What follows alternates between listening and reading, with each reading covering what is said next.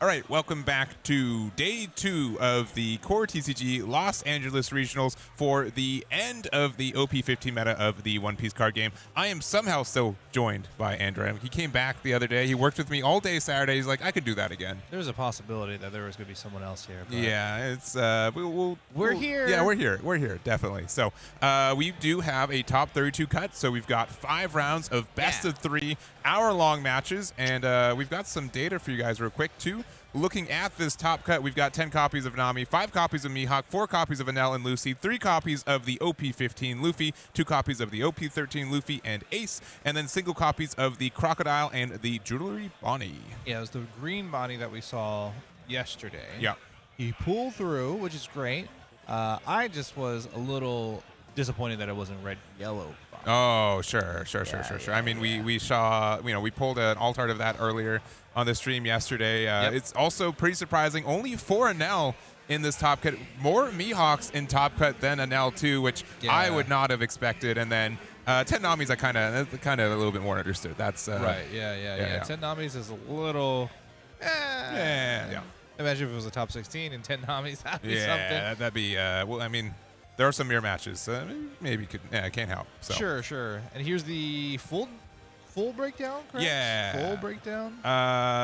The percentages live somewhere, but, approximately 25% Nami, and then a fifth or so of Enel. So between Nami, Enel, and Lucy, top 3 based on leaders. And then we also do have some Mihawk, which obviously up convert. We've got some of the red-green Luffy, Ace, the Sky Island Luffy, and a little bit of Crocodile, and then just a little bit of a slice of about 20%, less than 20% across the board. So, but most of this meta, over 2/3 of them are this combination of these 8 leaders. Yeah, which is pretty cool. Kind of expected.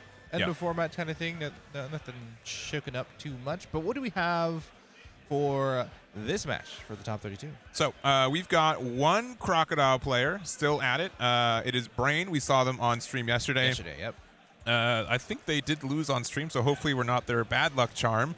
And then we're going to be playing against Lucy, which I haven't seen this matchup as much, but I do know that there is this interaction. We can stun their Lucy or their Sabos, but like as long as they can block, they're still functional. So I'm really, I don't see this matchup too often, so I'm really curious to see how it goes. Yeah, we'll see if there's any kind of removal for some of the stuff that Croc plays as well. But I think we are probably good to go at this point. So we'll go ahead and let him know and then get this going. Do you have any preferences as far as this matchup? Anything or the preferred deck to win? What do you think? Yeah. Well, there's the fist bump, at least. That's correct. Yeah. Yes, they got that far. They got that far. Yeah, I don't know. So we also know my last fall is our higher seed. Brain ended on 23rd, which means I think my last fall ended on 9th seed. So they decided to go second in this. And I think this is mostly more so that Lucy's like a little bit more flexible in their plays. But Crocodile really wants to get to 8 to play out their big 8-drop Croc. So Maybe just taking that away from them. yeah, I think that's pretty strong in those cases. Yeah, and again, if you guys don't know how Lucy works, it's been getting like a little bit of a rise in the end of this format. We've been seeing a lot more of it, I think, than I feel like at the beginning a lot of people were playing it. The middle it kind of dipped off, and now people are kind of back, and also just using more of the Bartholomew package more times than not, which wasn't very common at the beginning of this meta. Yeah, I mean, hey, at the beginning things are always going to be different from the end, so I think people just kind of found whatever was most efficient or what they liked, and I think Bart's pretty good. Yeah. Having protection and just having a 6K attacker every turn looks pretty good to me.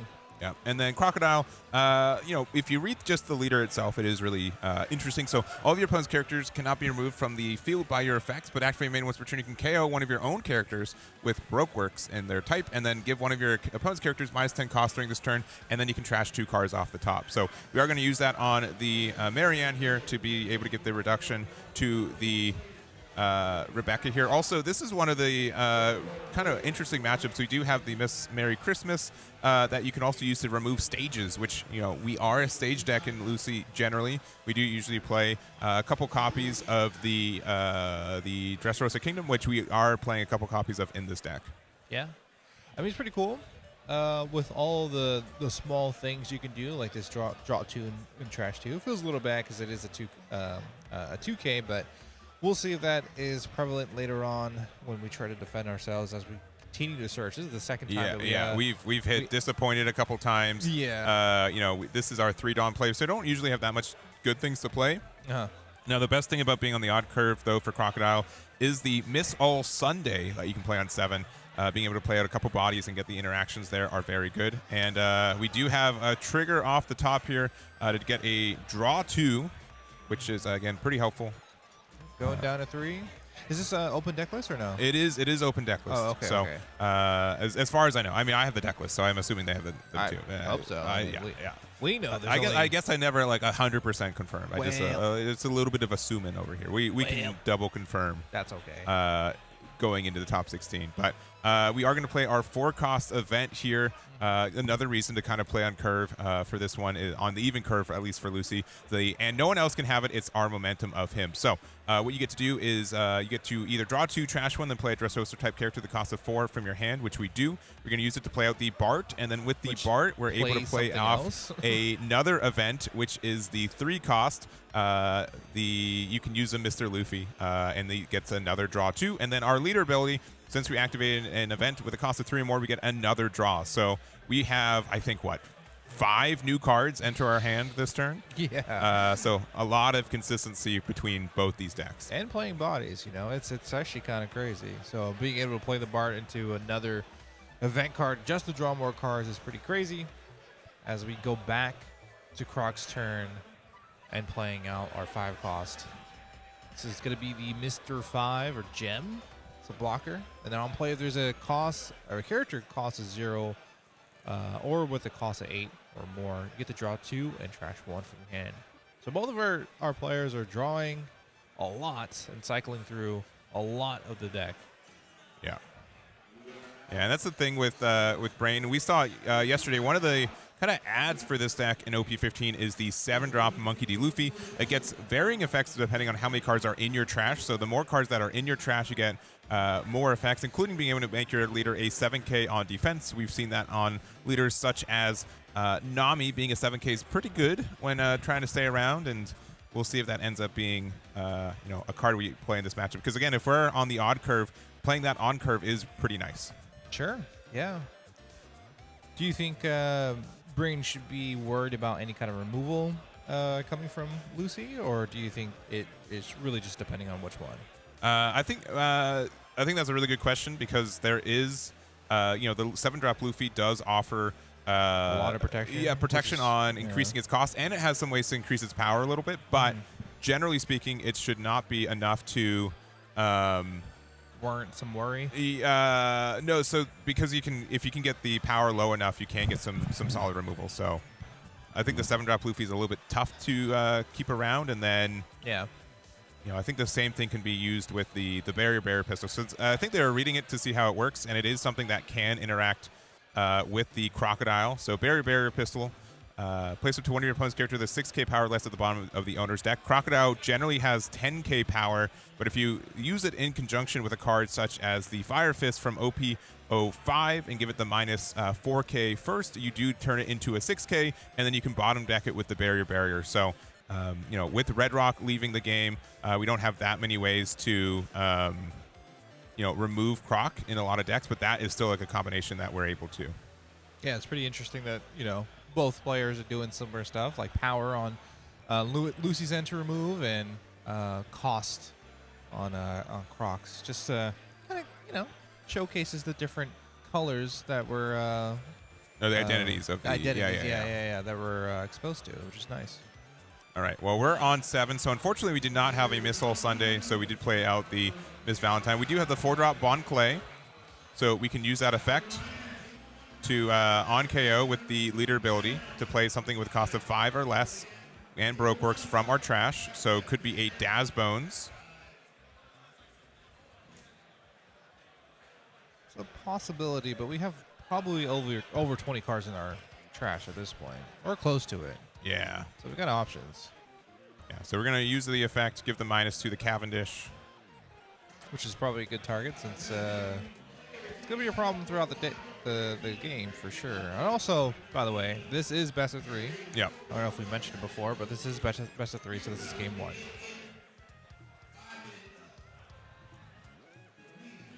All right. So Daz Bones additionally has this effect that it can attack the turn that is played against cards that have 0 cost. So we then are also playing out the not Vivi, but the Miss Wednesday. So trash this character, give up to one of your opponent's characters minus 3k during this turn. So now it's down to a 3k, and we are able to attack into it and pressure it. So we're going to actually start with the Daz Bones attacking into the Bart. It's going to be 6-6.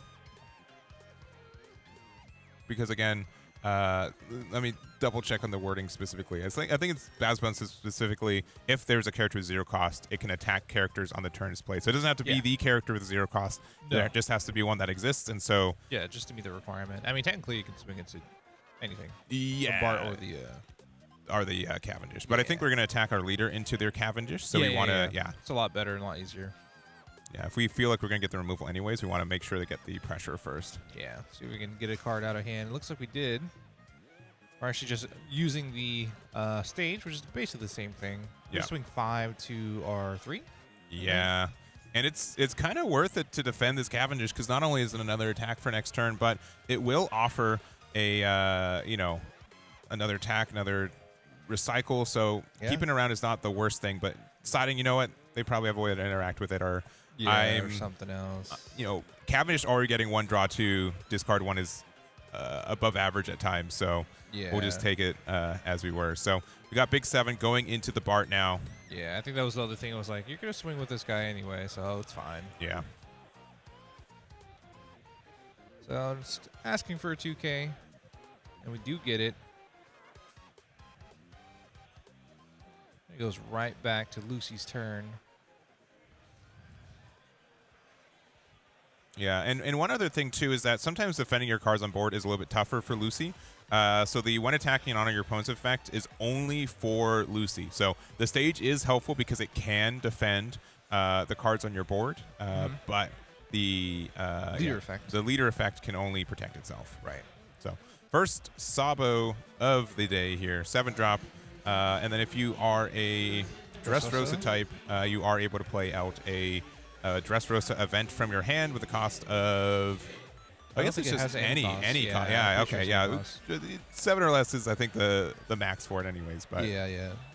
But in the future, yeah, the possibilities are endless. So we are going to give it a minus 8. We can have a potential to get some additional removal from it, but I think with the with our 1-drops here, we are going to be able to remove our blocker there. Yeah, the 7-cost Fire Fist is pretty strong. Yeah, being able to get a plus 3k to your leader as well means that you get some pressure. And if you need to remove something, you can discard 2 to get that things in range. So all of that works really well. So there goes the Daz Bones as well. 6 into the 5k leader here. Asking for a 2K again. Our hand is not amazing on Croc's end. Yeah. We do have our 8-drop Croc too, so Yeah, I mean, that would be good to, like, interact with the Sabo. yeah.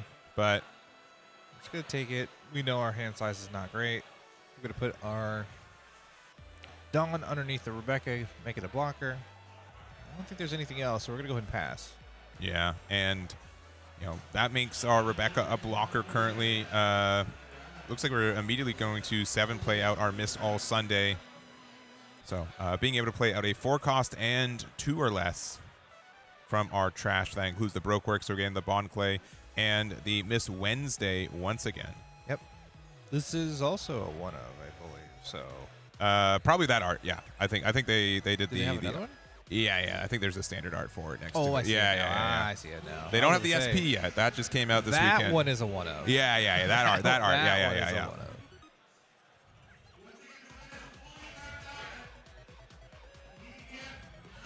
Okay, so we looks like we rested the Sabo. Yeah. Reduced it. Yeah. We're going to use the effect to get the reduction of power on the Lucy, or on that too. So currently it's a 6K. We're going to play another one, so wow. double -3. Nice. So currently it is at a big, what, 3K? Yeah. And once again, Daz Bones can attack into it. And our leader can as well. Probably what's going to happen. Yeah, I think the Daz Bone just needs to attack into it. Daz Bones is static, not on play, right? Yeah, it is. Yeah, it's static. Yeah.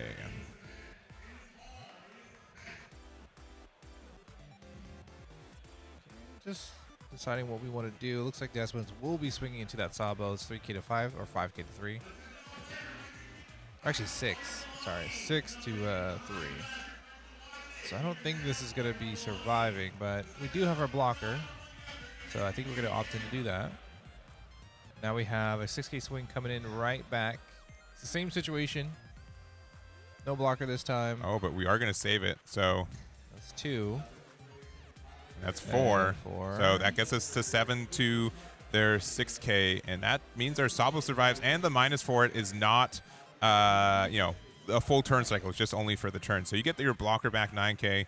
You're able to protect it. And your brain spent a lot of time trying to get rid of that card. And My Last Fall was able to kind of defend it mildly easily, I think. Do you think that was worth doing that? You did get a lot of cards out of the hand, especially cards you have to use like direct counter for it.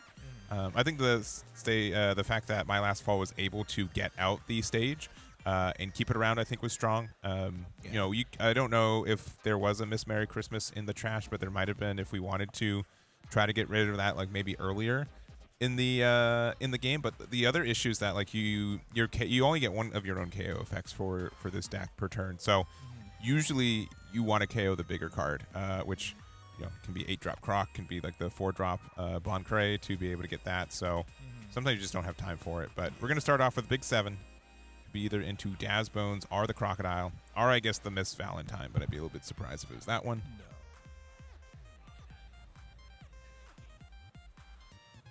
It's going to be the leader. Yep, so 2K, 1K to get out. Pretty simple, pretty standard. And I think Brain's down to like 2 cards in hand. I think we have 3. Okay. Oh, yeah, I see it. I think we have 3, but it's not very many attacks. But we're going to go ahead and play another Sabo into Memento. So draw 2. We can play a 4-cost or less Dressrosa card after discarding 1. Going to play out another Cav. We can use our leader ability now to draw 1. I think we just drew into that, too. We might have, yeah. I think so. All right, and for the 6,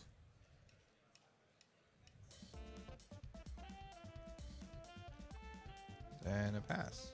So three blockers, got a Cavernous back. This is probably a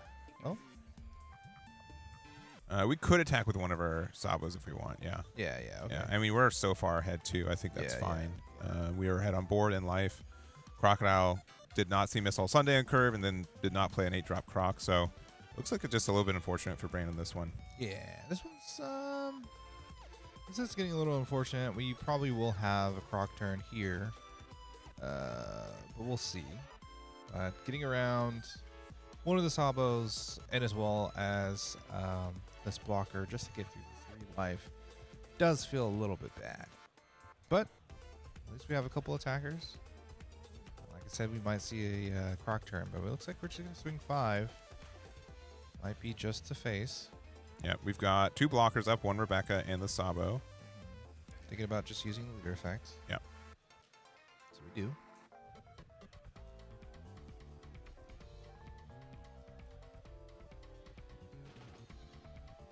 Now Brain's using his brain. Grabbing the 8 for the Croc. Yeah. But watching this game too, I'm like, I think we are his bad luck charm. Well, I felt like this was going to be a little bit of harder matchup anyway for him. Yeah, I think there's a lot of. Could be me. I think there's a lot of interaction for sure, but it is. Yeah, it's a little bit of a think here and there.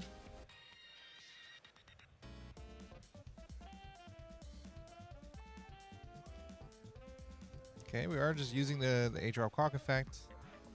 Still on play, choosing up to one of the opponent's characters. We did go ahead and choose the crocodile, so that way that cannot attack until the next end phase. And if the character has, or their opponent has a character of 0 cost or 8 or more, you get to draw 1. But that's when it gets popped. Pop the cell through the leader, trash 1, play it again, and now you get that effect again. So we're gonna go ahead and freeze the Sabo and as well as the Cavendish, draw the 1. And we're gonna see what else we got. But it looks like the Stats Bones is gonna swing and Sabo is gonna block. Yeah, and the freezing that Crocodile does is strictly just can't attack, but can still block. Yeah. We've got a Miss All Sunday, which is going to get blocked by the Rebecca. You can play another of the Miss Valentine here. Being able to get a 4-drop blocker with the Babe. No, it looks like we're going to get the Bond Clay. And then... Treating him right. What? He's been treating him right. Yeah, it's been helpful. Though, again, like I don't know if they're looking for like another Croc or not. They probably have another one in hand, but maybe.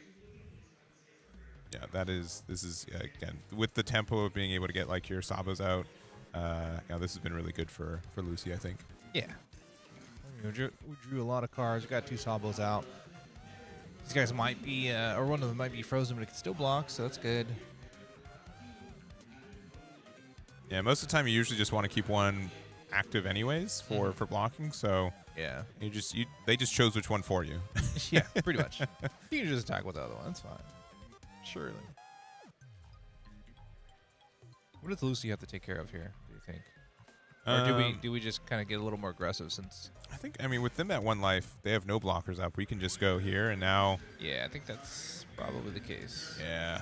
And then we can swing 7 with Bart and then put the rest on leader. Yeah, 7 with Bart feels good. And then also the other thing with Lucy is that you can discard or trash events aggressively too. So I think we've got a good amount. We're just going to go, just going to go to game 2. There okay, it is. Game 2 it is. There it is. All right. My last fall. It will take that one. Game 1. Going to go to game 2. Now, Brain is probably going to adjust by trying to go second, I think, for that game. I think that can be the curve a little bit better. That still means that Sabo can play their 7-drop Sabo on curve. Sorry, the Lucy player can play their 7-drop Sabo on curve. No spoilers. But, yeah, one away from being able to get into that top 16. Yeah, and there's definitely a difference between, like, top 32 and top 8 for prizing. And top 16, you still get some... extra. I think it's not the bow, it's the I forget. It's the Croc, right? Yeah. Which I mean, it's ironic. Yeah, you gotta. Yeah, I mean, it's either I play the Croc to earn the Croc, or I defeat the Croc to earn the Croc, right? Yeah. Makes sense. Yeah, that's pretty funny. Yeah, we'll see. We'll see how this one turns out. Being down a game feels pretty bad, but I think at the same time, hopefully we can kind of adjust. We can get second again because it got taken away from us this time. Yeah.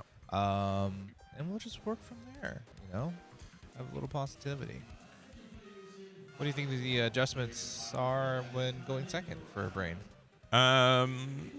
Make sure you get your Crocodile, I think, is a big one. Okay. I think that the You know, the Bond Clay is like really interesting too. I think there's a lot of situations where you just play it for 4 and you don't pop it if you don't have anything to do with it, and then the next turn you can attack attack with it, pop it on the next turn, play your 6-drop, Daz Bones, whatever. And that kind of interaction can be good. But I think the other thing is that we don't have a like incredibly good way to consistently get rid of Cavendishes, which will offer some value for my last fall to continue to get the draw from them. That's fair.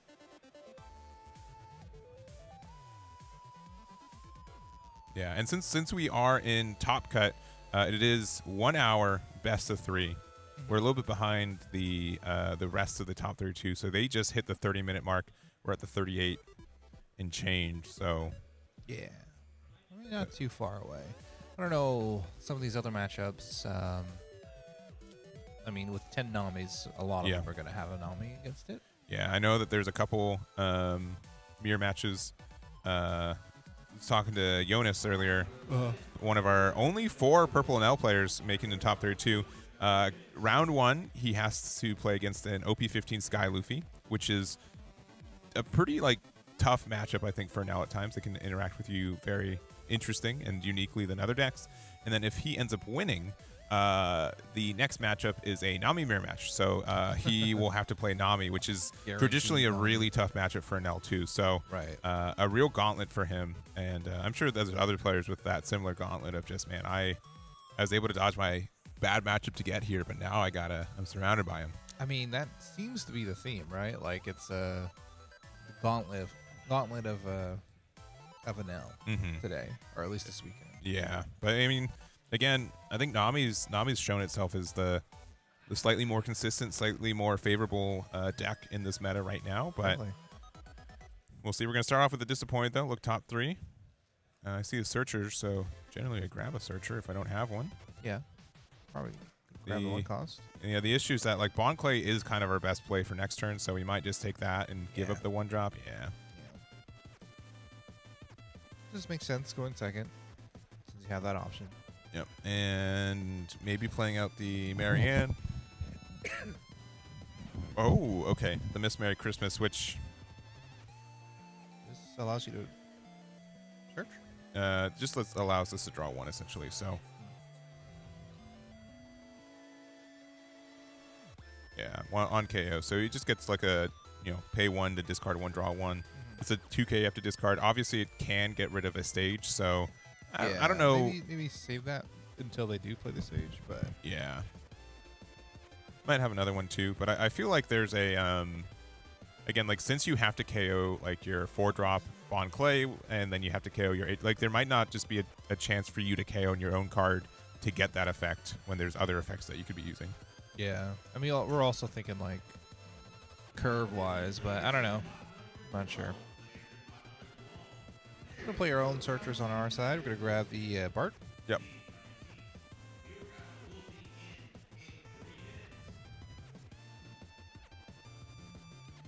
Place one underneath the Rebecca. Get an extra blocker pass. We kind of already know what we're gonna be doing this turn, but we might swing first. That's what we do. Yep. Big 5.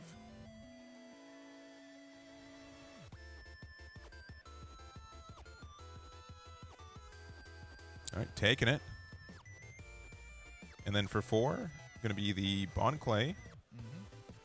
And we're just going to pass. So next turn, we're going to want to attack with the Bond Clay and then also get the additional effect. Especially like when, they spent the Dawn on the Rebecca. Maybe we're saying that we could wait for them to not have a Dawn on the Rebecca to start attacking too. But they're not in a terrible spot. Yeah, I don't think there's too much to worry about when it comes down to it.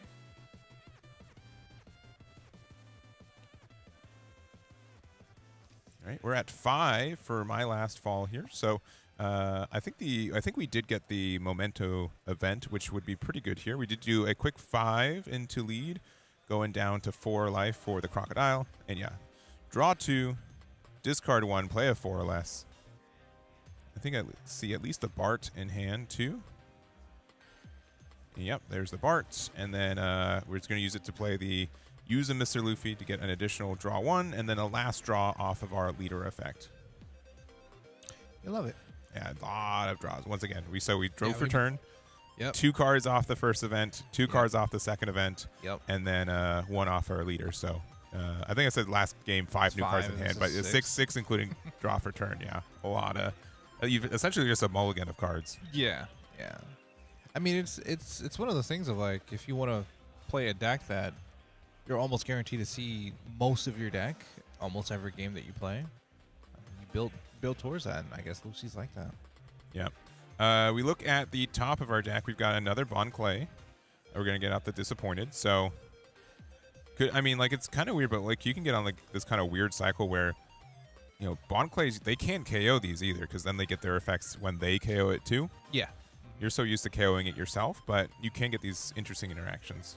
Yeah.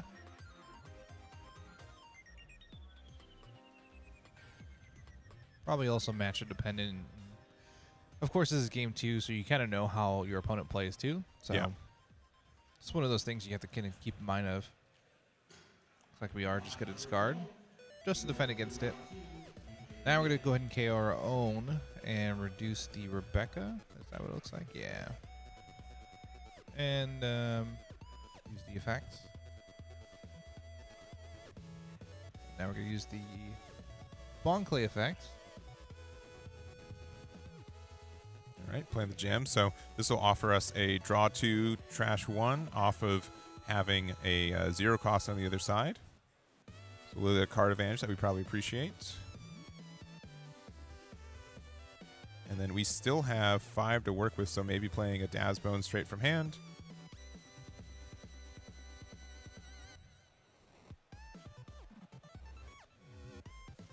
Yeah, I should have... What's 4? Unless we're no, there's there's 5. five. Yeah. Okay, we're just gonna get rid of the Becca while we still can. And that also gets rid of the 0 cost. So yeah, that's. I'm curious why they didn't play out the Dazbones first, because you could have gone the rest on the 0 cost and forced the whatever. We got there.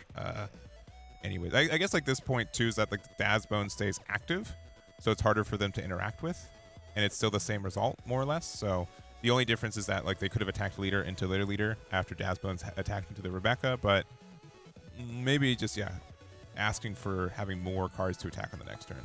Yeah, because like, what are you doing if you do rest it? Are you gonna swing into it, and is it worth it? Yeah. Because so if you're swinging into it and they block it, you either get a card of their hand, a life, or them blocking it. And I guess you just got whatever you needed anyway, if you swung into it anyway. All right, for 7, we're going to play out our Sabo. Sabo's going to play out the barrier, which is going to get the bottom deck of our blocker there. And then we're going to use our leader effect to get a draw 1. A little annoying, but that's okay. Go and swing with the Bart. Yeah, big 6 into lead. Again, we've got 4 life right now, so we're pretty healthy. We're going to take it. Probably would have enjoyed that blocker staying out, though. And the fact that Sabo has tools through the Lucy leader ability to not only draw cards, but to use cards that can, remove without KOing, kind of plays around what Crocodile has the identity for. So goes down to 3 after the 6K attack. Starting off, Brain is at 8 Dawn, so might play it. Yeah, might not. Would be nice to have a 8-drop Croc. Could also have a Miss All Sunday, because we do have a good amount of pieces there. I don't know if we have a Dazbones in there. Yeah, we do. Okay, so Dazbones, Miss Wednesday could offer some removal potential.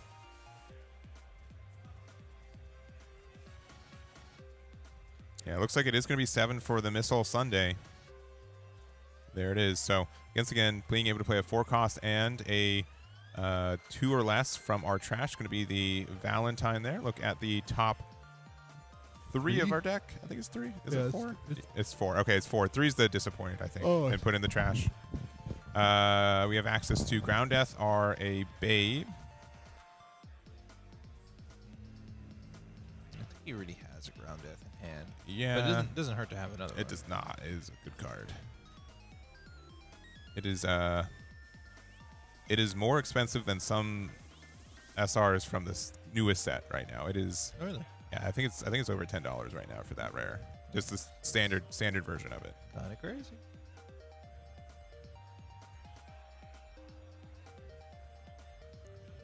do not get the ground death, though, so we'll see if that plays out later.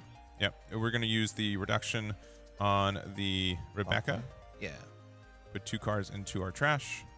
And then use the effect to play out the Daz Bones. We can swing into the Bart or rest this first, which... Yeah. It means that, yeah, the Daz Bones can attack. Yeah, the new one can attack into really anything. Yeah, it doesn't really matter. But we're going to opt to get rid of the blocker. We'll also start bullying this this Bart, but it looks like we're just going to go ahead and swing leader to leader. We do still have our Sawbo up. Yeah, I'd feel like kind of safe to block with it here. I know there's a 6k attack coming in, but...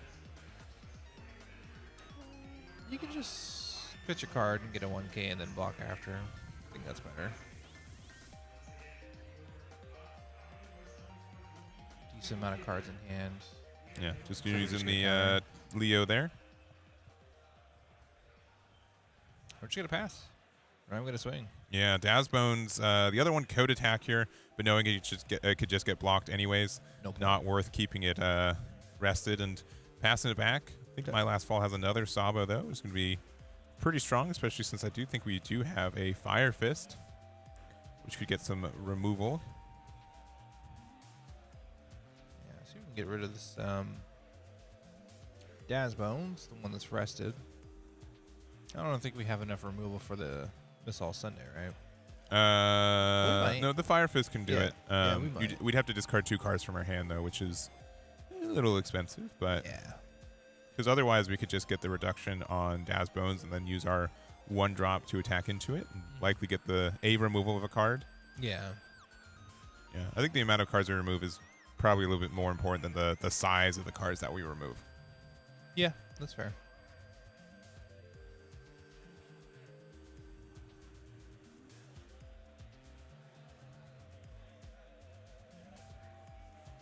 All right, and there is the Rebecca once again, looking at the top 3 of our deck. And it could be that we're trying to find like a different event to play off a 7-drop Sabo if we have one, or we are looking for 7-drop Sabo. Again, I think I saw it in hand, but can never be 100% sure.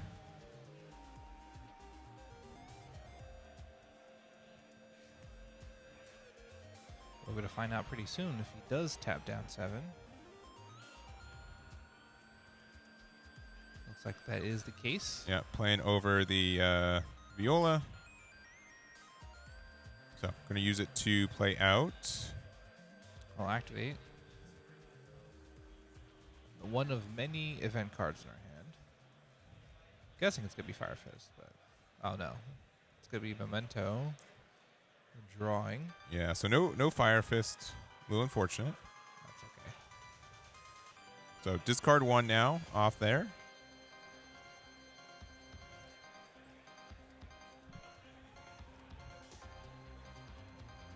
Okay, and then we're going to play the Bart. Yeah, we're going to play the Bart. Yeah, and then we're going to use that to use a Mr. Luffy, and then 1 more draw off of our Lucy leader ability. So, yep. Again, a lot of cycle. That Bart stays around. We played it over the Viola, which should not have an attack, a reason to attack this turn, which is fine. Mm-hmm. And then, again, we got a pretty wide board. Got a lot of Barts. Yep. Got a lot of Sabos. We got a Rebecca, which can't get a Dawn underneath it for this turn. That's okay. That's okay. She might get removed, though, sometime or another. Yeah. Oh, we got to swing. This isn't the right Bart, but that's okay. Sure. That's fine. Into the Daz Bones, I believe. It doesn't really matter. I think As long as the other one doesn't attack, yeah.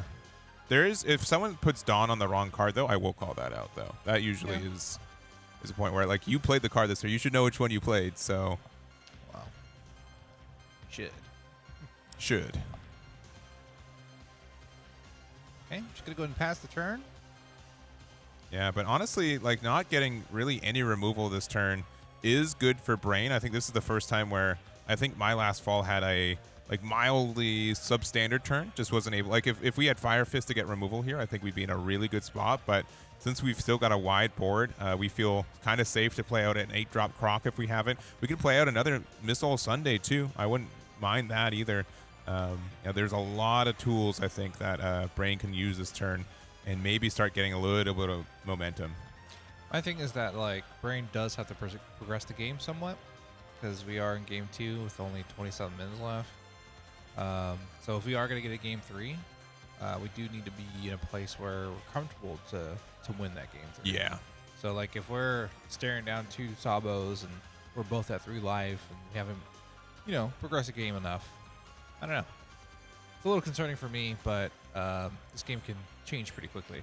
Yeah, because sometimes like Sabo games do just take a lot of there's a lot of draw and sequence and. You mean Lucy? Yeah, sorry, Lucy. I know. I'm sorry. It's basically yeah, Sabo. Yeah. No, I don't know that yet. This is clearly Lucy, a unique character. Sure. But yeah,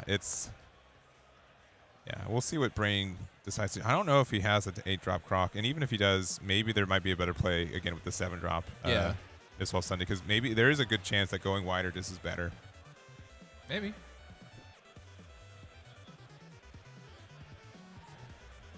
He doesn't have too much time to think about it.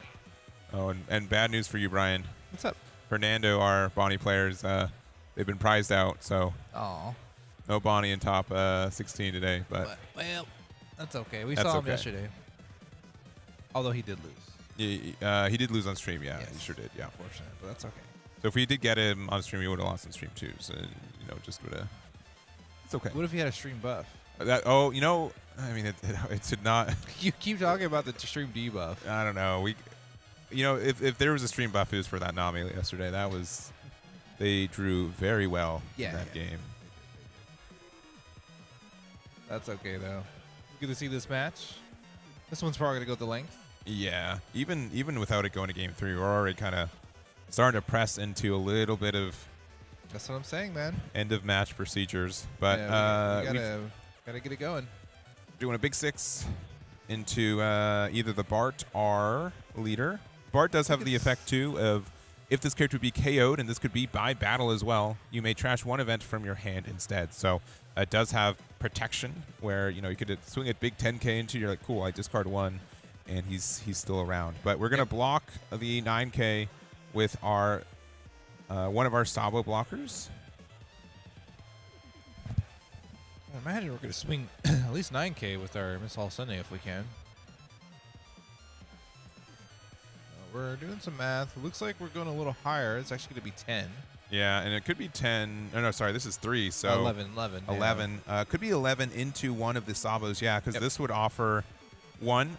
You can only use your leader again on your opponent's attack on itself, right? So even if your hand's full of events, you can't use them inherently to protect your Sabo. Yeah. But we do have a 2k, 1k to save it, so that is all fine and dandy. And then we've got 7 left, so we're not playing Crocodile this turn. We can't do it anymore. Could be another Miss All Sunday.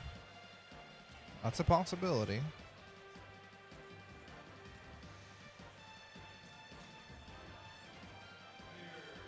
All right, and we're playing out our Luffy for the first time in this event. So went through over 30 cards, well, actually 50 cards over the last couple of games. I mean, this is the first time we've seen Luffy, so that's pretty cool.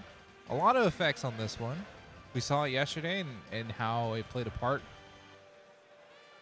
Well, I don't know about this one. I guess this is a decent time to play it. What do you think?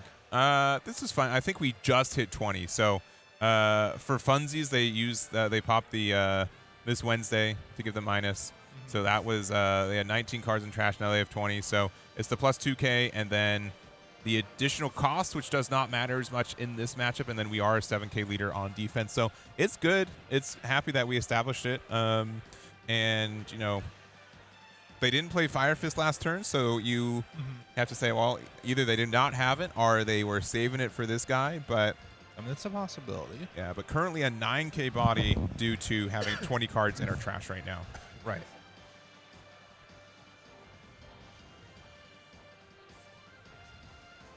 Yeah, I mean, this is like a good establishing card for sure. Like, it's just going to be there until you have an answer for it kind of thing. Having the boost on your leader is also very good. So it makes these like Sabo swings and as well as the Bart swings a lot easier to deal with. And, you know, for my last fall, we just got to decide what we want to do on the aggression standpoint. In my opinion, I think you should just worry about the board, which it looks like is kind of what we're going to be doing this turn. Yeah, and like there's kind of like weird condition where like, oh yeah, my leader's a 7K, but now they can be like, cool, I'll just focus on your 6Ks then. Like, Yeah, yeah. It's the same math all of a sudden. It's the same math, and it's also just like one of those things of I'm up a game, I'm going to just take care of the board because that's the best like chance for you to take me down in my 3 life. So we'll see what the Dawn usage looks like right now, but it's so far it's just 6K swings. Unfortunately, you might have to hurry it up.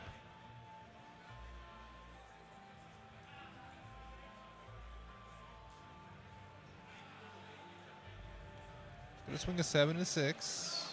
Bit of an awkward number asking for a 2K, and we get it. We should be swinging 8s here. I'm not sure what the rest of this this Dawn is reserved for, but you know, very well could be Fire Fist or something else. Not very many cards in our deck as Brain. Yeah, and that is like kind of an issue. I mean, the leader effect for Crocodile is optional on trashing cards. You usually want to do it at the beginning of the game, and then kind of there's a point where you need to stop. Getting to 20 for this Luffy is a good spot, so it's nice that we were able to exactly hit it by getting rid of that Wednesday. We've got a third Sabo coming down from my last fall. So, you know, there is this time, you know, where like, oh, sometimes I, you know, I see my Sabos and I don't have my events that I need from it, which seems kind of like the case. Sometimes you see your events, but you can't play them for free without your Sabo. So sometimes it is hard to be consistent with both, but seems to be the opposite this game. yeah, it looks like we are, we have our Sabos, but they're really just offering an extra draw 1 or 2, right? Yeah. All right. Well, we got rid of the Miss All Sunday off of this big 10K attack at the end here. Yeah, and I don't know if I would have saved these Daz Bones because I know that they can be pressured pretty quickly. I think he just wants more attackers. Yeah. Because like dealing with multiple Sabos at this point, you need more attackers to get around the fact that they are like really good blockers. I don't know. Yeah. But it finally falls, and we have 2 less cards on board. We do have the Luffy, sure, and we can play the Croc, sure, to prevent some more swings later on. But we're gonna have to deal with this life if we have a chance for game 3. Yeah. All right, we're at full Tendon again for Brain here. 3 life apiece. Hand and board is still going to the Lucy player, but and I think we've only played 1 8-drop Croc in this match so far. Yeah, we have another one in hand for sure. Yeah, I mean, it's definitely tempting. Having Luffy on board and having it established is nice. I think with the extra cards and trash, like we're probably butting up to 30 pretty quickly. Yeah, we'll get there pretty quick. And we already put 3 in our trash last turn. Yeah, Or I think, 4. I think a little bit more because we defended a little bit. So Yeah. I'm counting the counters as well. We are tapping 7 for our Miss All Sunday. So we're going to take advantage of our very large trash. See what we play out. Looks like Valentine. yeah, and it is like, you know, you read this card, and especially like in a post 8-drop Gecko Warrior, right? Like you're like, all right, Gecko Warrior got banned, and he's an 8-drop 9K.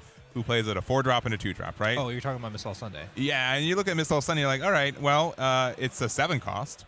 It also plays 4-drop, 2-drops. A little bit restricted on the combos there, but you know, the value swing you get from that card is great. Especially you play a 1-drop that switches top of your deck. You get this Bond Clay that can turn into any of your 5-drops that you need. All that ends up being really, really good. Will remind me of what power Gecko Mario was again? 8-drop 9K. 7-drop 8K is like, you know, it's understood, right? I mean, if you go first, you get to play it first too. Yeah. So that's kind of nice. Yeah. I don't know, a bit of a trade-off. It is a trade-off. I'm not saying, you know, it's just more so like how far we've come in this game where. Yeah, where this is more normal. Yeah. Kind of thing. All right, so looks like we're going to try to bully one of these Sabos. We did use a miss Wednesday to give it the -3. So currently at 6, we're going 6 to 6. We'd also have a Luffy attack.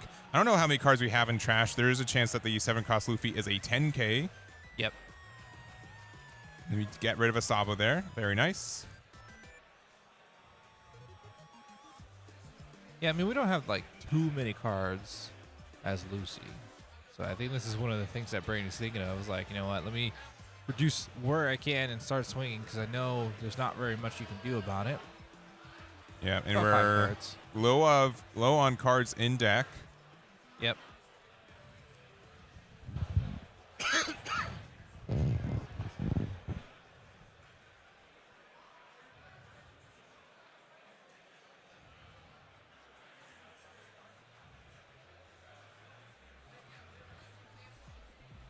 All right, and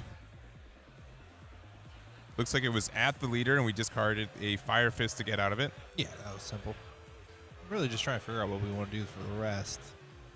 Haven't swung with Luffy Yeah, and or this. It's a little bit of a liability to in this matchup to attack the Luffy, because again, they could just use any Fire Fist, give it the minus power attack into it, and then your leader also goes down to a 5k from a 7k. So we're gonna go 6 into 6 into the Bart here.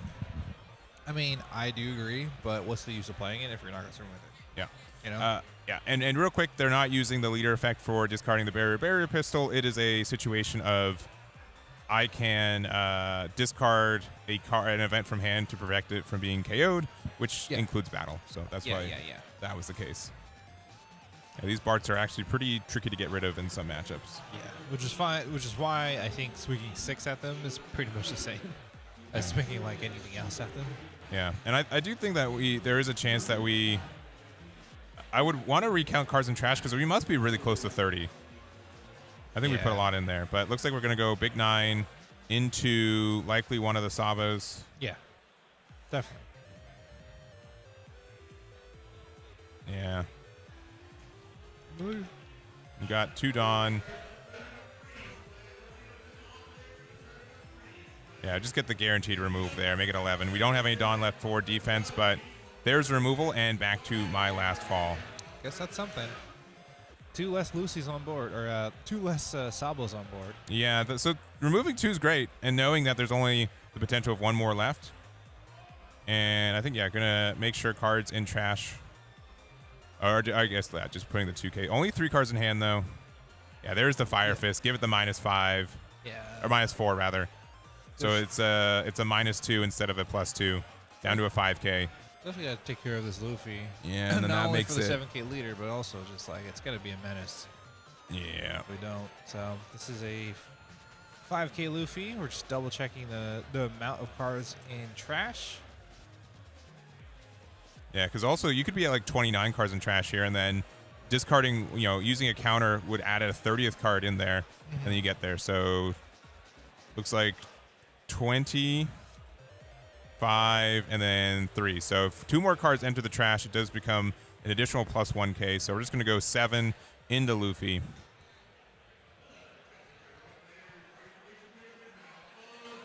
And there is the removal there. So remove him. Croc goes down back to a 5k. Got a lot of Dawn left active this turn. We've used, 3 of it so far with the Fire Fist. Yeah, a little bit of a bummer, honestly. Yeah. If we have like a barrier pistol too to get rid of one of these bones too, be super nice. I think we do, so. Yeah.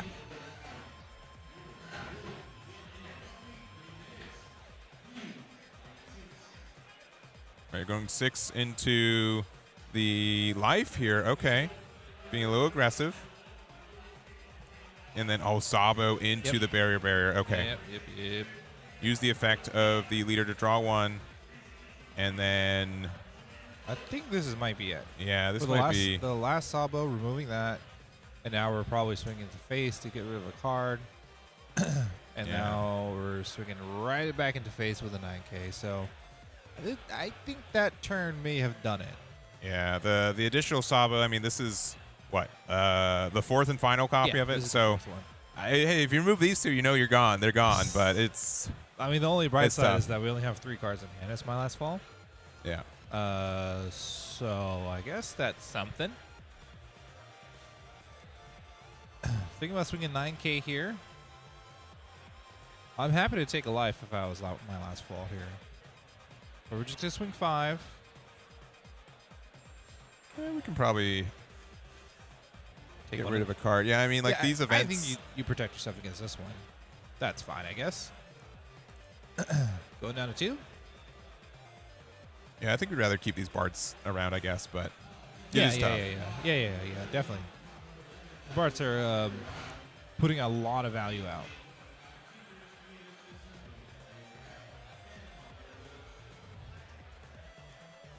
All right, we're going what looks like a 6K into one of the bards, likely.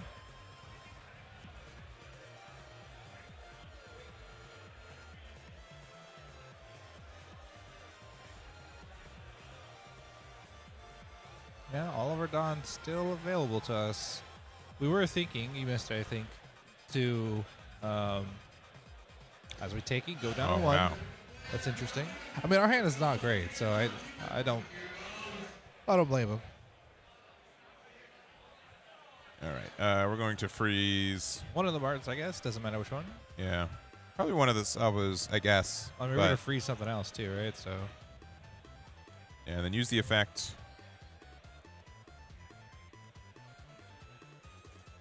Other Sabo can't attack. It's kind of weird. Like, I know like the Sabos are big numbers, but sometimes you want to make it so that you know, if they're like, oh no, I can't attack, they're still blockers, right? Yeah, If you yeah. freeze their non-blockers, it means that if they attack, they can't block next turn either. So yeah, but they're also 9K. they're also 9K. Yeah, I will So agree. Yeah, if I they- won't. if I they're won't their only option, then- argue that. Yeah. So I mean, these Barts are definitely set up for attacking. So we'll see that this next turn as we do pass back to my last fall.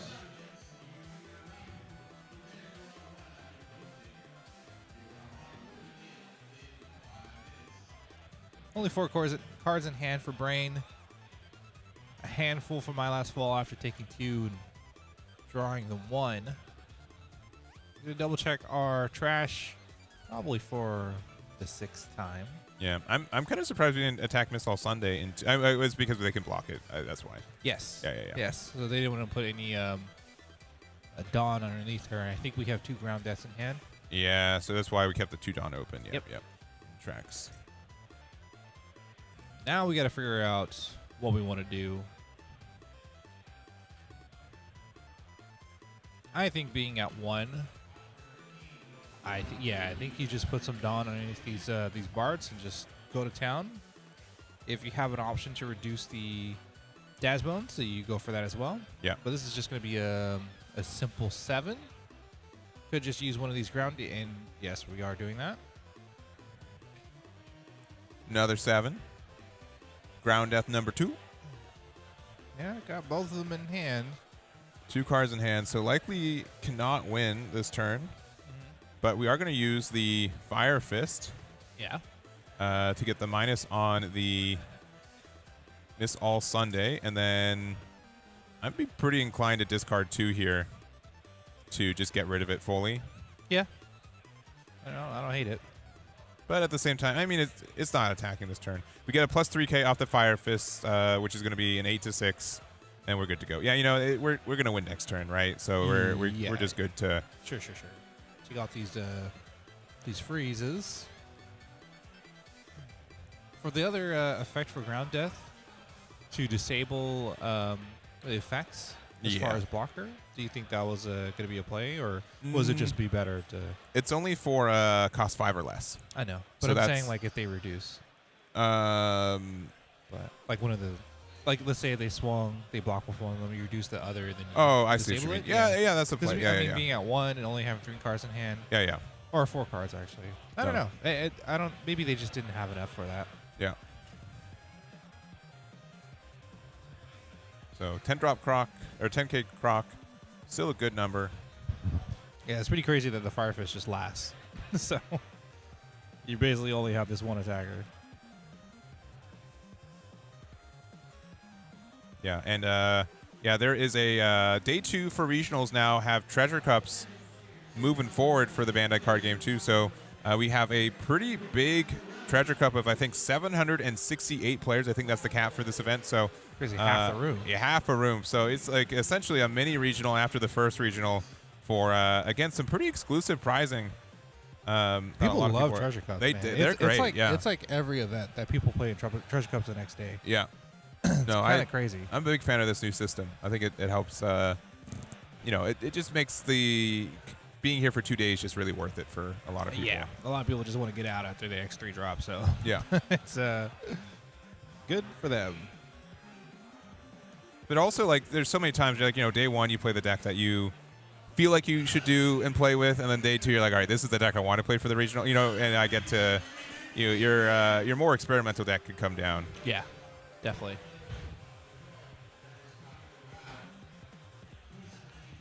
Yeah, I think one of my buddies was playing Enel, and then today they're playing Nami. So not really, fun / like the fun transition, but no, they're they'll get some more data on what deck they're better at for moving forward, right? So yeah, very helpful. We'll go with that. Going through the trash one more time. This is a pretty big turn, so it's just that there's not really much to do. So now we're going the route of trying to protect ourselves and get our hand right, even though our hand is only 1 or 2 cards. We got another Ground Death. This time it's going to be the Alt Art. We have 3 cards in hand. Ground Death is very obvious. And only, guess how many cards in deck? 3. 3 cards in deck. That is tough, yeah, because we do have to discard for the 1 drop there. So, all right, we've got the Patchwork there. Yeah, so Patchwork 0 or something. Yeah, but this is really tough. Only 1 blocker. We've got some Dawn open, 2 cards in hand.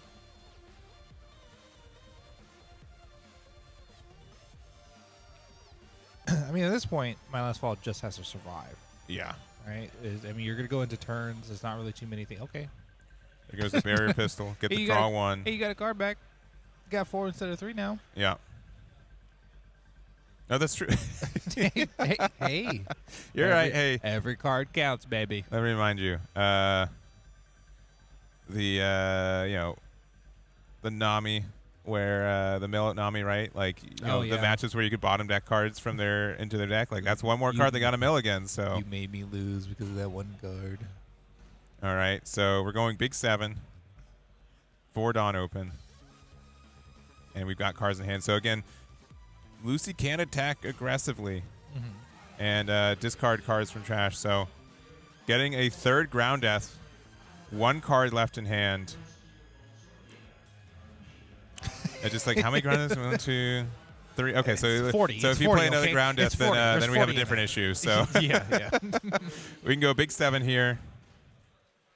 And then it's going to be 3 on, thinking on a trigger. Okay, Patchwork, draw 2, discard 1, discarding the non-counter. Okay. And then it's going to be a big attack with 4 discards. Yeah, that's going to be way more than we need. So yeah, that's a lot. A pretty tight game, because honestly, if we did not win there, we had a real good shot of getting hit down by this wide board. But My Last Fall. Taking that one. Yeah. 2-0. 2-0. Not even 1-0. Just sneak it in the 60-minute time. Literally just at the end of it. So Yep. pretty insane. So, well, if you guys want to see Did some, you just win? I think I just won. I think I got some stuff. But if you guys want to see some of the prizing that we do get for top 32, and by we I mean me, because this is mine now. So we can see the very pretty. You can do it. You've got the got the Focus Master, right? Oh, so, I gotta. Yeah. I gotta adjust. Oh, you got the adjustment. We've got some finalist stuff too. So like the Zoro, I think it's one of every card that's from this event pack, and some additional like Volume 8. There's also like kind of like exclusive sleeve design. So here is the Usopp sleeve here that we get from that one. But yeah, Boa. Ooh, Boa. Very, very nice. I just like the heart. I think it'll. Yeah, the whole card is very good. And honestly, in OP16, Boa has been a little bit more present again. It got some new support and can get some usage for it. So that is what, yeah, and the Zora and stuff. So, unfortunately for Brain not being able to continue their run, but again, these are some great prizes, and of course, invites to our Card Fest finals in, I think it's in September. So that's going to be already a prize in itself. Pretty cool. So, but we're going to be done for this run. We're actually pretty close to the end of time for our for the others. So we actually timed that pretty good. Yeah, I think they started early because it was like 5 minutes before 10. I was like, oh, okay. Yeah, but that's going to mean less downtime for you guys. So we are going to take probably a very quick break, and then we'll be back for top 16. We'll see what decks we got left for that. We did have some unique ones. I think Bonnie and Croc are already out. I did think I see, yeah, so obviously, this was Clay. Clay was just showing us this. So Clay on his red-green journey lost out, and then was 1 of 3? Yeah, and I think Ionis lost against Sky Island Luffy in top 32. But we'll get the numbers for you guys. We'll see what's in the top 16 with you guys, and we'll be right back. Okay, hopefully this button works.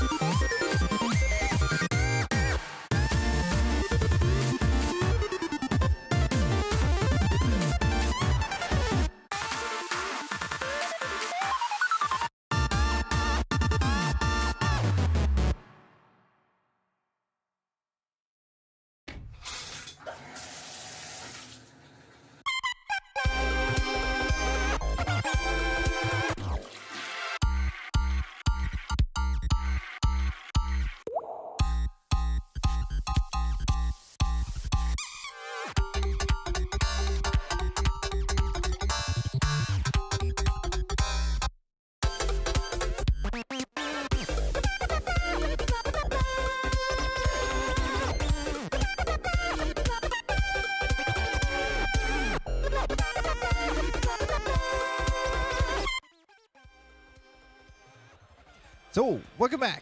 We're here yet again for the Top Cut Day 2 here in Los Angeles, California, in the United States. We didn't say that part. No, we did not. It's United States. There's likely other Los Angeleses there. USA. All right. And we're actually here for yet another match. This time, what do we have? We've got Mihawk versus Red Green Luffy. Mihawk kind of took us a lot by surprise. We had 5 get into the top 32. We've got 4 left in the top 16. We also have a Mihawk mirror match, so Mihawk is guaranteed top 8 into this event. We've got 5 Namis, 4 Mihawks, 3 Lucys, 1 Ace, 1 of the Red Green Luffy, and 2 of the Sky Island Luffy. But this Mihawk versus our sole Red Green Luffy. Yeah, it's kind of a bummer. Did we start with 4 Red Green Luffys? Or 2. One of them was Clay, who we saw yesterday too. Yeah. So he did great in yesterday's match. He got top 32. That's great.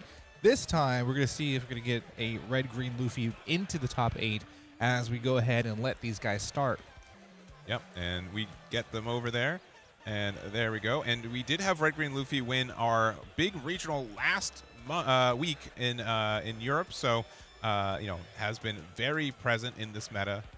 Kind of a weird leader though, power level wise, right? I like the leader, man. Yeah, I like the deck. I think all the cards in it are cool. The leader effect is pretty unique. Yeah. It's kind of, I wouldn't say simple or straightforward, but we just saw Black Croc, and that took a lot of sequencing. You had to think about your trash. You had to think about all the things as far as cost, being able to put all your threats and making sure that they work. But this guy, just put some Dawn up, man. Yeah. Play a Nami. Go for a kill turn. We're good. We're Gucci. Mihawk, I think it's on that kind of same level. There's a lot of cool things where you can manipulate your Dawn, and obviously there's a lot of things that help you with that, and as well as the leader. Yeah. But we'll see as we go ahead and swing 6 and pass the turn. Yeah, both players playing pretty quickly here. The first couple turns pretty automatic, especially against Red Green Luffy at times when you know that you can just get out of attacks just by having Dawn up, right? They're just like, well, I can't attack you because you can just use your Dawn. So, sure. A lot of back and forth, but it's kind of like during the mid to late game when you have to decide how much pressure you're pressing. You have to decide how much Dawn am I able to keep up this turn and at what cost. So a lot of good interactions. But Michael going to play the get the 6-drop law off of the Kid Killer here.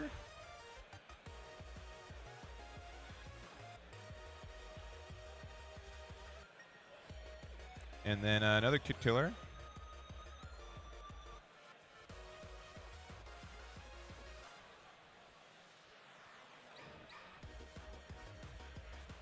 And now it's going to be also, Red Green Luffy doesn't have a lot of removal, but now okay, next turn they can play on their 6-drop law. They're going to have a really good tempo turn by doing so. Just converting, a 2K and a 1K, or 2-drop, 1-drop into 6-drop, 5-drop. Which is going to be good. But we got our Sanji here. Going to be able to play that for 5. We get some Dawn back. Attack as a 6K going down to 3 life as our Mihawk. And going down through it. We got 2 Dawn left open, so we can get out of, an 8K deficit, I guess, or a 3K deficit over that, so which can be pretty good. Yeah, that's the thing that we saw yesterday. That's going to be the reoccurring theme, where if I swing, does it really matter when it comes down to it if they already have some Dawn open? Yeah. Yeah, it's such a, you read it and then sometimes you play it at first and you're like, oh, there's just only so much I can do with it. But I do like this, attacking with the Kid Killer just to make sure we have another card rested for the effect. You're not too worried about it. Yeah. That's very funny because the whole exchange of them being like, yeah, I know what you're doing. I know what you're doing. Go ahead, dude. I'm also a green deck. I know there's silly lines at times. Not to mention, it's funny that the effect from Killing Killer activates anyway when they attack. So yeah, so you can always really get some effect from it.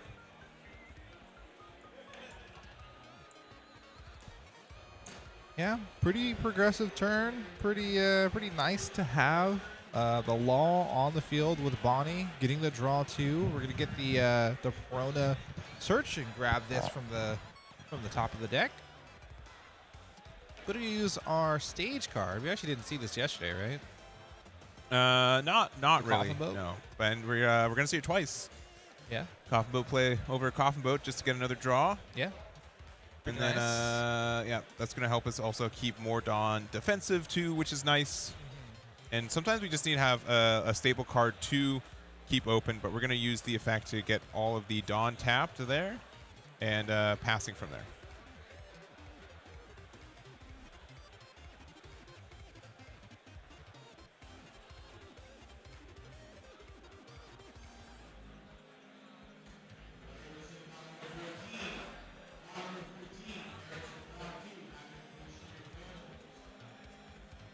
All right, so we're going to start off with the big six. Now, the law does get blocker, but you do have to be at 1 life or less, so not currently. Maybe swinging into the body, but Oh, sure. Well, we do get the 2K out. We got a So it must 7K have Sanji. it must have been to the leader. Looks like the 7K Sanji does go down to 2. We're going to play the Usopp, which is going to let us get 2 Dawn left active, and then the Sanji is going to get another one.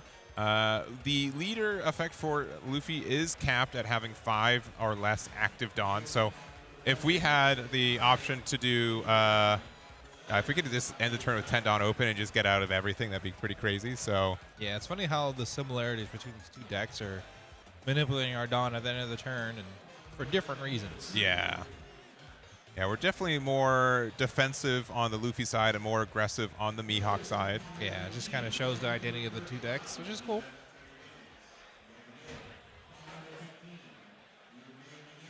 Okay, we're going to go ahead and remove the Kitten Killer. Surprised we didn't remove the... Oh, because we're taking back the Perona. I got you. Yeah. Okay. That makes more sense. And we're going to use it on the Toshigi. Get that rested.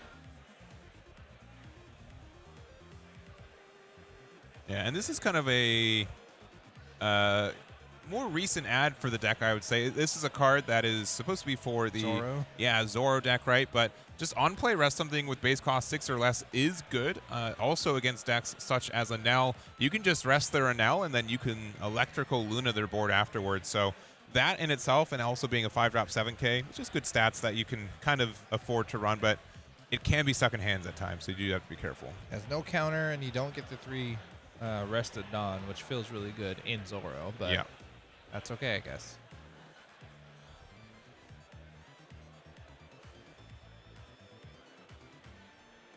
All right, And now and we're then freezing.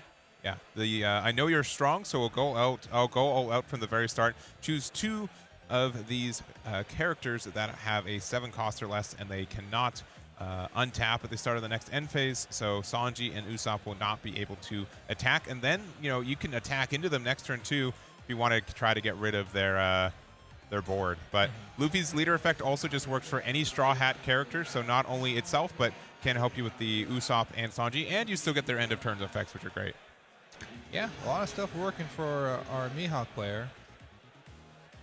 I mean, honestly, our board has really evolved into something really cool. Yeah. Of the 2 laws, only 1 life away from both of them being blockers. We got the Kitten Killer for the on-opponent attack.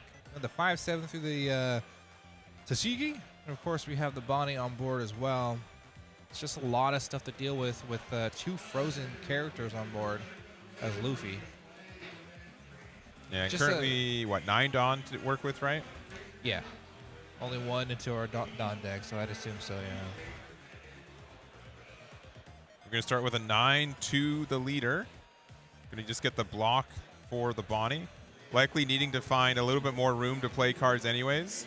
Sure. And then after Usopp being played, we do just get our 5 Dawn back. Sometimes, though, like Luffy doesn't draw that much. Sometimes the amount of cards in life is, there's cards in life you'd want to add to hand too. So, you can be kind of ahead, but like not be able to do as much if you do not have your kind of bigger pieces later in the game. Yeah, I mean, at least a couple cards, just like how we had done with Mihawk over here. Yeah.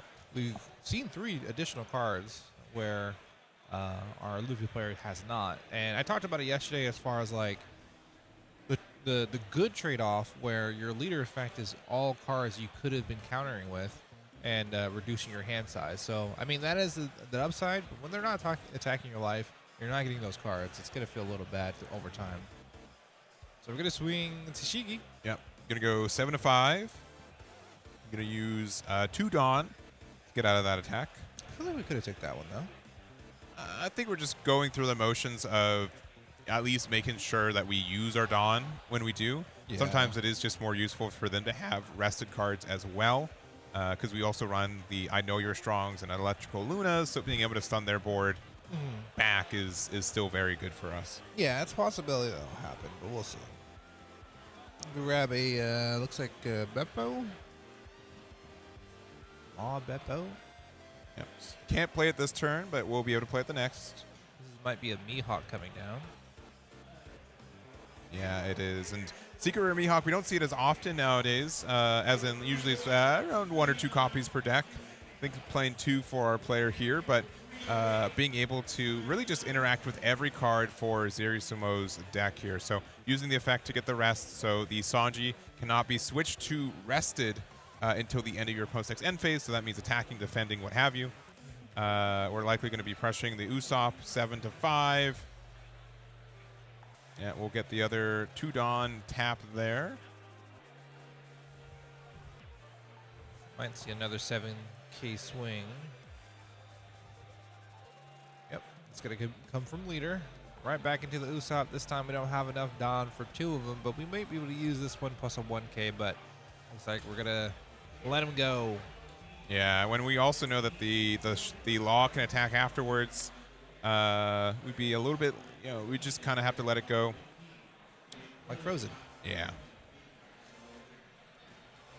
As if it was Frozen. Yeah, that's what you're saying, right? That's Well, what 100%. One of them is Frozen, the other one is an IP. I see. Yeah. All right, Big Bad Mihawk again on the board, but we've got Big Bad Shanks. Cool. Play for 12. Play for 10 as a 12K, and then You just swing with the rest of the Dawn, I guess. Yeah, Keep big- the other one open. Big 10. It's very Unga Bunga style. Yep. And 10 to 5 here. We don't have a blocker right now because we are at 2 life. We could use the 1 Dawn that we have active for an event, but Are we swinging at the Law? maybe we're attacking into the Law. No, I think No, we're is going that into phase? the. Yeah, we might be looking like at the billion fold. Interesting. They were a second life, though. Yeah. I think we're just trying to be aggressive, though. That might be I mean, our choice. we know that we're gonna be taking a little life this next turn, I Mhm. guess, and maybe we just want to be at parity, but I don't, or at better. 1 life to maybe 2 this turn. Yeah. We're gonna swing 7. You definitely could use your leader effect. We do have a few more attacks coming, especially with the Mihawk, but now these Laws are blockers, so you're going to be incentivized not to swing with them too much. We do have a Law and Beppo in our hand, so that's going to take care of one of these cards.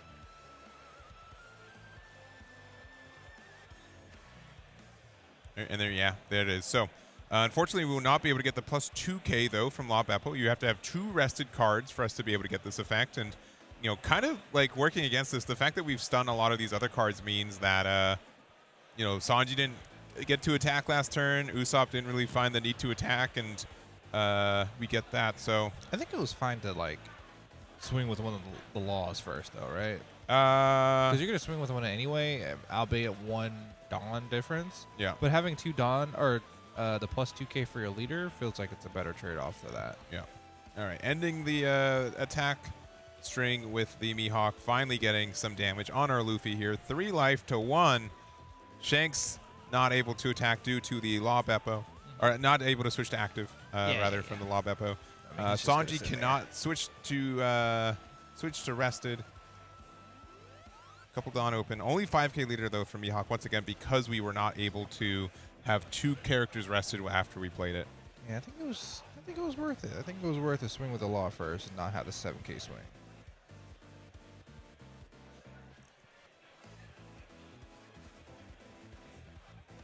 All right, we're going to play the Nami for 4. Just going to rest the just the Law. We can't get rid of the Law Beppo. But if we have the Luna here, we're in a good spot. But instead, we're going to play out the Luffy for 6, which will then get us an additional Dawn back. And then we can put a Dawn underneath our leader. So big 6 at their leader here. Again, their leader is at a 5K, and they are not able to, block because we swung with them. Yeah, because they we rested it with the Nami there. Oh, I'm sorry. I looked away. Swung with one of them, and Yes. then rested the other. And our favorite card, guess what? Electrical Luna comes down. So it doesn't get rid of everything, but 3 cards cannot attack next turn. We also get to keep 5 Dawn open due to this Nami. This is honestly looking like I think Zerasumo is doing a pretty good job at kind of navigating this Mihawk right now, because we are getting a lot of pressure. Next turn is going to be tough. I mean, they could play out another Lob Beppo. They could get the rest on really anything, probably the Luffy or the Sanji, and then we can get some pressure across the board. But yeah, this is looking all right. I mean, to be honest, I think he was just thinking, like when he was going aggressive, he was probably thinking 2 or 3 turns ahead. Yeah. Like he was just setting up a turn where it feels really good to try to take a kill turn. And I think we're getting that closer and closer to that. And with the 5 Dawn open and the leader effect, it's going to feel pretty bad. But it looks like another Law Beppo coming down. Yeah, that's what it looks like. So if that does come down, we're going to prevent the Shanks, most likely, at least. Yeah. And then we're going to rest something. Well, okay, so we have to stun the thing we rest. So I think Shanks is going to stay active, and then we get to rest the Luffy. But not being able to get the stun on that Shanks is scary. We're going to go Big 7, though, to our leader. We're going to go the double Dawn there to get out of it. Mihawk's going to go 11 to leader, which is, I think, going to be a little bit too big to get out of, making sure that Sanji can't attack next turn. We also do have our... Sorry, switch rested. Rested, sorry. Thinking about trigger here. We'll go down to 2. Wonder what it could be. I think it could be a Luna, which could just rest. I think Luna rests anything on. Yeah. Yeah. The rest says anything. All right, we're gonna go some Dawn and 2K to get out of that one. Kind of surprised we didn't block with Nami, because I think we might just need some more room for some stuff. But leaving 3 open for Mihawk, we are at 2 life to 1. And Mihawk will be a 7K leader defensively going into this next turn.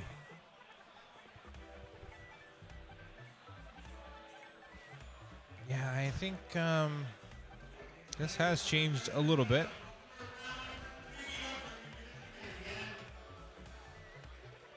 Yeah, but Shanks being able to attack is intimidating, to say the least.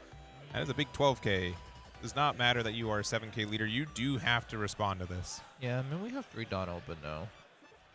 Yeah, and we probably have like a billion full, but just even a 5K deficit generally means we need to spend at least 2 cards, even with like a plus 4K. We also are a 7K leader. Yeah. So we're going to go, it looks like 9 to 7. We also do have the Mihawk effect to turn any card in our hand into a 2K if needed. And we've got a pretty wide hand for Michael, so we should be able to get out of these attacks, but it is still going to be quite expensive.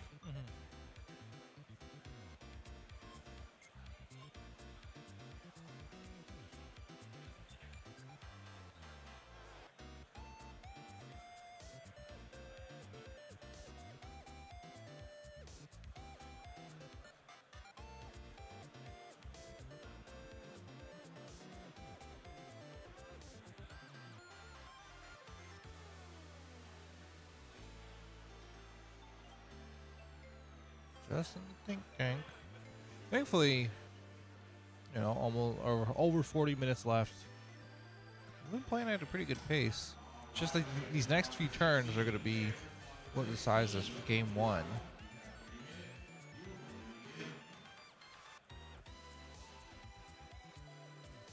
Yeah, and so 9 to 7 here. Going to use the effect of the Mihawk to get the additional +2, and then the counter. Okay, pretty free swing here. Yeah, We are going to go down to 0. Yeah. And then another Luna. We're going to spend 3. We've got 2 ways to get our Dawn back, so from the Sanji and the Usopp. Yep.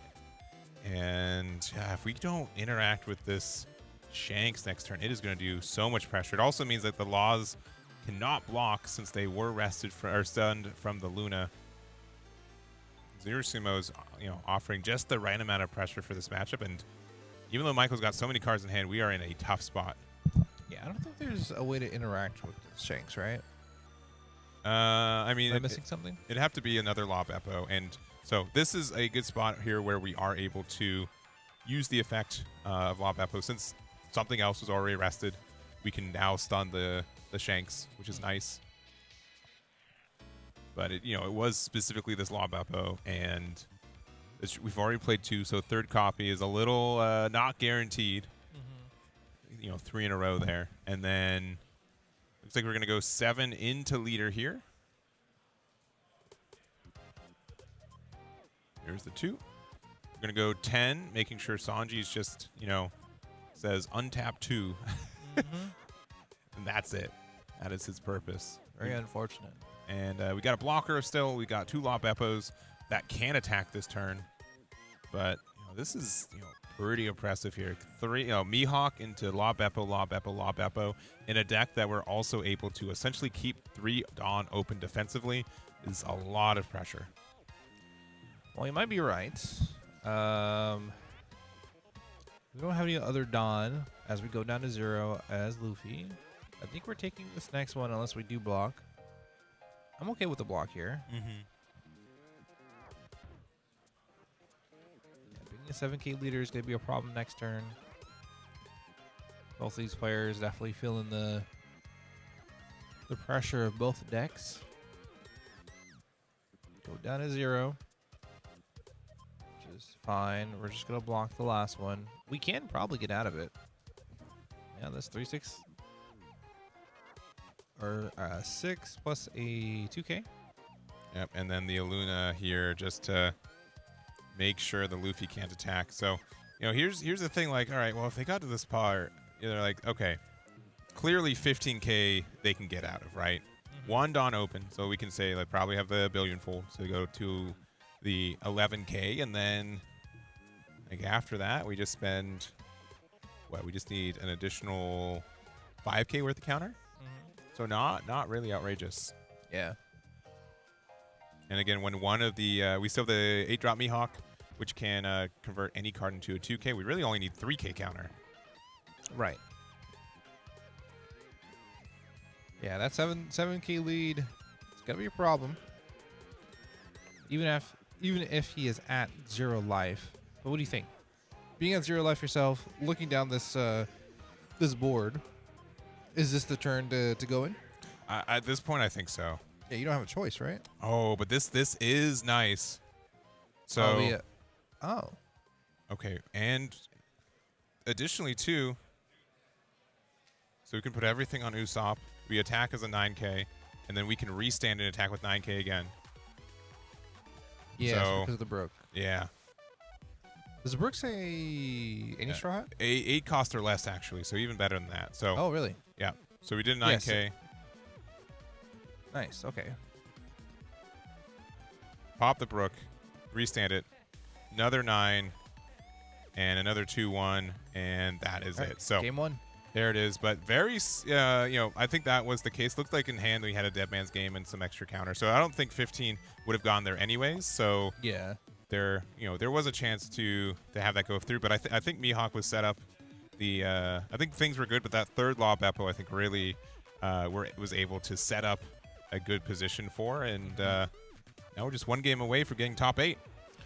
Yeah, I mean, hey, this was a pretty, I don't say like a nail biter, but it was a pretty intense match as far as like them going back and forth. Yeah, like both of them were really trying to claw at trying to get some advantage, and when they did get the advantage, they went for it. Right? Yeah. I think our Mihawk player just really set up our turn to defend ourselves and to put the pressure at the same time. Yeah, that was that last turn. Whenever Mihawk can go Lob Eppo 3 times in a row in like an end game state like that, that's usually, it just gets so much value. Yeah, it's a good signal of like being in a good position. So totally.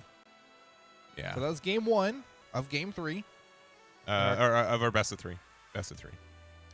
Of 3 games. Okay. All right. Okay.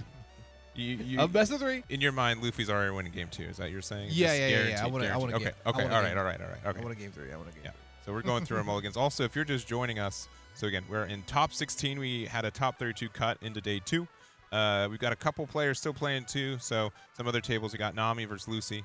We've got Ace versus Nami. We've got our match of Mihawk versus Red Green Luffy. We've got a Nami versus Lucy. We've got a double Mihawk mirror match. So Mihawk guaranteed in the top 8 at this point. We've got a Sky Island OP15 Luffy versus a Lucy. We've got a Mihawk versus a Nami. And we also have another Nami versus an OP15 Sky Island Luffy. So, and I'll check the bracket, but I don't think there's any update. I'd be surprised. I mean, we're still like behind, but there are none. Yeah. But yeah, so that is 5 Namis, 4 Mihawks, 3 Lucys, 2 copies of the OP15 Sky Island Luffy, and then single copies of Red Green Luffy that we're seeing right here, and Ace to bring out our top 16. All right, and we're going to start off as a 1. Playing Sage on 1 feels so good. Get the draw and get to use it for the rest of the game. Does feel pretty decent. Yeah. Now, honestly, yeah, I think in this meta, yeah, this is definitely way more diverse. Because also, guess what? There's no purple Enel in top 16. They all got out in top 32. Top 32. Yeah, I know 3 of them personally off the rip, and I know that all 3 of them were not able to get into top 16. I'd have to remind myself who the 4th player was, but yeah, purple Enel doing surprisingly poor, I think, in our event today, considering its kind of dominant run from most of the format and being our undefeated in Swiss yesterday too. I think it's just a good sign of what meta does. Like part of that meta is like understanding what the best deck is, or what, like trying to assume what the best deck is, and then either half or more than half of the players are trying to play against it. And I think that's what happened with Nami. Like Nami is just a really solid deck. It has a lot of options and has a pretty decent matchup against purple Enel. And because there's 10 of them in the top 32. There's no surprise that all of them lost. Yeah. Yeah, with only 4, yeah, not outrageous for that to happen. And yeah, we'll see. I don't know, like we're at the end of OP15 here. We've got OP16 starting. The weekend after that, there's going to be the Top Cut Peoria Regionals next weekend, which will be fun to see what that format looks like. We're only a couple weeks behind Japan, and it's going to be, yeah, very cool to see what decks end up being relevant as we make that switch over. So, and now I think still a front runner for the meta, but you know, if Nami's also going to be a front runner, and maybe we got some worse matchups popping up, you know, Enel might be again power creep just a little bit out of this. You know, at the very least pushed out. Pushed out. Gatekeeper. I think. I think Sure. at least a gatekeeper for this format. For sure. You gotta at least beat NL. You gotta get through me. Yeah. All right, we're going to play out our Bonnie and search with the Bonnie. Look at the top 5 for a Supernovas card.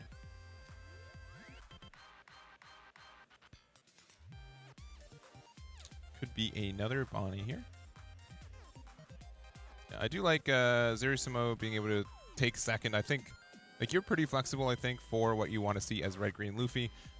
But the bigger thing is like you want to delay them 1 turn from getting their Lob Epo. That card I think was very impactful for this matchup. So I mean, when you play it 3 times, feels pretty good. It's very good. So looking off the top again with our prone. I mean, this deck just gets to get so many searchers. I mean, you have to draw the searchers, though. You do. That's fair. Yeah, you're right. You're right. If you don't draw the searchers, it feels really bad in this deck, I think. That is fair.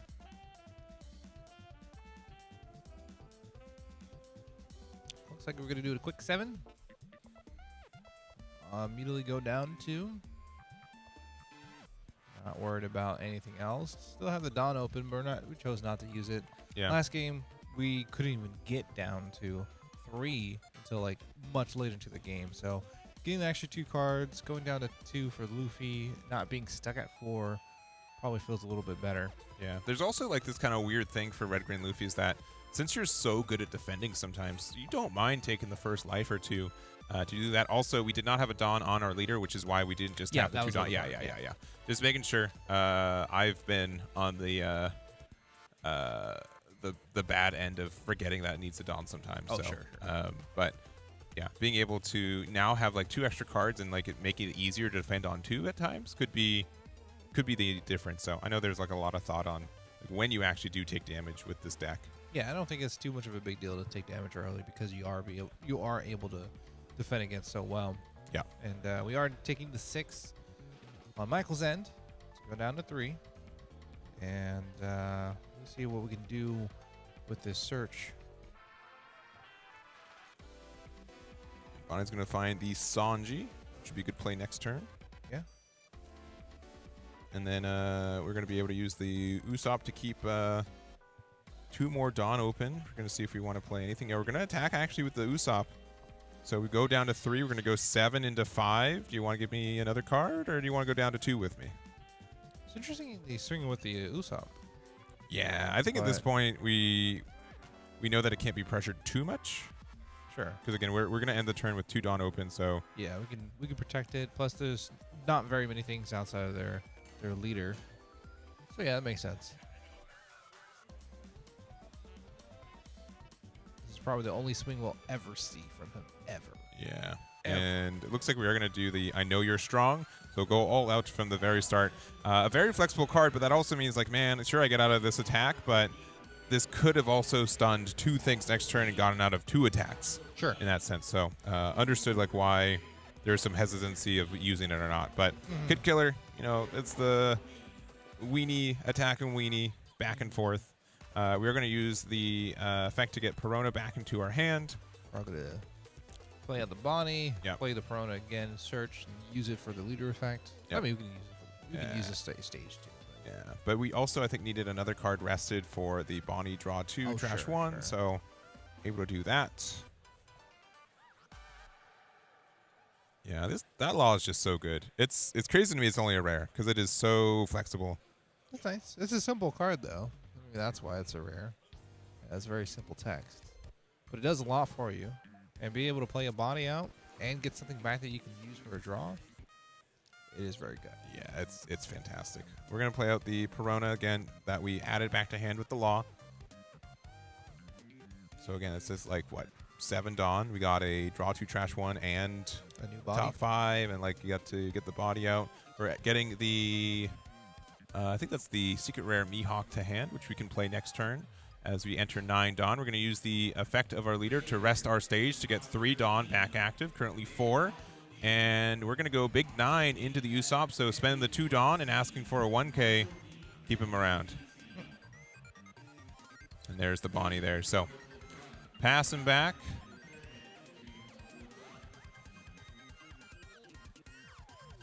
And going to keep 1 Dawn open, and there it is for Zerasimo. Right, should be at, I believe, 8 Dawn since we played Luffy on curve last turn. 2 life to 3. Board state's pretty okay for Zerasimo, but again, that law offers so much tempo. I know, I have to double check. Does Zerasimo play the law also? Which law? The 6-drop law. Does not look like it, but I have seen people experiment with it.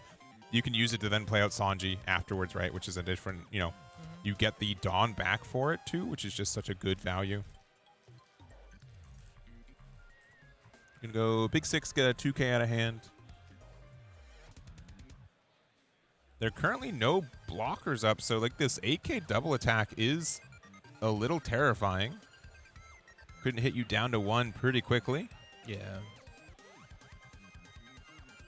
I think you do defend against it. You have a pretty decent hand. Yeah, Usopp can attack again too, since I think we're getting 4 Dawn back active at the end of turn, so Yeah. you would not mind too much getting that extra pressure. I also do like, I think we're attacking with Bonnie last to get rid of the Kid Killer, so you don't want them to like pop the Kid Killer for free, right? Yeah.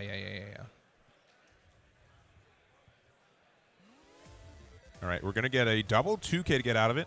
5K with the Usopp going down to 5. Didn't take the double, but we Or will going down to take the 2, 5, sorry. Yeah. And going down to 2 from the 5. Is that good? Can we roll that back? Can we?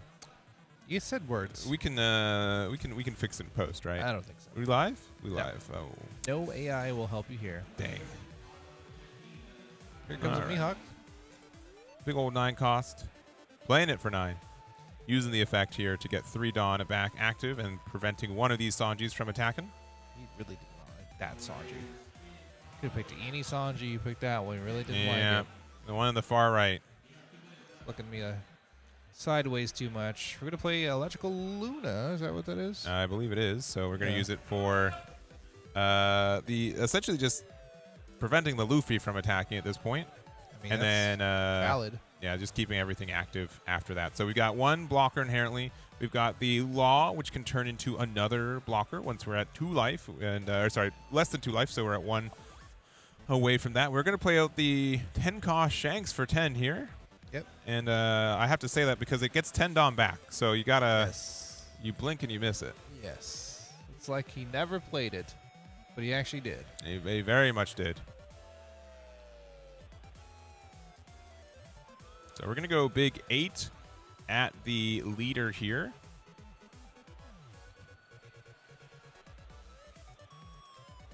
It looks like he did attach the Dawn, so yeah, 9. Good call from the judge. Just saying, you know what, you attached it, you got to be responsible for it. Yeah. It's like chess, man. If you let it go, you can't take it back. Yeah.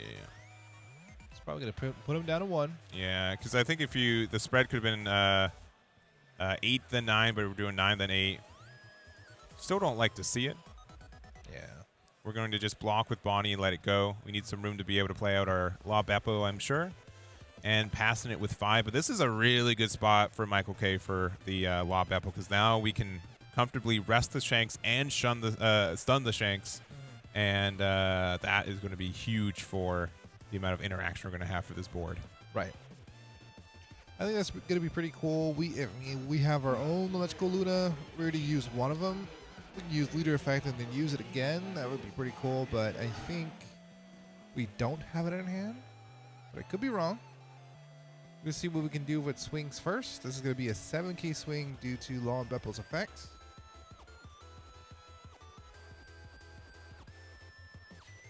And we might be swinging to Usopp first. Doesn't really matter. We have the Leader Effect to use. And big ol' Mihawk. Big 10. Preventing that Sanji once again. Please stop. We're going to use 3 2Ks there. And a full... Not exactly the Electrical Luna, but this is just more as or good. less. Yeah. Because we're freezing out the stuff that matters. Yeah. So Sanji on the far right cannot switch to active.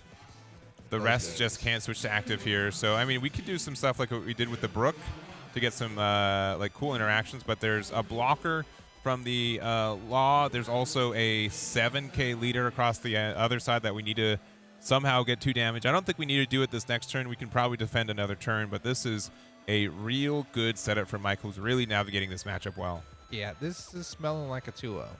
I know what anything can happen, but this looks like a really good board state and a really good turn this last turn. We do have a Zora coming out. So we're going to see if that is going to be enough as we do get our leader boost. And he should get our the rush effect as well. Yeah. We're going to use the Mihawk effect to turn that boat into a 2K. And we could character rush. It's only character rush, so Yeah, I mean, if we wanted to pressure the Mihawk, we can. But I think having the Zoro active is strong, and it's, I think, the largest power card in the deck that we can use with the Brook effect. So being able to attach 4 Dawn, and then you get to attack with it 13k twice. Yeah, which is huge. Yeah, nothing to scoff at when someone's at 1 life. Yeah, well, La Beppo once again. Resting the Shanks. The Shanks is never going to swing. Never. This game and last game. It swung one last game. It did damage. It did. But and then it attracted the attention of La Beppo, but it is very easy to interact with this card now. Yeah.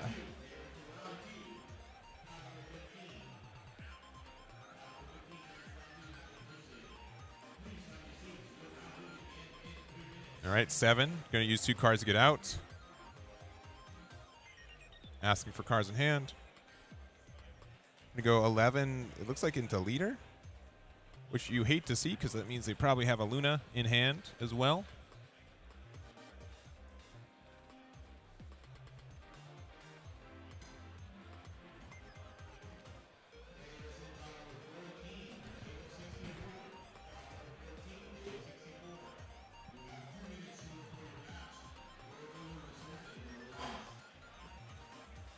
Okay. All right, we are defending. Yep. We got a 10k attack still going. 5 in hand, 1 Dawn open. Yeah. Mihawk can attack and stun one of these Sanjis. It is kind of irrelevant. Like, these 7Ks existing do offer some more pressure. We're just going to go big 12. That's a lot. At specifically that Sanji and preventing the Zoro from attacking. Our other Sanji can attack. It's been freed. Yeah, it's not saying much, I don't think.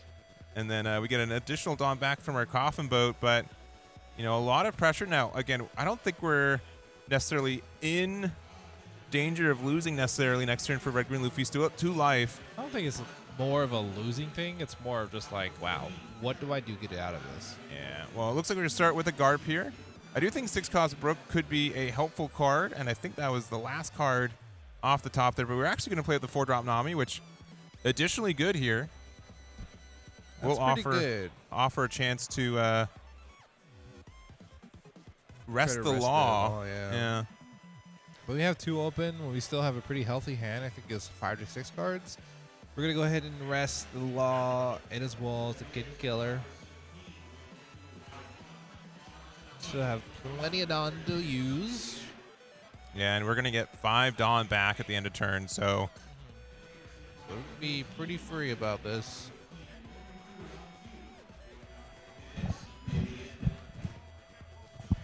yeah, and we also have this thing, like, it might be just better to attack with everything on the Luffy and keep these other cards active. It means that if they want to use Law Beppo next turn, they have to rest not Shanks and leave the Shanks alone. Yeah. You know what I mean? So it might be better just to put everything on leader, but instead just going a big, I believe this is 8 with the Luffy, using the effect of the Law Beppo, or sorry, of the Mihawk to turn that into a 2K. 4 cards in hand left for Michael.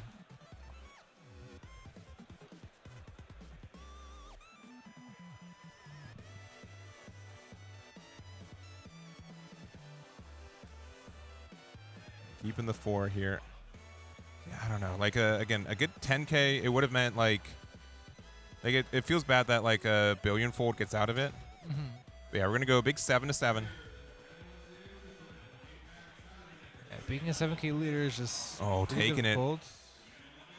And then big 9K. We're going to get out of that pretty easily, I'm sure. Yeah. Because we don't have any other attacks. Yeah, this is the last one for this one. There's a billion fold. Yep. Get out of the attack. Nami effect to keep 5 Dawn active. But this is pretty tricky here. No, I think this is the last turn. Yeah, Michael's either going to have to win here or likely going to lose on the crackback. So I think this is Michael's last turn. yeah, sure. That's all right. 7 it is. Spending the 2 Dawn. Get out of it. Spending 3. So very good timing here. Deadman's Game going to be able to use that. So the reason this is so important is it's going to leave you with 1 Dawn open, which means that if you do have a copy of the billion, or of the I don't know what the name just left my brain. The copies of the Charleston, you need 2 Dawn, but then you get 3 Dawn back active afterwards. So keeping them at 1 active is very noticeable, and then you get to freeze the blocker with the Mihawk attack too. Oh no! This is very, very good, and might have been better just to block the Mihawk, the Law with the first one, yeah. Maybe just got out of that attack a little bit too quickly because this is an incredibly tough spot now. I mean, you could overcount it with the Charleston too. Yeah. The issue is that you have to set 3 open, and so like it's the sequencing it for it to be relevant is tough. And then I think we got our big boy attack here. I think that's it. Yeah, that has to kind of be Still it. have I think leader swing too. The Yeah. 5. I think we got Luna off of our. No. It was not Luna. Okay, I think it was a dead man's game. So Yeah. which can only convert up to 1. But yeah, not gonna get it. Yeah, Luna actually would have been insane if his last card in life, because would have rested the Law Beppo. Yeah. Would have made the attack a little bit, just a 5K to try to go for game off the Mihawk, but super close. Michael able to take it 2-0 and will be one of our top 8 finalists. Yeah, extremely well played. extremely well played on both parts. Michael just kind of locked in these last few turns. And like I said, I called it second to last turn. I was like, dude, this is it. This is a game-changing turn. And being able to rest and freeze everything and being able to have all the Law and Beppos and the Mihawk on board continuously going through the effects, it just came out to be a win. Yeah. And we're going through it. So we did have, that was the second match to finish. We did have a quick, was it Professor B? Yeah, that's the only one that's recorded. With Mihawk. So we have at least 2 Mihawks in the top 8. And then we have at least a third because one's, there's a mirror hat match on the other side. So Mihawk's doing great today. Yeah. It's eating good. Not a bad choice, I think. Yeah, I but wonder how it's doing against Nami. Did it beat a Nami already? I'm guessing. Yeah, I'm guessing it did just beat Nami. Yeah. Oh, okay. As Professor's B match. So gotcha. Real quick, while we have a little bit of time, we've got about 10 minutes left in the regulation time for top 16. So the other matches. But let's look at the pie charts again, real quick. Yeah, sure. So again, we did have a spread of 32 players into Top Cut here. At the beginning of the day, we had 10 copies of Nami, 5 copies of Mihawk, 4 copies of the Purple NL, 4 copies of Lucy, 3 copies of the OP15 Luffy, 2 copies of the OP13 Luffy, and Ace, 1 copy of Croc, and 1 copy of Bonnie. And then in top 16, we did lose all of our Nell players. We lost all of our Croc players. We lost all of our Bonnie players. We've got 1 Ace and 1 Red-Green Luffy that were in the top 16. Red-Green Luffy did get the loss there. And we also do have like the kind of the spread for the whole event as it is when we had the 10-24 from Swiss yesterday. Yeah, I mean, I'm interested to see if the Ace does win that one. Mm-hmm. What is it against again? Ace is playing against a Nami, so okay. Not great. It can win. It can win. It could win. Great. Honestly, Dripsy's we saw earlier on stream. He won in on round 10, right? Just got that 8-2 finish there from 7-2, able to sneak into a top 32 finish with a 25th seeding there, and so definitely worked their way to get here. So could be favorable for the Ace. And here, let's show the other pie chart too, real quick, of the leaders. So going to this event, this is our leader breakdown. So about 25% on the Nami, about 20% Enel, and then a good amount of Lucy, Mihawk, of the Red-Green Luffy, Ace, the OP15 Luffy, and Crocodile, which honestly, all of these decks did top, which is cool, right? I think the pretty much all of them except for no, Sky Luffy got in there. Yes, too. everything topped. Yeah, everything did. I think the in only the top 32. Yeah. I think the only outlier was Bonnie, and I think it's just Bonnie. That's it. Croc, I think Croc was just there. So Croc is in the small sliver of the deck breakdown for the entire event, and the others I have no idea. I'm sure there's like random stuff, anything that you may have been putting into chat and wanting to see, it's probably in there. Yeah. But for the majority of it, this is pretty much the end game OP15 meta. Yep, for sure. So well, we've got probably, I'm going to say probably 15, 20 minutes just because these games do go into overtime and people, do want to get top 8. Yeah, they're gonna make sure they tried to get there. So that's going to be kind of where we're at. So we will get into top 8. We'll continue to update that with it. We do have at least 3 Mihawks in there, and then we do have, again, a Nami versus Lucy still playing. We've got an Ace versus Nami still playing. We've got a Nami versus Lucy again still playing. We've got an OP15 Luffy versus Lucy. We've got, and then lastly, an OP15 Luffy versus Nami. So, it's going to be one hard to dodge Mihawk. And then we'll see what we have left. Maybe, we'll just see what we got. So, yeah, I think we'll just see. I mean, I'm sure we'll see what's going on in the next 10 minutes or so, and then we'll update everybody when we get back, and then we'll pick an interesting match, hopefully. Cool. So that's going to be that. We'll be back, and we'll see you guys in our top 8 cut. See you guys then. Goodbye forever.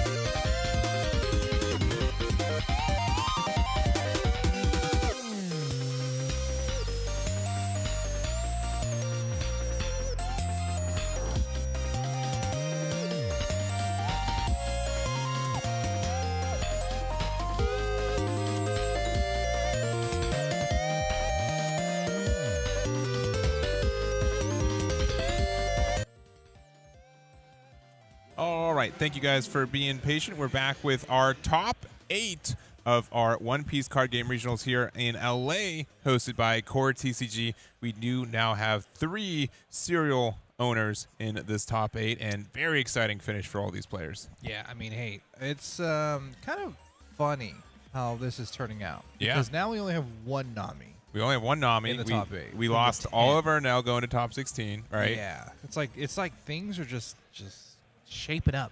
Yeah. So Decimating. Decimating. Because you decimate. It's making things smaller. Yeah. It's not like to kill off. No. I would never. So, but if you guys want to see the top 8, our leaders are 3 Mihawk, 3 Lucy, and then single copies of Nami and the OP15 Sky Island Luffy. So no mirror matches, but we're going to go into our top 8 matches. Going to be a matchup of Lucy versus Nami.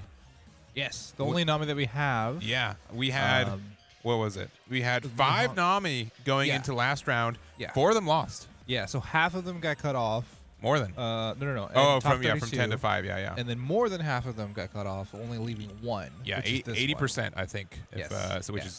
So we'll see if it's going to turn to 100% into this next one. So kind of crazy. Kind of crazy. Yeah. Again, Noah Nell. We had 4 into the top 32, none in the top 16. I've been keeping an eye on. We got another regional going on in Toronto right now. Yeah. Their top 4 is a Nami mirror match versus a Nell mirror match, and then. So Nami versus Nell, guaranteed finals. So meanwhile, not going to be in our finals, and there's a pretty solid chance that neither of those leaders are going to be in the finals too. It just depends on if Dangeev, our sole Nami, is able to finish it off. But we are good to go. Yeah, I think a little unpredictable for a lot of the parts of this bracket, and I think this is kind of where we need to figure it out and see if this Nami can pull through to get into the top 4. Yeah. All right. And of these 2, we've got Slepa on the right, ended up at 16th seed. And then we've got Dangeev, who ended up 9th seed. So Dangeev deciding to go first into this matchup here and letting Slepa, our Lucy player, go second. Mm-hmm. Where do you think... What do you think? Who has the advantage in this one? I think Lucy does. Lucy's been on the rise. I think the last couple of weeks of this format. Again, started off pretty popular, middle of the format not very present, and then I think in the middle of the format, Anel was more popular of a leader, but it does have a bit of a tough matchup into Anel. But with more and more people playing Nami right now, I think Lucy has some room to breathe, and it can be a pretty favorable matchup. Yeah. Okay. Guess we'll see if that plays out. Got the girl on board. Rebecca for the Searcher for Sleepa. Another one through Vista. And now we're going to swing 7. We're going to go down to 3 already on Lucy's side after we take the life for the leader effect. Or actually, sorry, take the draw for the leader effect because of the life. We're going to swing 5 right back at him. Might just take this one. And we'll double check. Yep, we are going to go and take that one. So it's 3-3. And then right back to Lucy. Yep. And unfortunately, it looks like Lucy has missed out on being able to play something on 4. We did have the momentum event, but it looks like we just didn't have anything that we wanted to play off it. We wanted to also put a Dawn underneath the Rebecca, so that is fine. Again, Cavendish on board might have been a little preferred, do that extra draw, but there is also a lot of interaction that Nami can have on that Cavendish. So full 5 playing Nami, seen it before, likely going to see it again. Yeah. And pretty simple, straightforward, very powerful card. It's an annoying card too as soon as you remove it, but at the very least, you're playing as Lucy, so it might be able to be bottom decked sometime or another. Yeah. We do have like the barrier pistol, which would be helpful for doing that. And currently 3 life to 2 and passing it back to Sleepa.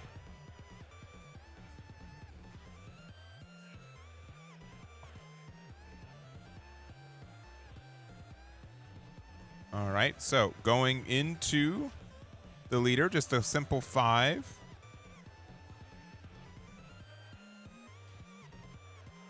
Think about the discard.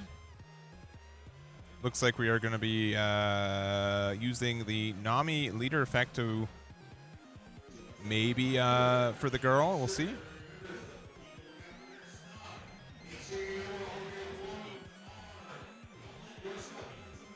All right, there you go. Plus 2K there. We're going to play the barrier pistol, as kind of mentioned. Get an additional draw off of our leader from that. And there we go. All right, Dangeef on the left there. Going to be at 7 Dawn. This could be the Nico Robin turn, which it is. So going to be able to trash a card from our life to heal 2, 1, and 2. And I think we have exactly 7 cards in hand, so we will be able to get the additional draw from our Nami leader. So back up to 4 life, back where we started. Get a Dawn on leader due to the girl there. Going to get a 2K out of hand with the Leo and pass it back to Sleepa, going to their 8 Dawn turn. So honestly, just great stuff from Nami. The Nami into Nico Robin, great curve, especially since we're able to keep the girl on the board too. And looks like we are going to, for 8, play out the minus 4K on the Nico Robin. Oh, we don't have enough. Okay, we don't have enough events in the trash there. So confirming with the judge on what we can do with it if we have to play the full cost, because we attempted to play it for 1.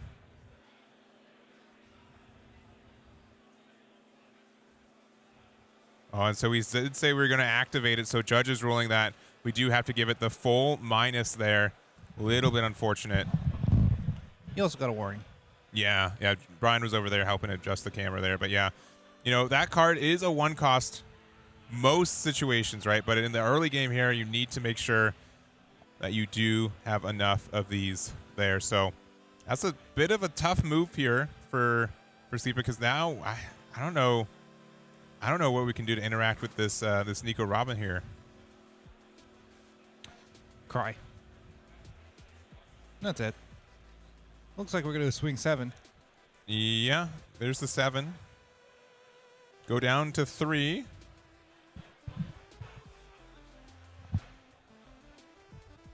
And then we're going to play out the Rebecca here. It's going to let us find a Sabo. We should have 1 Dawn left open if we want to make a blocker Rebecca. We have not used our leader effect for playing the 4 cost there. Yep. Thank you, Judge, for using our tokens there and then passing it back. Yeah. Also not optional. Yeah, and just making sure, yeah. It is, yeah, the Sabo effect is an activate main, not a when you do, you get the draw. Mm-hmm. Yeah, a lot of players just do it immediately. You know, it is something that you can forget, but yeah, I had not used the draw previously, so there we go. Yeah. All right, so going to Dangeef here on Nami, going to be at 9 Dawn. Not necessarily at the new gate number quite yet, but we do have options for cards such as like 8 drop Moria. Could be a great tool. And honestly, another Nico Robin would not be upsetting either. Yeah, I mean, they are great bodies, and the effect's great. We're going to get the free block. Get it while it's available, but it doesn't look like that is the case. Yeah, I'm going to play out the Hog back for 4.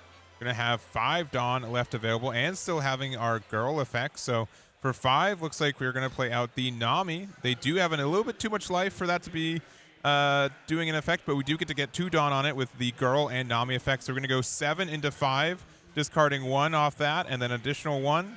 So that's going to be a plus 2K plus 1K, and that will be able to get out of it. So back to Sleepa. Yeah, I mean, this is fine even if they aren't at 3 life. We still have the additional effects of it being KO'd, still being a 6K body. I'm going to go right back to Lucy's end to see what we can do to answer these guys. All right, we are at the full 10 for Sleepa. Putting 8 to the side, though. Yeah, I don't know what. I mean, Would be 8? Yeah, I mean, Be 7. usually Sabo's at 7, yeah. So Yeah. we're just going to go 5 into the leader here. Using the effect of the Nami to get the plus 2K. Turn it to a 7. We're going to use the Fire Fist to give the minus to Nico Robin and then get rid of Girl. A bit of an older card, again, from OP15, just making sure we're reading it correctly. So you can give something a minus 4K and then get rid of something with 0 power. And then we are going to be able to play out the Sabo and then Barrier Pistol, remove this Nico Robin. So honestly, an interaction like this is, I think, one of the reasons that Lucy can be a really strong deck. Just able to get rid of the Nico Robin without activating its on KO effect and passing back to Zangief. So getting down the big body of Sabo, activating the Fire Fist, getting rid of the Nico Robin. Yeah. Looking pretty good. And I think that was kind of like closer to the interaction we were trying to do last turn by using the one cost event. And we might not have had Fire Fist and then get the removal. But we do have the Teach coming out. We've got these big numbers. So 7K from Hogback, 6K from Nami, and 7K from the other Nami. 2K out of that one. Block and Sabo. You mean Newgate? And then 7K once again. Now, we could play an event, but we decided just to take the damage. Going down to 1 life. Sleepa might have too many cards in hand for... For which? Or did they draw from the life being taken? I believe so. Okay. I might have just missed it. Yeah. All right. So, we've got 10 Dawn again for Sleepa. We do have our first Sabo on the board. Another Sabo would be great. Curious, like Barrier Pistol to remove the Nami would be a good interaction, I think, too. You can just start with a big 5, though. 5 into 5. Yeah, we have a lot of options in our hands, as I can see. Whitebeard is going to be an issue.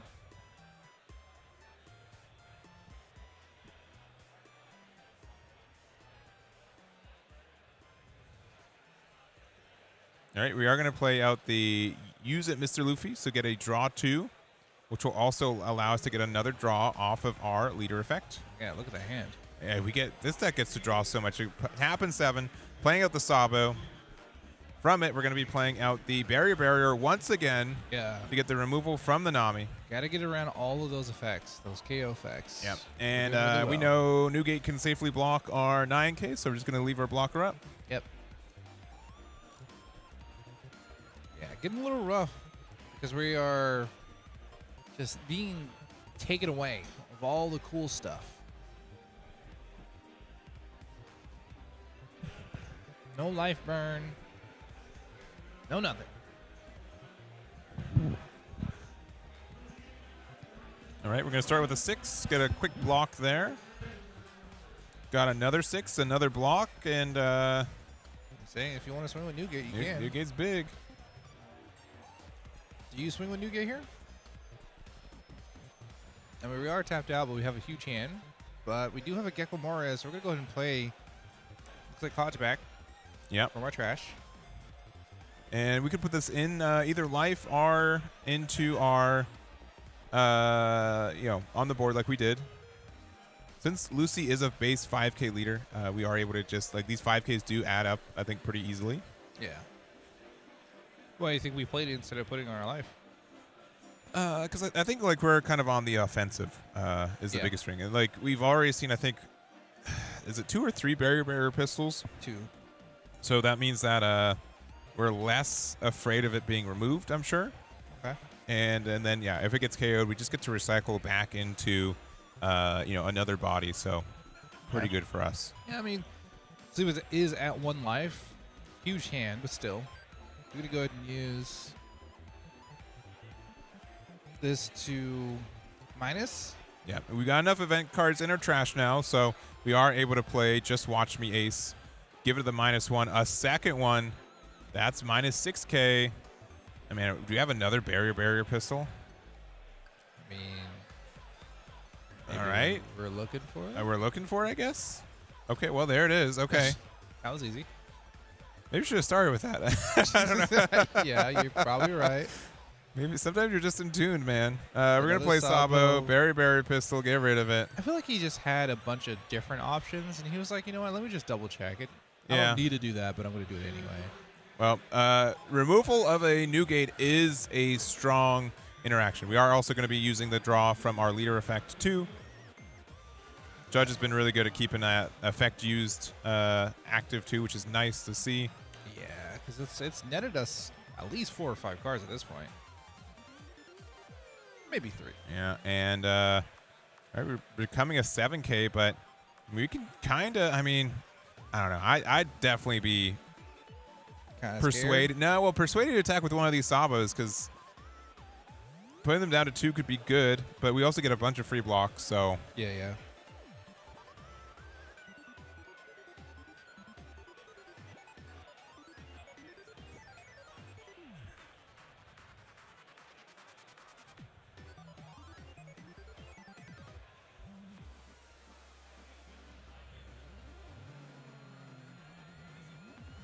Bit of a tough position for Nami.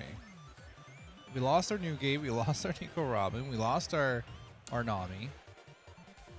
So it just depends on what we want to do going forward.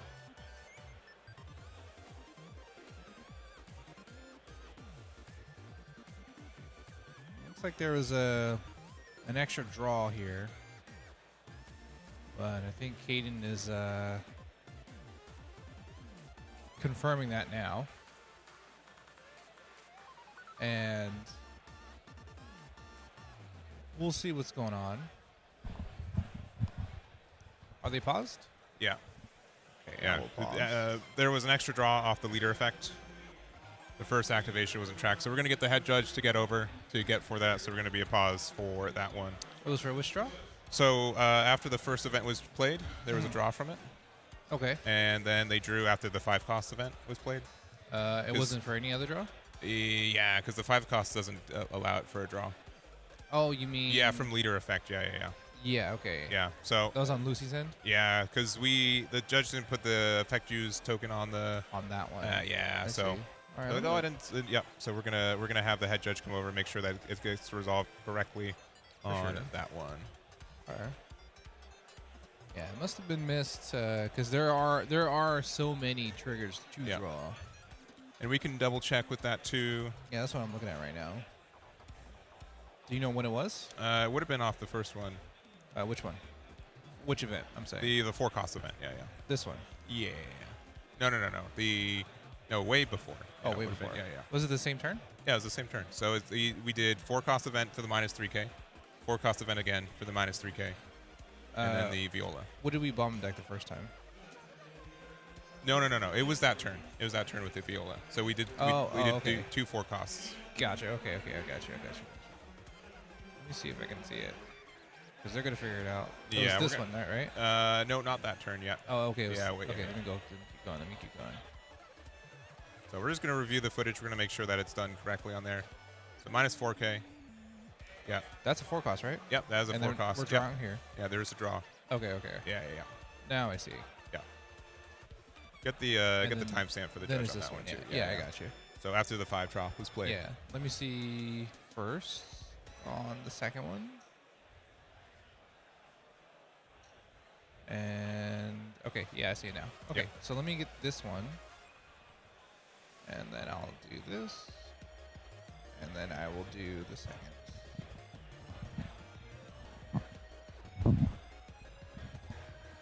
This is. It doesn't show this timestamp. That's awesome. Oh yeah, because you can copy URL from timestamp. Not for the live. Oh, not for the live. I see. Yeah. I see. Oh. So, generally speaking, for what happens with this is that they have to put a random card back to hand, and then Yeah. because you'll draw one for next turn, but Yeah, you probably get a warning. yeah, because it's the last card you drew for turn 2, so it is usually just a warning and a random card back, Mm-hmm. and they get to show the card. Yeah. Probably what's gonna happen. But it does happen. There's a lot of draws. There's a lot of stuff going on. You know, I wouldn't fault anybody to get too many.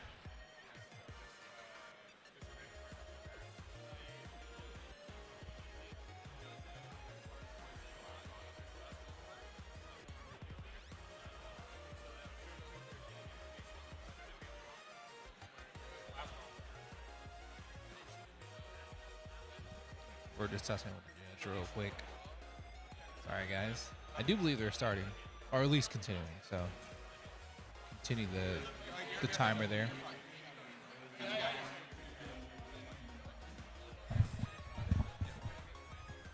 All right.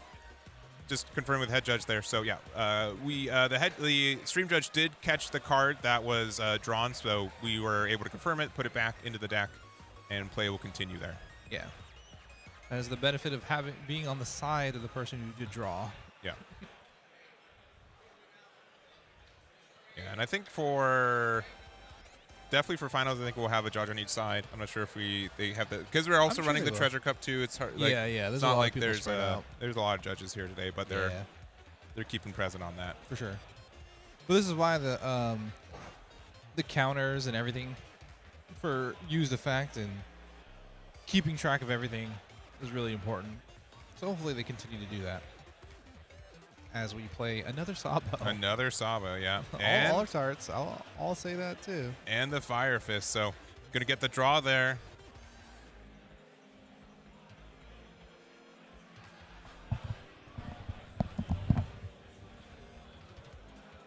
Oh, he's getting up again. Can't be a good sign. Yeah, so they have noted it. Most likely some sort of warning with that for anybody who noticed or was asking or wondering.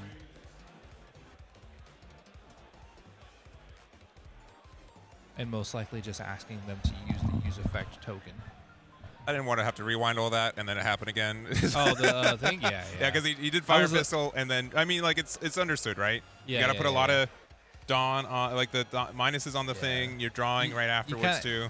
I think what happens with Lucy players, at least from what we've seen today and yesterday, is that they like to go through the motions and then do the leader effect last. Yeah. So they're sometimes it's for an untrained eye, it's like, oh, that card says give -8K, draw 1. You know what I mean? So yes.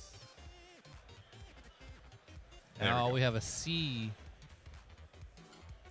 A sea of Altart Sabos.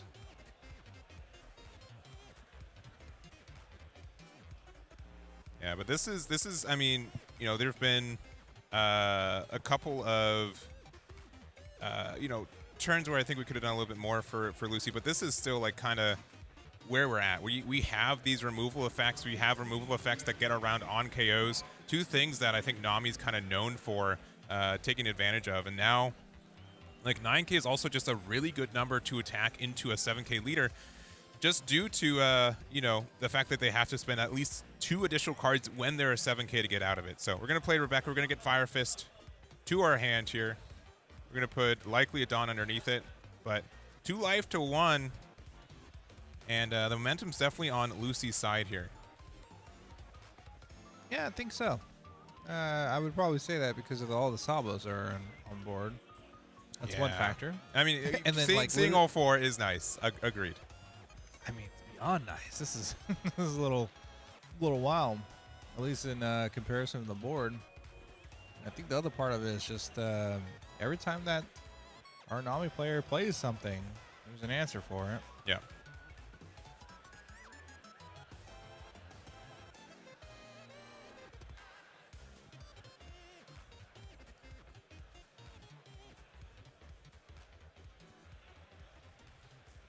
All right, 9K. Block there. Yep. Still have the leader, Nico Robin, as well. Yeah, leader and Nico Robin. So and we got 2 blockers left. I mean, we just blocked Nami with the Sabo, and then with the Rebecca on the Nico Robin. Now, also being at 1 life is really important here because there is the unblockable Sanji that most players play. Let me double check that it's in the Nami list. Oh, I'm sure. It's not actually. I mean, there also could be the Zeus for like the hard removal. Yeah, but that's a little more steps for sure. Yeah. And it doesn't always get everything. And then we're gonna play for 8 another Gecko Moria here. Will offer us to put a Kumasi here, and then going back to Sleepa. I was like, that's 1 too many. Then I realized it's in the life. Yeah.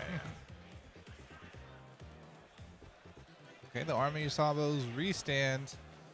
Going right back to Lucy's turn. We're going to swing with a Sabo now.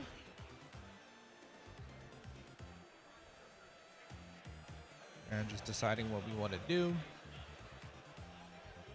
Because we could use leader effects and then counter out, but we're going to go ahead and just take the 2K out of life instead of playing anything else.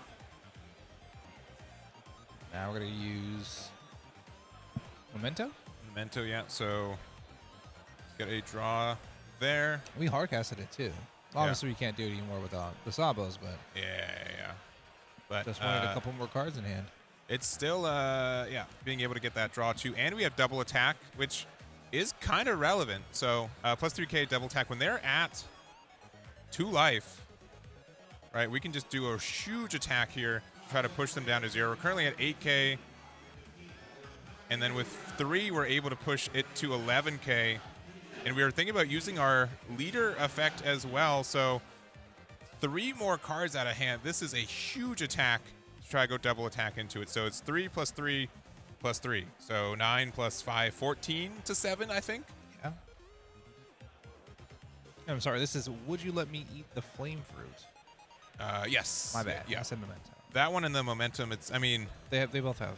they're both Sabo looking blue, at the camera. Yeah, blue Sabos.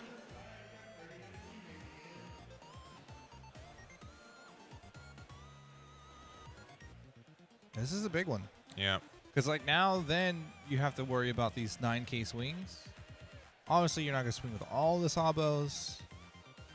You're going to swing with this one. And now it's just a pure fact of trying to get out of it. And we're still, yeah. Leader effect plus 2 more cards. Yep, there's a 2.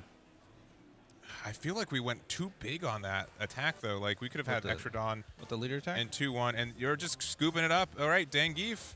Oh, we just went for it, huh? Yeah, we just went straight for it. Oh, we just went for it. I just didn't realize. I thought we were going to pass over, but I guess we Yeah. Okay. I Okay. think we said that we could have lost last turn. I think we could have.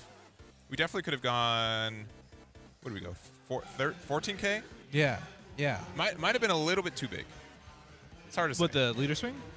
Yeah, because we did 9. We added 3 Dawn plus 3k from the event, and we discarded 3. So we are 14k 11, 14, to yeah. 5. Yeah. I think you could have went a little less. Yeah, maybe going 12. No, I think 10 was fine. Well, they were a 7k base leader, so Oh, definitely, yeah. Well, definitely did like they- 11 or 13. Well, 14 I was probably like a little bit too much. Yeah, they didn't use the leader effect yet, but I know what you mean. Yeah. I know what you mean. That's I think it was a little too much. All right, so that is game 1. That we're going to go to game 2. So Dangif was the higher seed, ended the day at 9th place in Swiss. So going to be trying to win in 2 games here, and but we're going to see. I think what Slepa's going to likely what? Do you think go second? I think this game. Maybe. Usually the kind of the better curve. We'll see what they decide to do. Oh, actually, deciding to go first. Okay. Okay.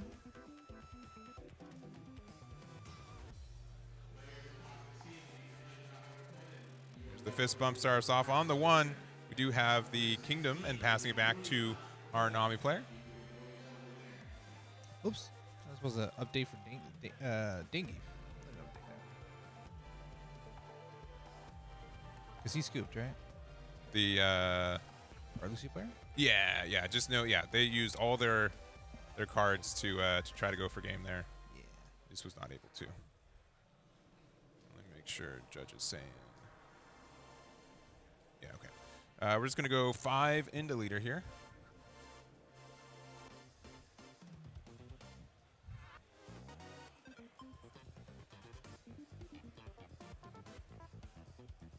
And then we are gonna activate our. You can use a Mr. Luffy to get the additional draw, and then using our leader ability. Yeah. He's got 4 Dawn here.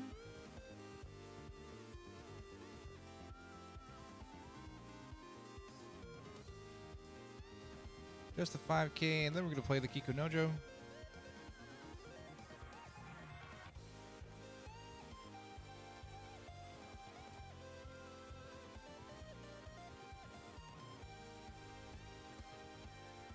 Right back to Lucy. We're going to swing back on a simple 5k as well. This time we're going to take it, go down to 3.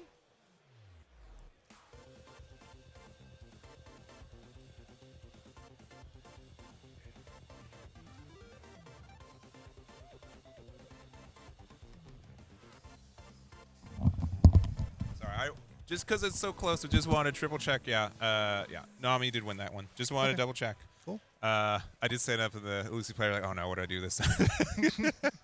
Yeah, because I didn't know for sure, but yeah. Yeah, I appreciate opportunities for confirmation. So Yeah, that's fine. yeah.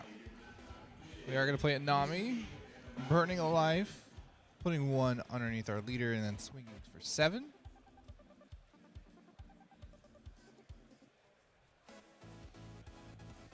And then now it is 3 life to 2, going back to Lucy.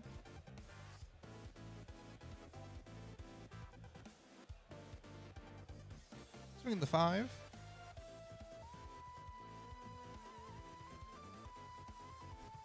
Just deciding what we want to pitch for. Basically, I'm guessing the leader effect, but I don't think it really matters. Yeah. And we're going to play out the 7-drop Sabo. Would have liked to likely see the barrier here, but we are going to play that into the Memento, which is going to be able to play us a 4-cost out. So we're going to discard a Bart, draw 1, and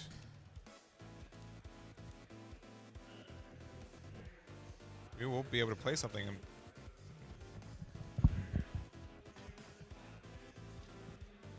Okay, What's it up? What's up now? so we play the Memento. Okay. We draw 2, trash 1. Okay. We trash Bart, a playable card, and we decide to not play anything. Yeah. Okay. Yeah. Might be nerves. Just, I mean, I understand it. A lot of stress here. And if I'm being honest, you've already won. You got top 8.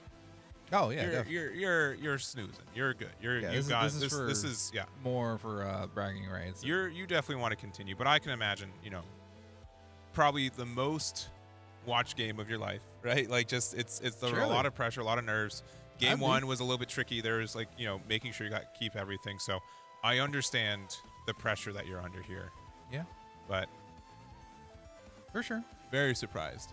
Yeah, I think there's a lot of factors to it. I don't know why he didn't put one. I was actually going to ask you. I was like, we haven't seen a Bart this game or last. Yeah. So it's interesting that we haven't played any. Yeah.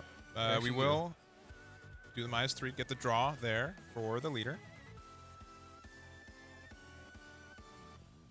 We are going to play another Sabo here, and we're going to use it on the Fire Fist. So we will get a discard 2, double Cavendish in hand to get rid of it. Now there is like the idea like, oh, we think that it's going to get removed by like a Silver Israeli or something. Mm-hmm. We don't have the ways to protect it, so we'd rather just keep the card in hand for like discards off this Fire Fist. Yeah. I could see it from like a card advantage sense of I'd rather just have another card in hand to discard and keep in there. So yeah, maybe that was the thought process for it. But we've got the Kumasi there. Bring out the Perona. Unfortunately, 7 and 6 are not the great numbers there. We're going to just attack into the Perona. I mean, can't prevent anything from attacking anyways. Yeah. And going back to Dangeef here. Well, 2 left to 2. And Dangeef is going to be swinging with our Hodgeback. This could be a simple 5. I don't think you blocked just yet, but that's fine. You're just going to block 1 attack and probably take 1. Oh, sure. This just really depends on what you prioritize as far as which attack, but Dangeef is just thinking, so this is going to be another 6. This time it's going to be asking for a 2K. We do have 1 in hand here, so we use it. And then, 3. It's going to be 8. Yeah, big 8. Taking that one. It's going to go down to 1. Thinking about the trigger. Looks like a Fire Fist. Or similar.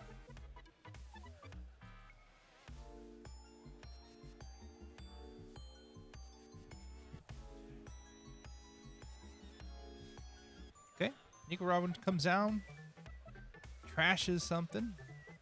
Gets the 2. And going back up to 3 life. But again, we've got 2 Sabos on the board. Love to play a third one too if we've got it. And looks like for 1, we're going to play the Rebecca, looking at the top 3 for a Dressrosa card. There's a Sabo. That's a good find there. good to see. Could have a good amount of variety here. Again, Fire Fist would be a good hit, since you are able to, even if you can't remove the Nico Robin, being able to get a minus 8k until the end of next turn means it won't be pressuring you, which is nice. Mm-hmm. Yeah, I mean, we'll see what we do. I mean, we played 4 Sabos last game and somehow didn't work out. But this third one, though, this game, Yeah. might be pretty good. So, gonna use the effect. Yeah, give the Fire Fist. Gonna draw off leader effect here. And we've got a lot of pressure this turn. We can do essentially 3 9Ks. And these are good numbers into specifically Nami. So 9 into Nami. Has not used its leader effect yet. Looking at cards and trash.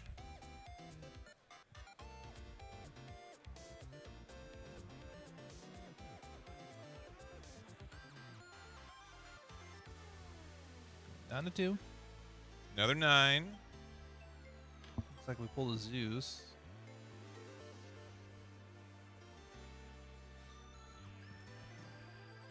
Now, what are we doing about this Nico Robin? No, I think we just leave it hanging out because, again, Just last an entire turn or next turn? yeah. So it can't attack next turn either. We're going to play out Perona. Rebecca can't attack this turn. Oh, no. And I think we can do one more 9. It's about sending a message. Yeah.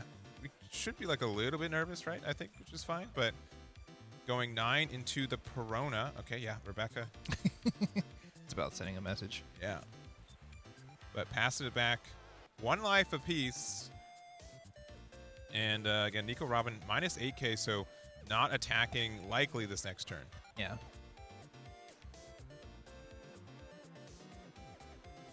Well, we still have Nami and Hunchback. Still have a few cards in hand. We have a Zoro. And this is pretty much the only playable card here.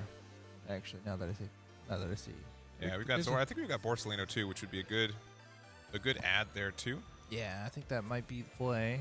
Yeah, there is the Zoro discarding a Kiko Nojo to get heal 1. Yep. Going back up to 2. Don't really need that. We do have the remaining 6. No, 7.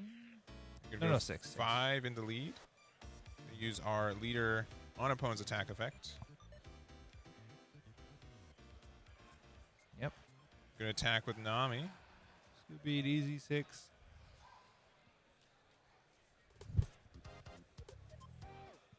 Never mind, not so easy. We could go 7 if we're planning to play Orsa, but we need 1 for our leader. Yeah. So it has to be a 6. Yeah.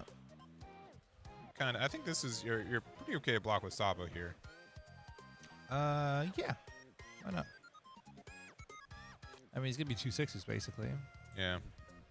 So either one. Just pick your poison. We don't have any 2Ks in hand, I don't think. So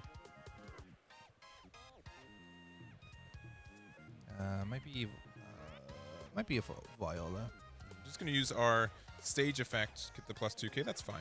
Yeah, that works.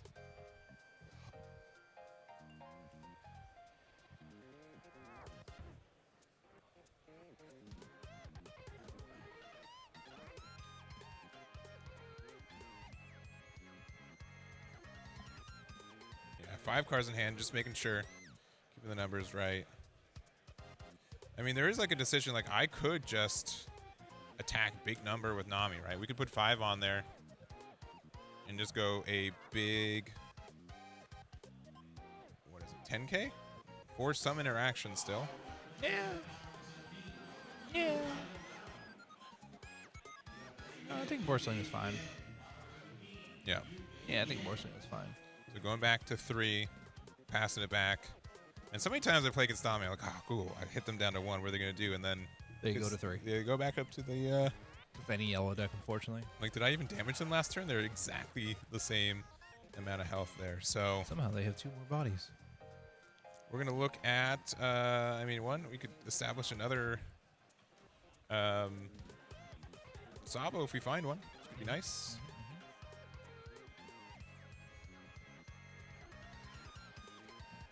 Looks like we are going to play out the event. We're going to draw 1 off of the leader effect. There it is. As I lean forward in my chair. For the jump into action. Yeah, I'm going to get the Bart here, looks like.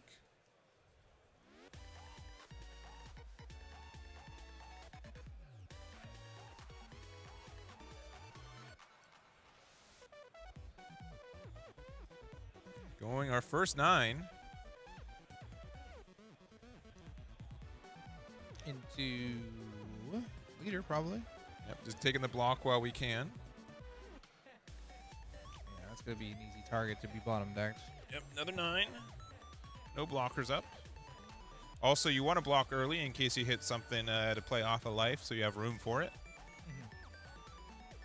Thinking about triggers, looking at cards in the trash there.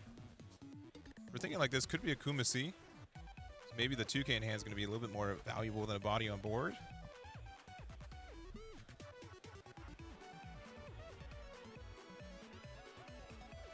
I'm just deciding. It is Kumasi. Okay. Yep. Going to play out a Hogback rested. Going to go 5 into Dangeef here. Just asking for one card, really. Yep. Make their leader 7K for the turn. And this is kind of rough, too, because if you just decide to not attack with Sabo, right, like that was going to be their last for the turn anyways. Yeah.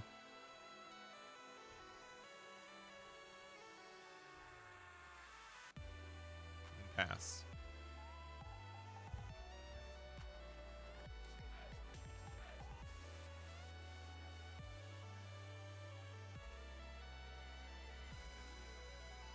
All right, so we've got 3 big blockers up. We've got 1 life, 1 Dawn open as well. Bunch of smaller attackers for Dangeef. Gonna start with the Hogback. Gonna ask for some cards here.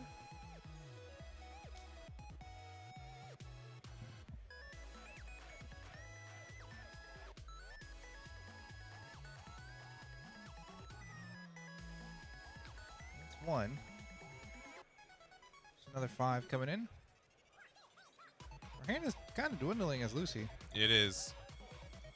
And I know most players I don't think play it, but like, man, we had Gravity Blade. Very tasty card against this board. Yeah, I don't think. Does he even play it? I don't think he plays it, right? No. I think most people do not play Gravity Blade in it. But you see these boards, I'm like, man, if I did though, It would be pretty nice. it'd be pretty nice. All right, 6K with the Zoro, block with the Sabo. Just another day.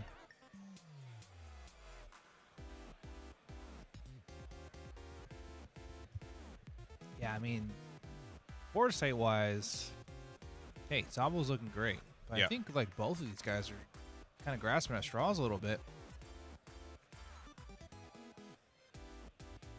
I'm just wondering what we're going to be using our Dawn with or for. I mean, we got all of it open. We're going to go big 7. Immediately block with the Rebecca here. Yeah, 'cause our hand is not great. Another 7. And we don't want to go to 0. Because we were talking about before, being unblockable is not the way. Yeah, I don't think he has the card in his deck, though. I do not think the... Oh, well, if it's open deck list, they'll see. Yeah, I got you. I was going to say, kind of that unknown factor. But we're going to get rid of both of these Rebeccas. We're going to use our Nico Robin. Unfortunately, getting rid of a 2K there, but that's okay. And back to 3. Yeah, I mean, hey. Nico Robin coming back like she never left.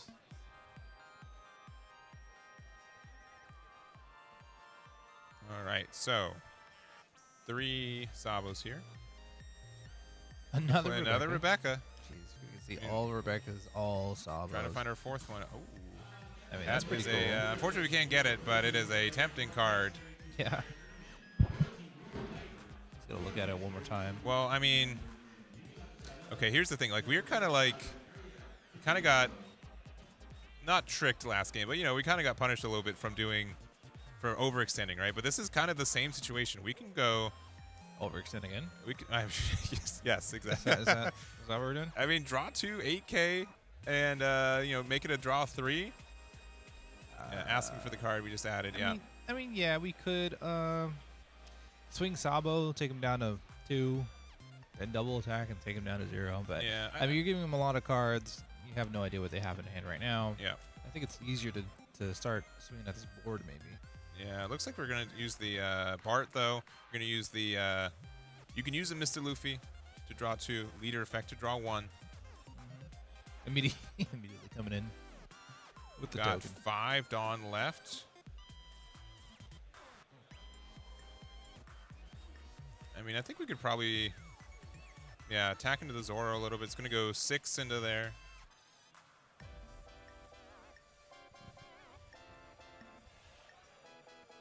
$1K out. Yeah, we're just going to go 9 into 6. Likely going to take it. There it is. I think we go 1 more into their life. 9 to 7. Yeah. I'm just really just ignoring all these other characters on board, though. Yep. Leaving 1 open. Again, kind of wide board. If we don't heal for Zangief or set up a blocker, there could be a pretty big double attack turn next turn. Yeah, passing like this, 2 blockers up. We have the event card that gives us double attack for the following turn to bring them down to 0. And as long as they don't establish a blocker, something that we can't interact with or heal, it might spell bad news for Zangief. But on the flip side, it's not like we have too many cards in hand as Lucy. Mm-hmm. So like these smaller attacks, these 5Ks is the way to go. We need to dwindle this hand down to something that we can manage very easily and kind of ignore these blockers. And that Nico Robin not being reduced, not being taken care of, that's going to be a good attacker to go against this Sabo. But it looks like we're going to get the free block instead. Yeah. And again, it's really interesting for this Lucy deck where, again, the events in hand do turn into aggressive power too. So you do have to respect that. Mm-hmm. We're going to go big 7. Do we block this or do we try to get out of it? We have 3 open. I have no idea what that's for.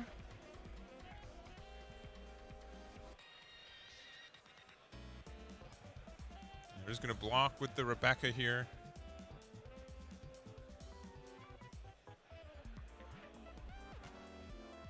See, big 8 at the lead.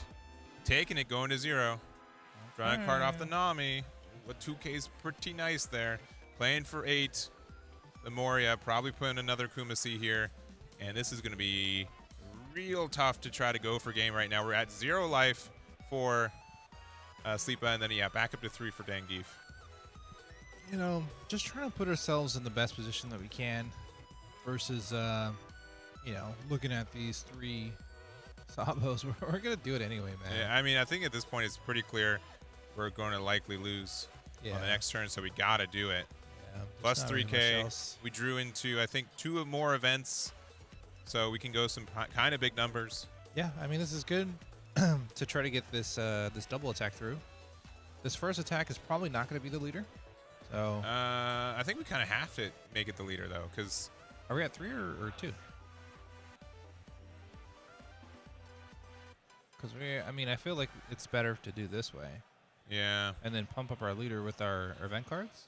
Yeah, but and then use the remaining Dawn for the rest of the attacks. Yeah, it's just like a tricky... Like, you have to know exactly what numbers they have, right? So we're going 9K with the Sabo. We have... Can we play some... Oh, well, actually... I think we've got some events in hand. I won't say necessarily. Just going to get the 2K to hand. Not going to take it. Okay. I guess that's better. All right, and then we're going to go... At this point, like, just discard as many events as you can because we can't otherwise. Yeah. So this is going to be 9K plus 4. So this is going to be 13K double at the Nami.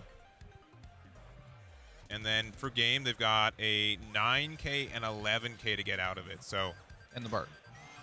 and the Bart, sure. Though the Bart, just a 6K, and the Nami will be a 7K, right? So Yeah. I mean, you can put it on underneath and then go 10 and 9 instead.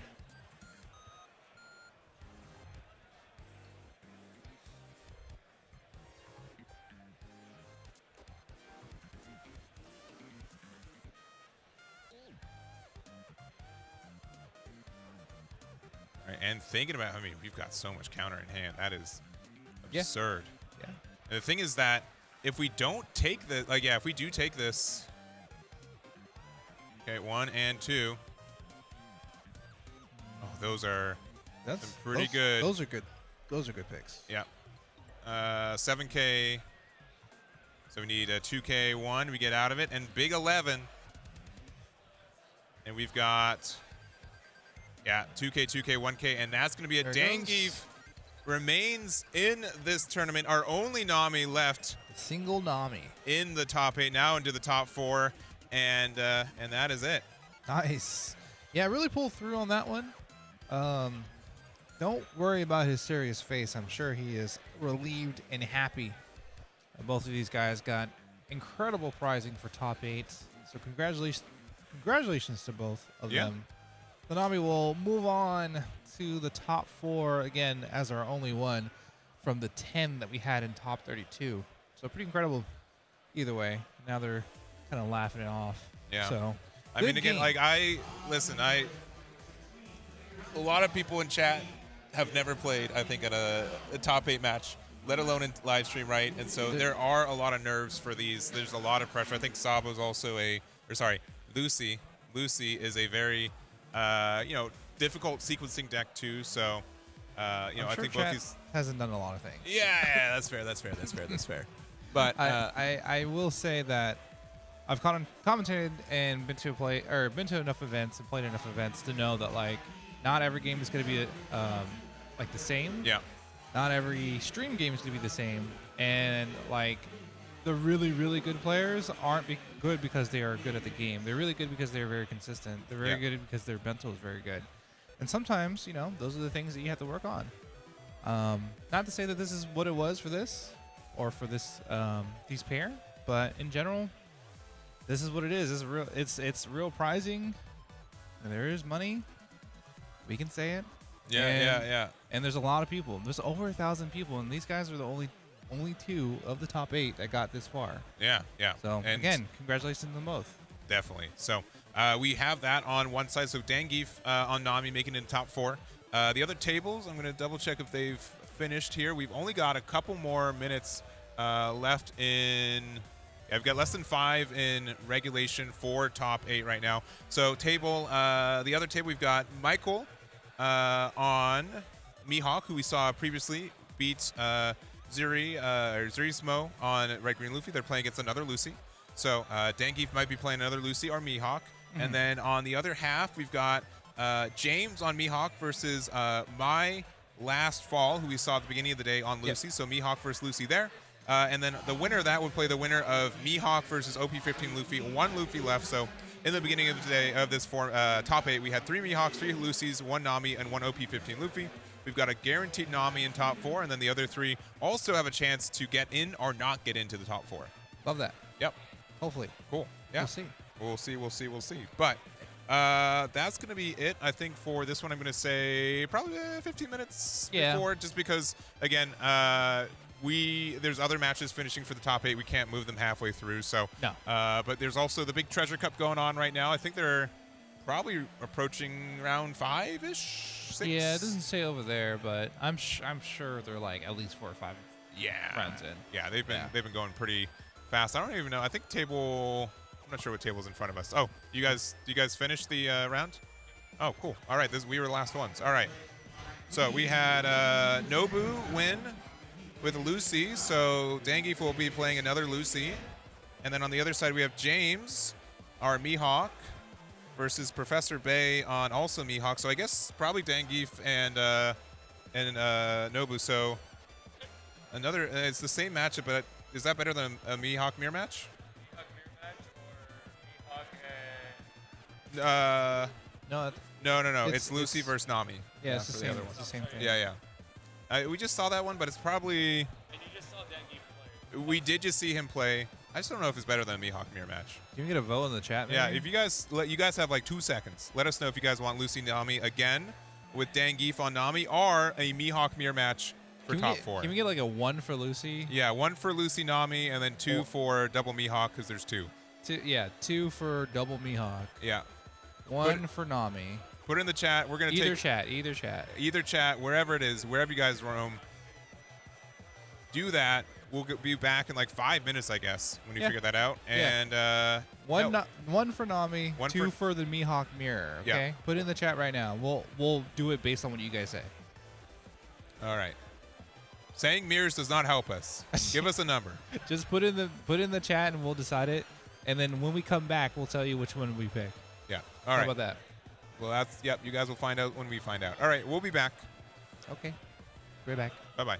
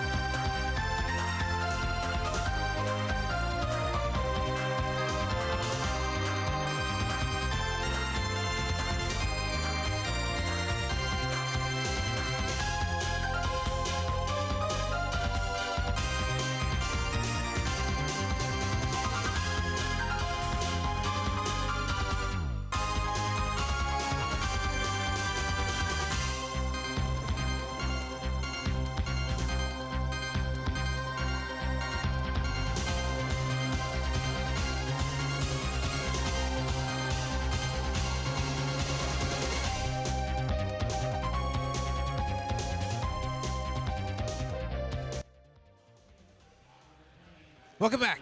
We are here for another match. We said that our match would be something. Something, yeah. We asked what you guys wanted, and when we stopped polling the votes, you guys wanted to see Dangeef try to get to finals there. So we've got Dangeef versus Nobu. Yeah. In our top 4 match of the side, we've got James and Professor B on the Mihawk mirror. So Mihawk guaranteed in the finals. We'll get to see them when we get over there. But we're going to see what they're going to be placing against again. Dangeef on Nami versus Nobu on that Lucy once again. We did just see this matchup, but I'm curious to see what the, if it's going to be any different. Yeah, well, half of it will be different. Yeah, I'll tell you that much. Maybe Dangeef was also still the highest seed. He's on 9, and then Nobu finished the day yesterday at 21st. So Dangeef will decide if they want to go first or second going on into this. But let's go. Let's be good to go. There it is. So start us off. Top 4: Nobu versus Dangeef, Lucy versus Nami. Let's see who makes it to the finals. Yeah, let's do this one more time. Of course, they're on one more time in the same positions in the same decks, but one different person. We're gonna actually open it up with Rebecca, and we'll see if this will get us a good start. All right. So I mean, double Rebecca's pretty good. Why not? Let's look at 6 cards off the top of the deck and get both of the good ones. I mean, I think we just added the Memento and a card to play off the Memento, so not a terrible start for us here as Nobu.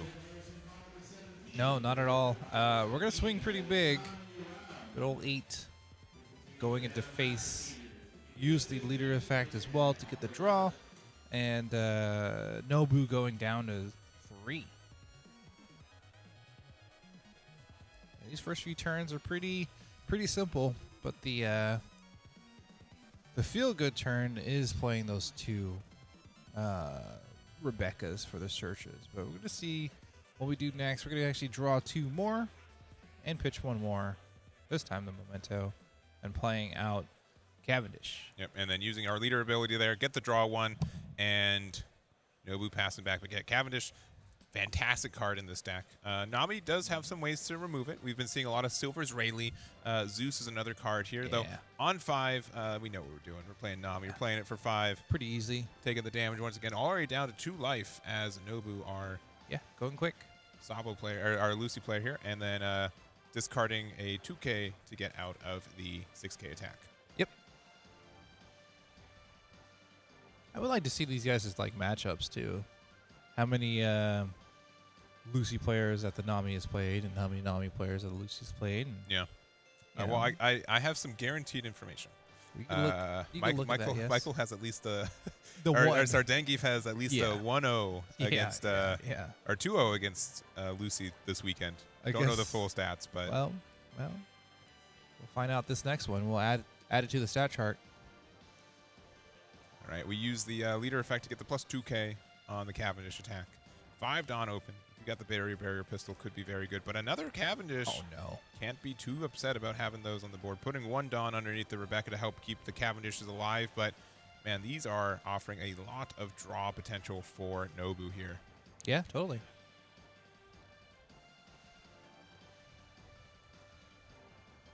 Yeah, heading back to Nami's end. We got our nice little 5-cost Nami swinging. We're immediately going to be using the blocker instead.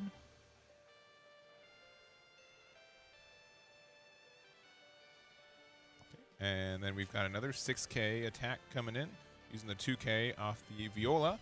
And then big 6, we do have the Silver's Rayleigh, kind of as mentioned, being able to get rid of one of the Cavendish, but passing it right back. So removal is good. We still have 1 Cavendish, though, to help continue to get our cards in hand.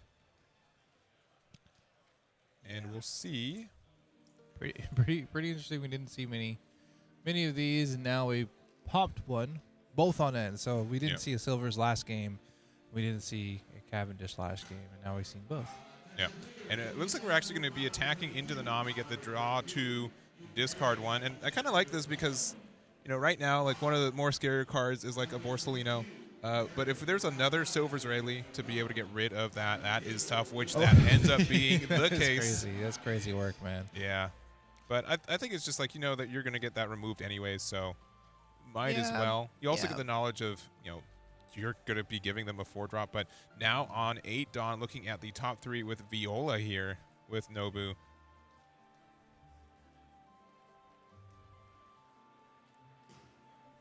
And, I mean, this could be our first Sabo turn if we're able to find it. And we get the barrier, so That's something. that definitely something. Could have been a better removal tool for the Nami, but we do have our Sabo here. We're going to use the barrier on our Silver Israeli. Really upset that it removed our Cavendish earlier, right? Get a draw from our leader ability, and then saying, you know what, I do not want you to be able to play out the Perona next turn, so I'm not going to attack. And yeah, we're going to pass or play off something off the Perona trigger and pass. Sure. Yeah, I mean, this is definitely a more of a back and forth these first few turns. The 2 silver is getting rid of the 2 Cavendishes, and now only 1 silver remains from the skirmish. Right. Big 7 getting the block. Pretty easy. Sabo kind of sits there pretty comfortably, honestly. There's not really much that interacts with that right now. Going big 6. Rebecca does not have a Dawn underneath it, so we'd have to use a 2K, using the Sabo 2K to get out. And then going to be playing out the Nico Robin here. So they do get to heal 2 here. They do get the Perona off of the life there, so it is kind of nice to remove a guaranteed trigger. That's true. Off. But it can live in the trash pretty easily. Yeah, be it interactive does there, get too. value from the trash too. Yeah, hey, this is pretty good. We're going to go ahead and go back to Nobu. We're actually going to use the Bella Betty. Another Searcher. This time, getting something a little different. Not really. We've seen this so many times.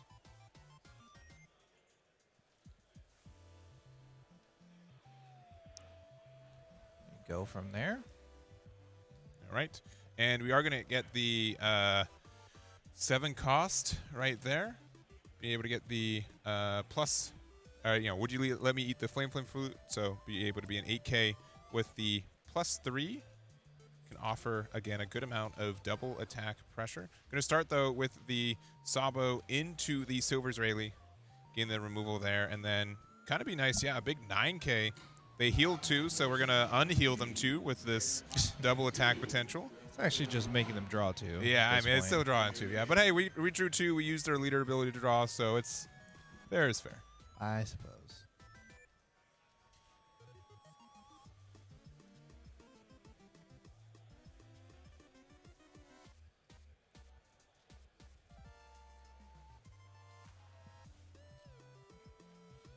Okay, we're actually going to get a Kiko Nojo. trigger. So a free body. We might have another trigger here, too. And, yeah, baby. Yeah. Yeah, okay. Wow. Did you say draw 2? I think draw 3 is the Jeez. the real number. That's ridiculous. Well, that's yellow. We're going to get the benefits from that and pass it right back to Nami. But we do have 2 Sabos. We do have the Rebecca blocker. Mm-hmm. Probably cards in Nami's hand, so we got a bunch of options that we can do. Honestly, you're doing pretty good with the Nico Robin and the life, but we're going to go ahead and do the Gekko Moria instead. Yep, being able to heal the Perona is going to be very nice.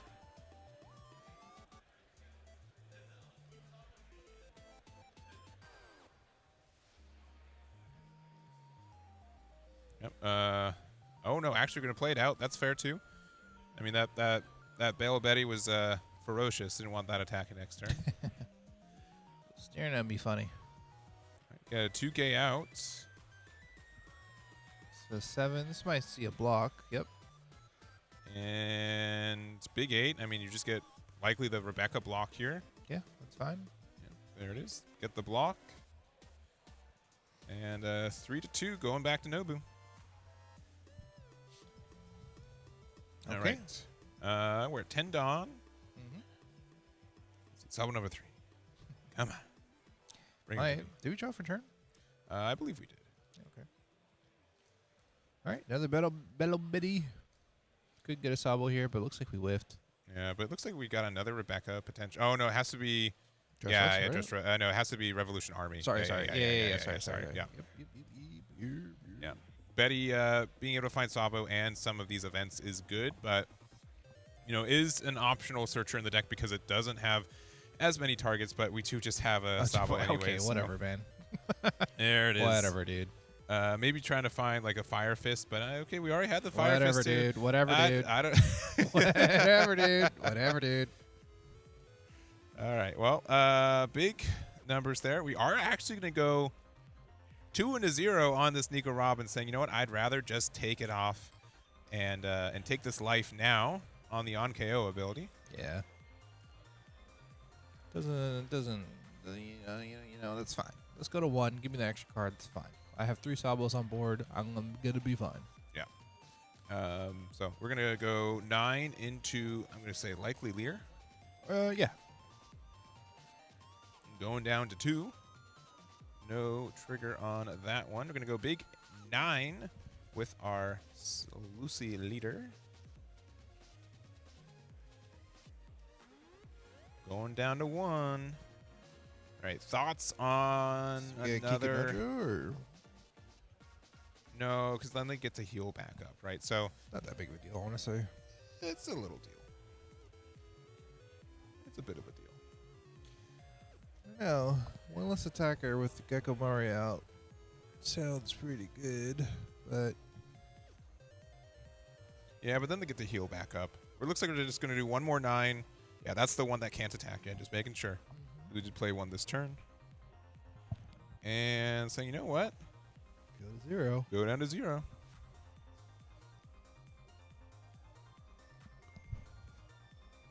All right. Well, 2 life to 0, Mm-hmm. right? No, he's at 1. Yeah, 1 life to 0. Sorry, there's it's black sleeves. Yes. Yep. And There's 0. bunch of cards in Dengief's hand. Got a few decent swings, nothing too crazy. 1 Sabo up. A decent amount of cards in Lucy's hand. But we're gonna start out with the Perona. Just a simple 5. Big 5, I think you'll find. Uh-huh. A 6. Yeah, 2K with the Leo. Still has the stage, which is nice. Mm-hmm. Just been quietly there. Yeah. And now we just got this weird condition, right? If we are afraid that they are going to, like if Rogers is an important card for next turn, we got to make sure we're not. We're going to go Gecko Moria for big 10K here.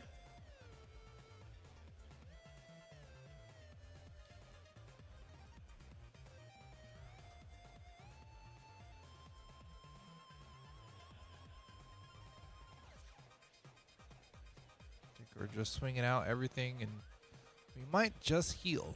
Yeah. I don't know. I have a feeling. Yeah, Zoro, Borsellino's good, but if we go down to 0, Borsellino, Double Borsellino. yeah, double Borsellino would be nasty, but if we have 10-drop Roger, that can mitigate it. Sure.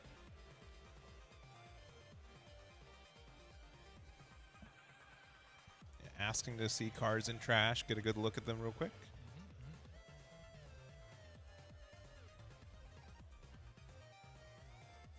Yeah, it looks like we're going to think about using the stage to get out. It's an extra 2K. Just going to block and 2K with the Viola. That works too.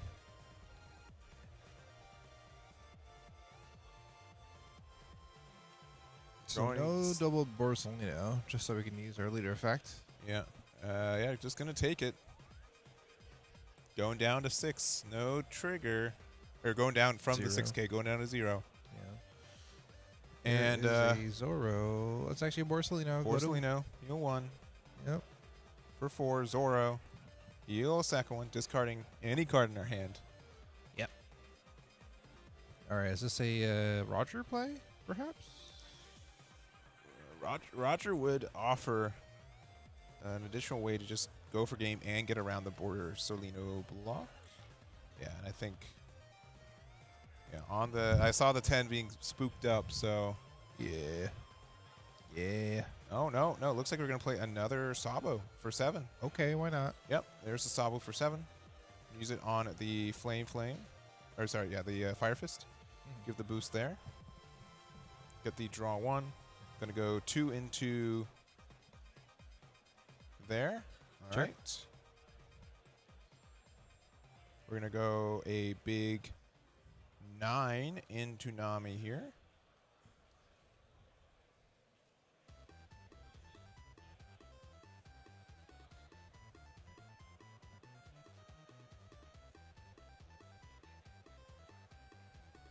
All right, thinking on the trigger here. We hit into life. And we do have a Hodgeback. Okay, so being able to play out a Perona. Luckily, we attacked with our Betty beforehand. Just going to go big 9. I mean, this could still be it, right?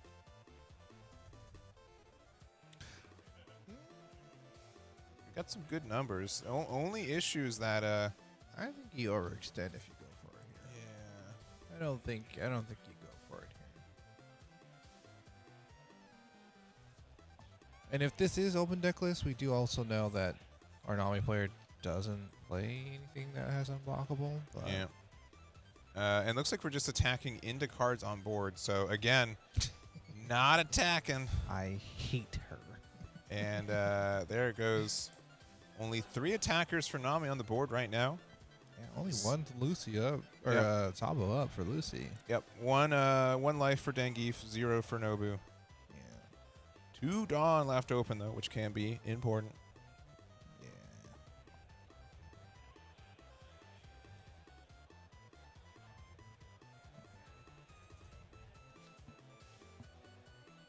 All right.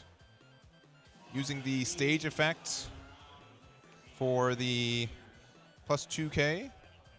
Have another 6K coming in. Using the Are You Watching Ace? Paying 1 to give the -3. And then 10 Dawn left. Let's get the block here. Pretty easy. 9 Dawn left active. Gonna play 4 or 5 for another Borsalino.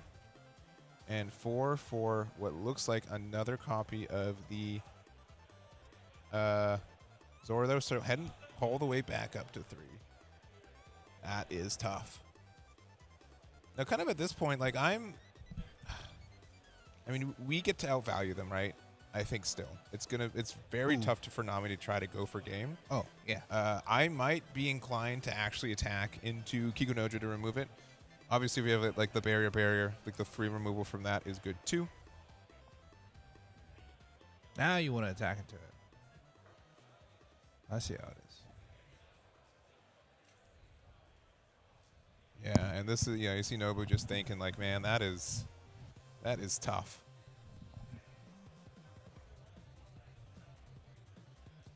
Yeah, I don't know. We were at 1 and 0, and now we're back at 3. And we have 4 bodies on board. One of them can heal us outside of the other 3 that already did heal us. And Zabo just kind of needs to start swinging. Yeah. So that's what we're going to do. I think we're swinging probably into the Zoro if I was him. Let's just start it nice and easy.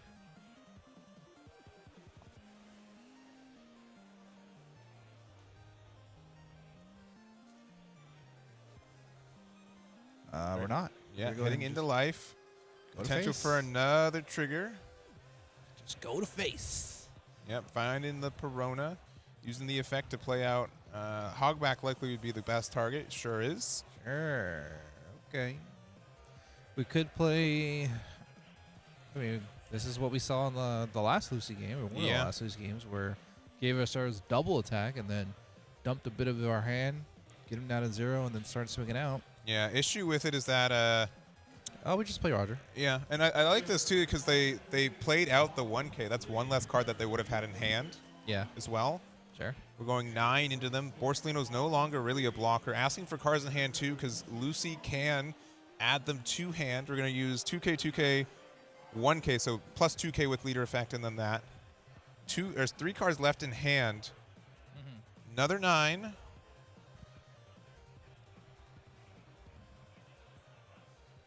I don't think we can get out of this now.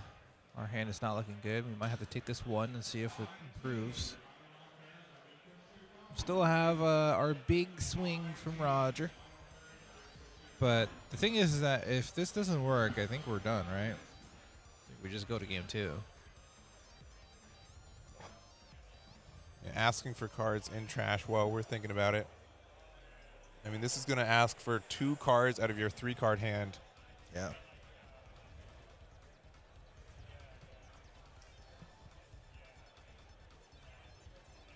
Gonna take it. Going down to 1. Another 9.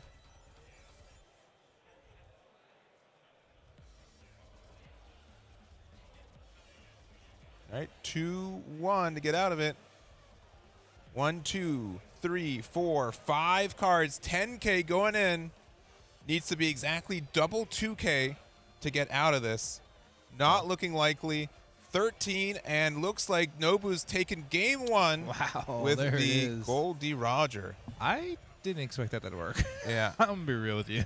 I don't think Nobu expected that to work. Now, if you look at his face, I just for the stream, correct, optimal gameplay. Don't look at chat. Don't look at chat, block man. with Borsalino.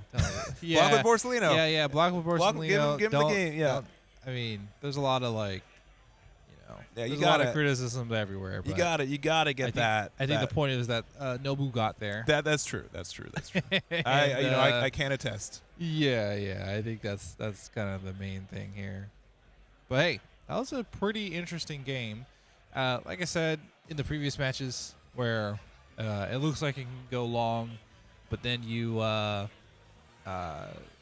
you turn away and then come back and it's like, oh, okay, he played Roger and swung with every single Sabo and then ended up winning. So yeah, I think it was really well played for what it was, as far as, making sure that the last 2 swings were beefy enough to get down to 0. Yeah. And it really was a play of the leader having enough power in its leader effect. Yeah. So maybe that was what was kind of forgotten on Nami's end, but who knows? Yeah. Started out with the second game though. Yeah, and real quick, there was like ways for you to not lose there too from triggers. I'd have to double check what was in trash, but I do know they play a 4-drop Zoro and they play Gecko Moria. Gecko Moria trigger can play out Zoro from trash and then get the on play to get the extra life, so that could have changed a little bit of math. Yeah. I don't think we're playing any 0-cost event 2, but we're just starting off pretty quick. Nobu going down to 3. Yeah. And going the back and forth. Okay, we're gonna swing a 5, and probably leader effect doesn't really matter this turn. We're gonna go ahead and draw, play out our Cavendish, and hope, just hope, put our hands together and hope it does not get KO'd by Silvers. But we'll see.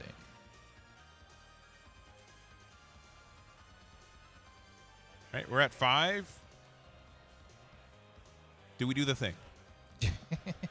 Oh, maybe. I don't know. We probably will be doing the thing. He's at 3, so I love the thing. yeah. I mean, it's kind of the play. It's the thing. He does have a Nami, so there's that. So I think I'm pretty sure. Come on, don't ask for cards again. You know you're gonna play the Nami. Just play the Nami, dog. It's okay. You want to play the Nami. I think the Nami is what you want to do. If you want a Silvers, you can. If you want a Nami, you can. But I think, well, Silvers is a 5 cost, right? 6 costs. Yeah. Yeah. Oh, we're not doing that. Okay, so we're just gonna take it anyway. Draw the 1. And it could be. Does that help? Okay. No. We're gonna Perona to prevent the Cavendish to get the wind attacking, to get an extra body this turn, and then play Nami next turn, and then swing 7. I think that's. Oh wait, we can't. Yeah. You took the 1. But I really like this sequencing for a couple of reasons. One. Why's that? If you go 6 into there and they don't take it, right, then you can have a chance to do Nami the next turn. Yes. But also here, being able to play Perona and prevent their Cavendish from attacking also just gets you cards. So right. Hogback, finding Hogback. Yes. Here we go. I do see that. I do see the play there. Yep. And we're going to barrier, pistol it. There is no remove from game here. Yep. Get the draw 1. 3 life to 2. Can't attack with Cav. Likely just thinking, all right, do I need to put a Dawn under Rebecca to get blocker, or should I get a search to be able to maybe extend my plays next turn? So play is another Rebecca, looking at the top 3 cards of our deck, getting another barrier pistol. Really strong in this matchup because there's a lot of great targets. And if we can remove the Perona off the field, it's not going to be in trash to be played later, which is great. Yeah, definitely. I think that's one thing to consider. Got the 2 Rebecca's out. Still have the Cavendish, but we'll see if that stays on Nami's turn here as we swing. Right. 5, getting the removal. Another 5 here without Dawn attached means that they're probably playing out the Nico Robin. Yeah. I mean, not a bad play for sure. Gonna trash out our Borsalino. We'd like that in hand, but that's okay. We're just gonna take the 2 life instead, and our Nobu's gonna be at 1 for the turn as we do pass back. Yeah, going back to 4 to 2 or 4 to 1. Yeah. Which is annoying, right? How could you be at 4 and I'm at 1? That's ridiculous, man. All right, getting a draw 2 and a discard 1 off the Cavendish, attacking the Hogback, going 5 in the leader, putting Dangeef down to 3. And then we're going to use the Are You Watching Me Ace to get the -1. And you're going to play the Sabo here, which if we've got the barrier pistol, which we added from last turn, yeah. There it is. Gets the removal on the Robin, gets around the on-KO effect, and that's why this can be such a good matchup for Lucy, because we are able to interact with their cards, get them off the board, and not activate their on-KO abilities.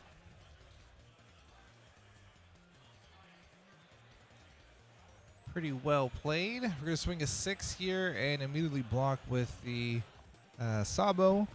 We're going to go ahead and play our own slightly or bigger boy in size, maybe not power, but the Gecko Moria, and Perona comes right back. Did we freeze? Yeah, okay. I was Yeah, like, yeah. I'm going to go ahead and freeze. Yeah, Good old Cavendish.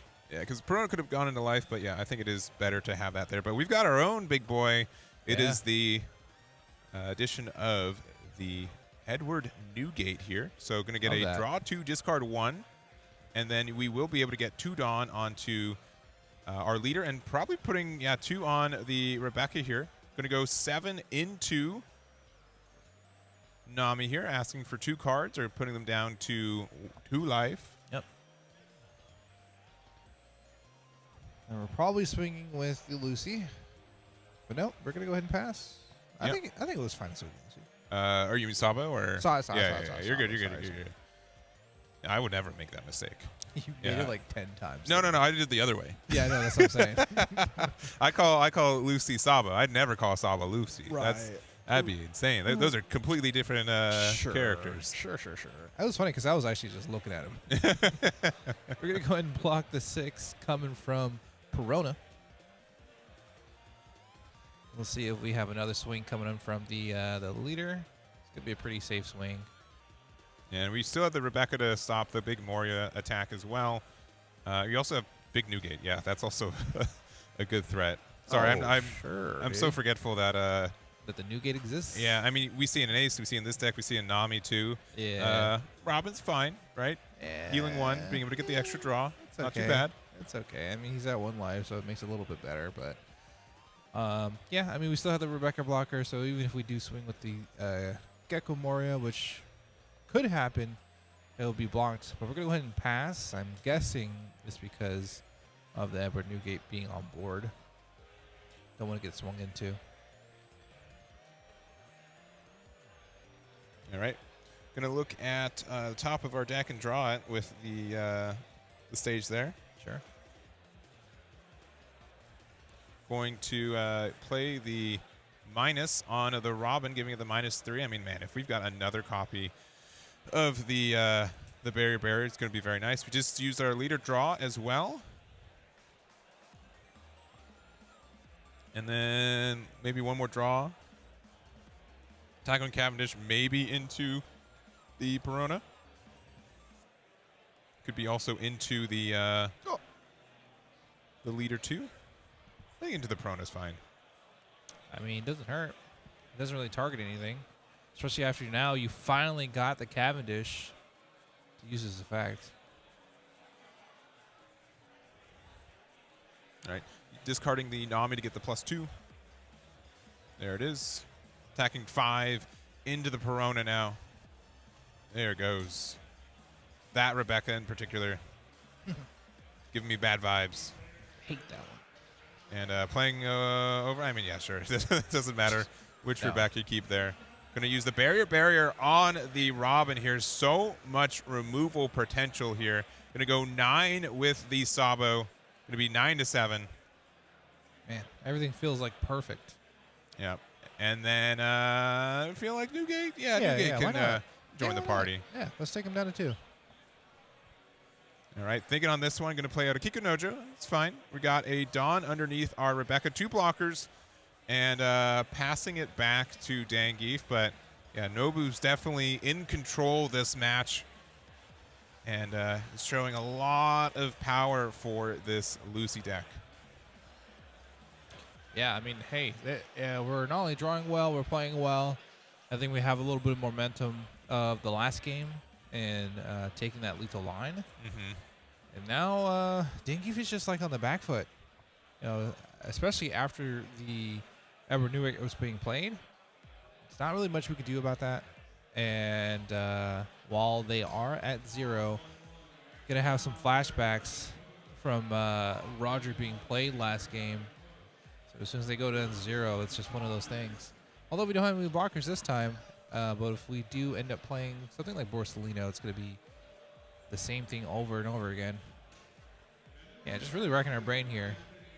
What do we do? Yeah, I mean, like we've got some plays, right? It's just like what? I mean, we've got Moria, I believe we can play out. Stunning the Cavendish again is fine, right? That offers them potential not draw. 10k is pretty big too. It means that if they block with the Saba, they still got to put a little bit extra oomph to defend it. Though we do also have another Rebecca block too. Yeah. And it looks like we're gonna just start off with the big 6. See how it goes. The 2k with the Leo there.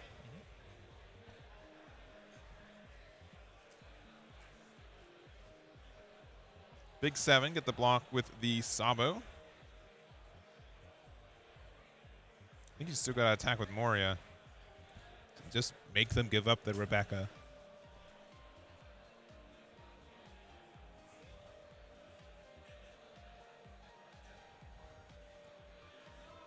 Okay, right. Yeah, we're going to play the Moria. Probably do exactly what we were talking about. Yeah. Just make sure that Cavendish doesn't draw us any more cards this turn or the following turn. And yeah, we have a big body. Yeah, and we're deciding just not to attack with Moria. I was gonna ask you. I was like, are we just not attacking with the Moria again? Or? I think we're afraid that it's gonna get bullied by Newgate. Is probably my thoughts. That's a possibility, but I mean, every turn that is not swinging is every turn that's not getting value. So I don't know. Yeah. All right, looking top 5 for a Revolution Army card. The other thing too is that, like, again, when stuff like Fire Fist exists that we just offer free removal, it's good. But ooh, we do have the it's a gift, being able to get a potential would you let me eat the flame fruit? So being able to potentially play that for 7, get a draw 2 double attack on our leader is pretty nasty.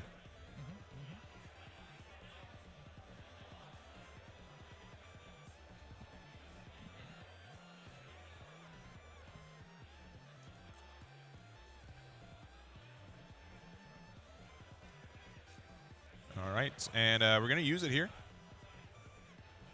So, +3, draw 2, use the effect, draw 1.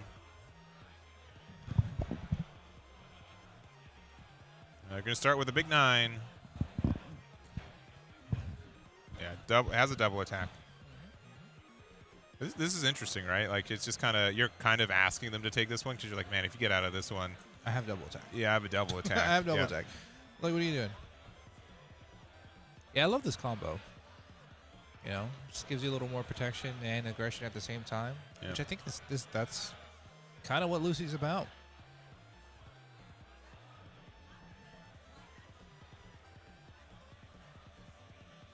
All right, leader effect and 2K, and we need one more to get out of this. It's like, thank you for... And Silver's Rayleigh, yeah. Likely thinking about using it to maybe get rid of the Rebecca blocker for the Silvers, but it would be a little bit expensive. Yeah. Zeus could probably be the card that we would try to go for turn. Got a 9K double attack due to the discarding an event on attack for our Lucy leader. Yep. 97. Asking for 2 more cards again.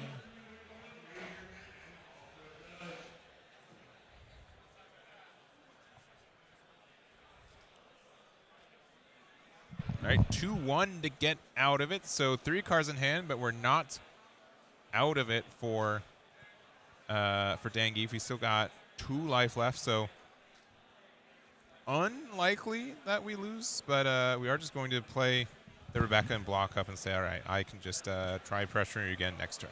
Yeah.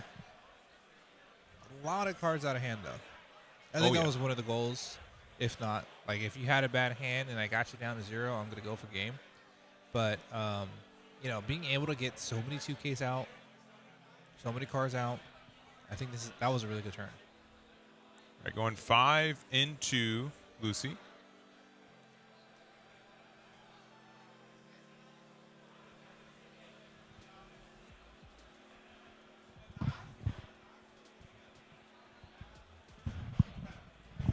Going another 5. This could be a block. Given a 2K, though.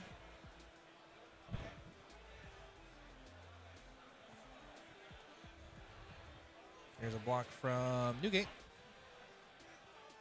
So you're going to play our own Newgate here for 10.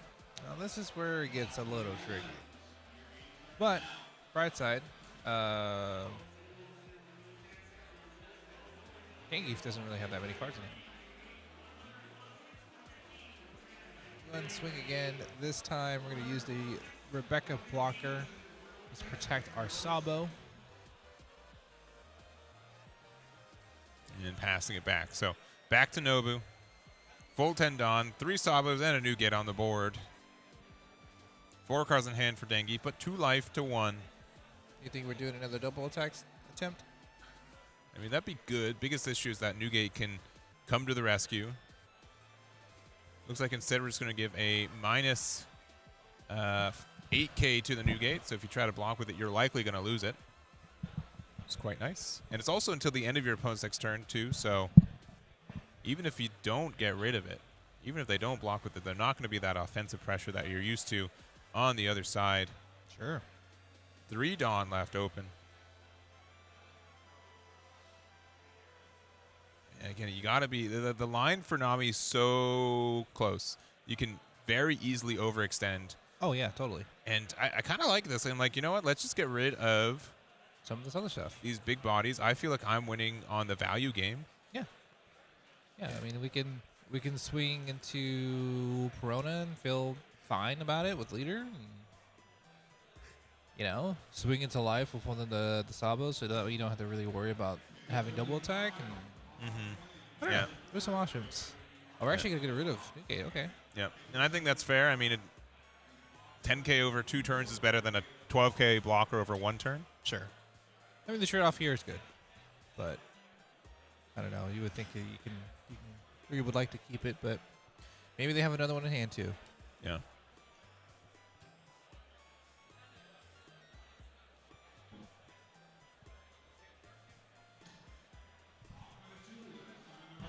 All right, 3 Dawn left open. Looks like we're going to go 8 straight into leader here. Thinking about maybe discarding a card for leader effect, but do not believe so. Just 8 to 5 currently. I mean, 9 would be nice, but I mean, our own hand is dwindling a little bit as Nomu. Or Nobu.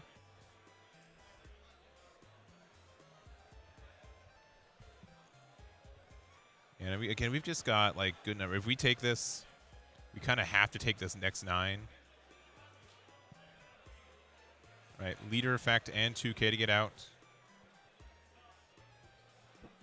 I think I'm just going, 12 on to Moria. You have 2K, 1K to save it? I do not. It's the pass.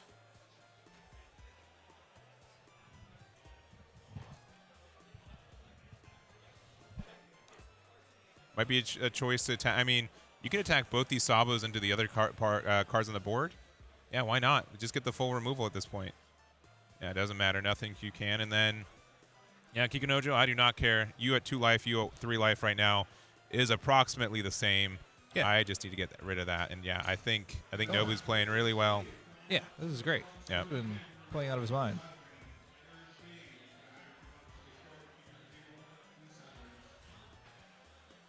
Yeah, being put in this position where you're like, I have a Gecko Mario, but like, who cares? Because I'm gonna get swung at with the new gate next turn if I swing. Mm-hmm. Like, I can get rid of one of these Sabos, maybe. But it's like whatever, honestly.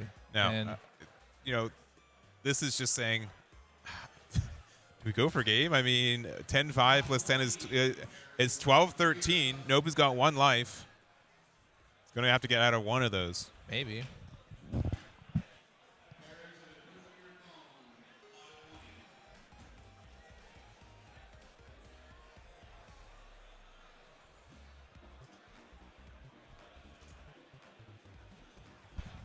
I'm just looking at some of these cards and checking any of the triggers, like a possible trigger on Lucy's end. Like if they swing here with leader and they can't get out of it, a trigger could be a Fire Fist or something similar that minuses the Gecko Mario, but it doesn't matter. We're actually just gonna get out of it. Who cares? Yeah. So 1K, 2K, 2K to get out means we should not be afraid of losing this next turn as Nobu. Probably play Zoro. Is that maybe we have a Hodgeback, but that doesn't really do anything.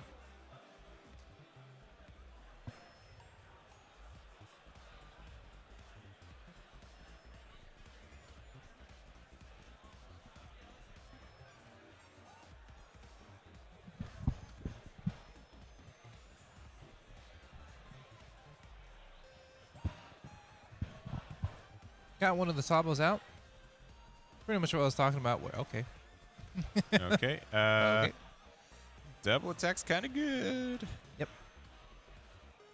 And And leader draw effect. 3. Why not? Yeah. Why not?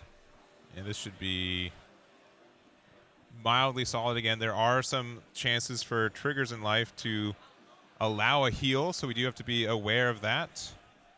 Got a big 9K going in for Dangeef. Yeah, I don't even care about the numbers here. We're just gonna go for it. Like if you're gonna swing with the Sabo, do you feel like you should have done that first before doing this double attack, or is it like let's see what's in your life first before we commit to doing that? Yeah. I mean, we could probably still like just nickel and dime a little bit. We can likely attack into their Mori and get rid of it with our new gate. We're just kind of walking down the line here with 9K here using leader effect. 2K. 2K and 1K. Yeah, we do get out of it.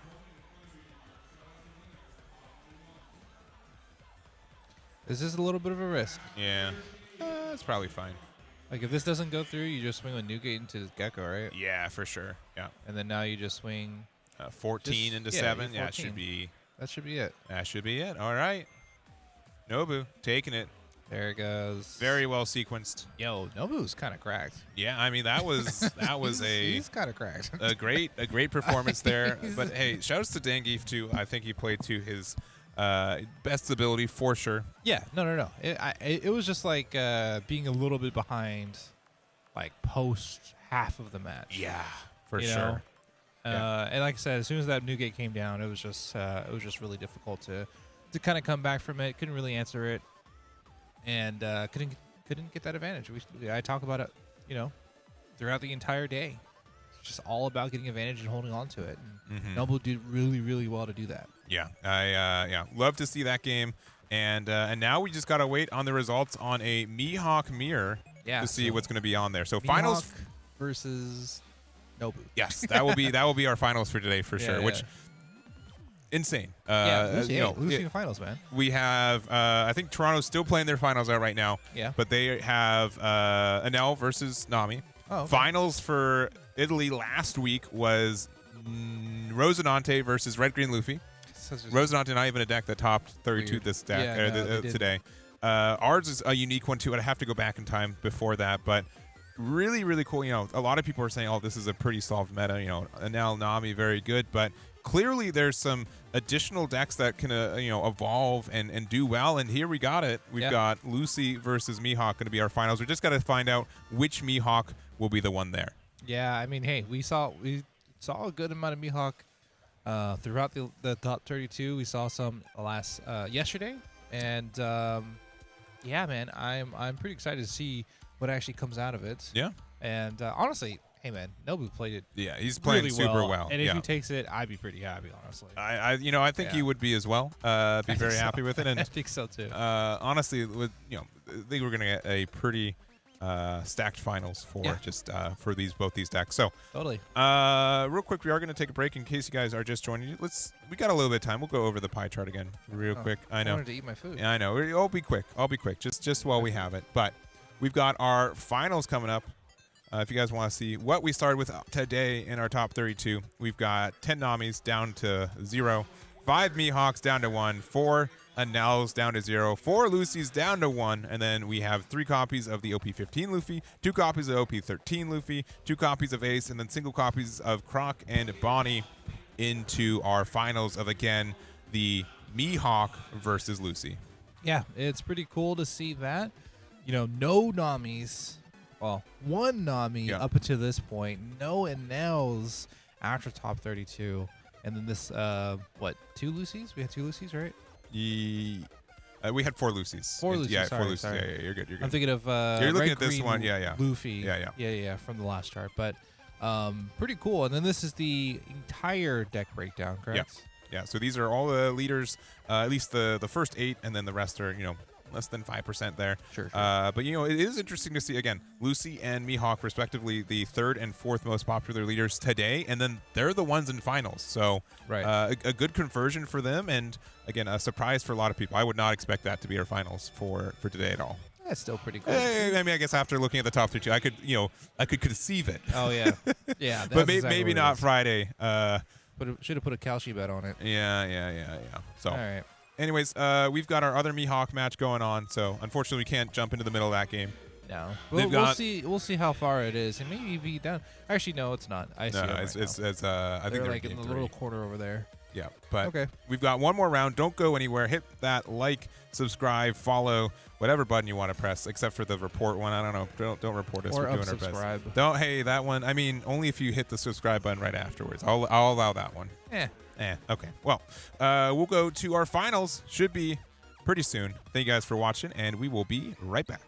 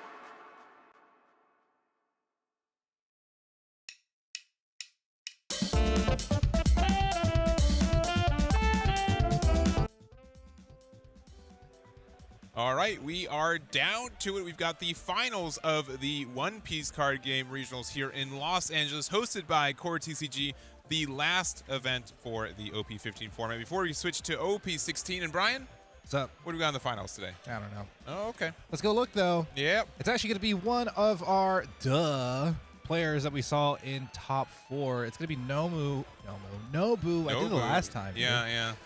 On Lucy versus our green Mihawk player, whose name Professor B. Yeah. So we're going to go on into it now. I don't know what kind of buff Mihawk players have here in Los Angeles. When we were at the event at the end of, what is it? I think it was March, early April. Yeah. We had the one in Pomona, right? Not even a couple months ago. Yeah. It's we had the winner play Mihawk for that one. I was talking to him earlier. I wasn't able to get into the main event. Played in the Treasure Cup today, and he's just like, "Yeah, I guess the Mihawk players just do very well." He's like, "Could have been me. I could have been the Mihawk here in finals." Very minimum second. So these guys are finalists, and we're going to find out who is going to be the champion. And these guys are absolutely locked in. We're going to see some more good old Lucy gameplay from Nobu, actually playing out of his mind last match. Let's see if he can pull it out against this Mihawk. Now, Nobu here is the 21st seed, and then Professor B here is, I believe he was the 3rd seed. So Professor B decided to go second into this matchup here. Probably trying to get to 10 as soon as possible. And I could be wrong. I don't know this matchup 100%, but I would say that's a matchup that slightly favors the Mihawk side. We get a lot of interaction with the blockers. Electrical Luna can stun the 7-drops as well. All true. And I think there's just a lot of green interaction cards that's going to make it tough for Lucy to feel safe all the time. I also feel like into the late game or latter half of these matches and games that, what do we do about our Mihawks? What do we do about the Beppos, right? As Lucy, like what do we really do? And like if we aren't aggressing earlier in and not have that defense to make sure we don't die to those things, I don't know how that's going to look. So I think those are all really interesting aspects of this match that we're going to find out. Yeah, I mean, we've got some abilities to remove some 12Ks. We saw that in the previous match, right? The idea of like double Fire Fist, very strong. Being able to get like some reductions into the like barrier can also be good too. But just going down 4 life on Professor B, 3 life to Nobu, and some pretty, back and forth, like just standard, consistency plays to look through our deck.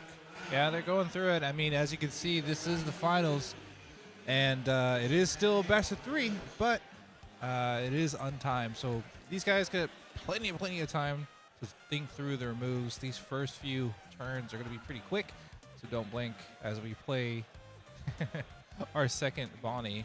Yeah. And get our search from our Perona. Looks like we got a law out of that one.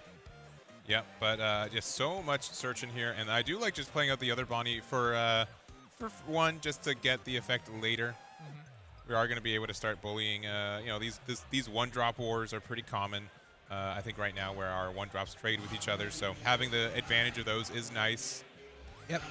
Going to be at 5 Dawn here, or sorry, I think 6 Dawn here for Nobu. Right? Yep. Yeah, because last turn it was 4 for Mihawk, so this looks like 5 Dawn currently. But we're going to put... That's 5. I think, it really just depends. Oh, okay, yeah. Oh, it is 5, so... But no things to play, so a little bit suboptimal here for Nobu. I wonder why we kept the 5 open. Not sure. Could have at least put some Dawn underneath the Rebecca's here. Yeah. Yeah, that's a little interesting, but we'll see if that actually does play out. I'm wondering what Nobu's hand looks like as well. At the very least, we could have played a Bart. Something similar. Right. Well, we were able to do kind of the Law and Bonnie combo, have enough cards rested.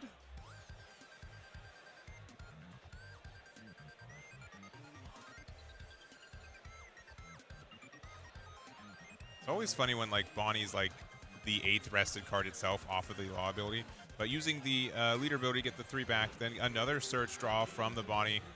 Yeah, Professor B here definitely knows their lines, knows the yeah. best ways to kind of get as much value as you can from this Mihawk deck.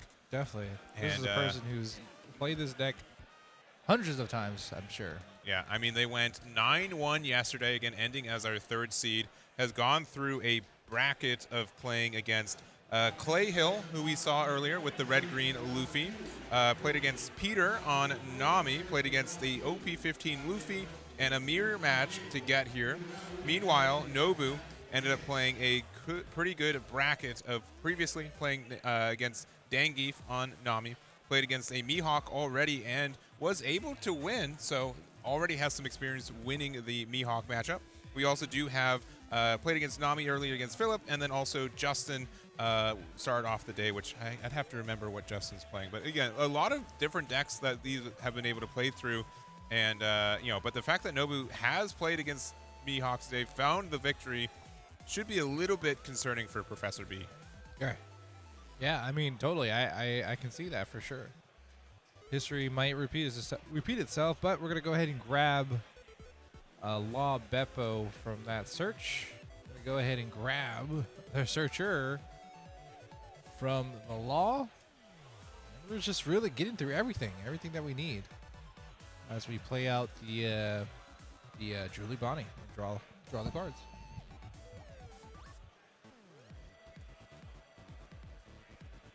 Right, playing out the coffin boat. Even the stage, though? Even the stage, though? Big 5 into the Lucy. They're getting the trigger to draw 2. But man, look at these plays. So automatic. I know. Yeah, both of these guys are really going through it pretty quickly.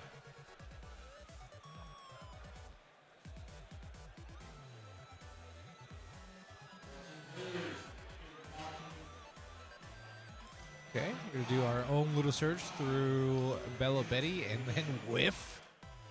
That's bad. I mean, that's the second we've seen it on stream. Yeah, and that's the thing. I think that's probably why maybe some Lucy players have opted out for that. You got to be very specific for the grabs, and it also feels bad bottom decking anything that you may have needed to.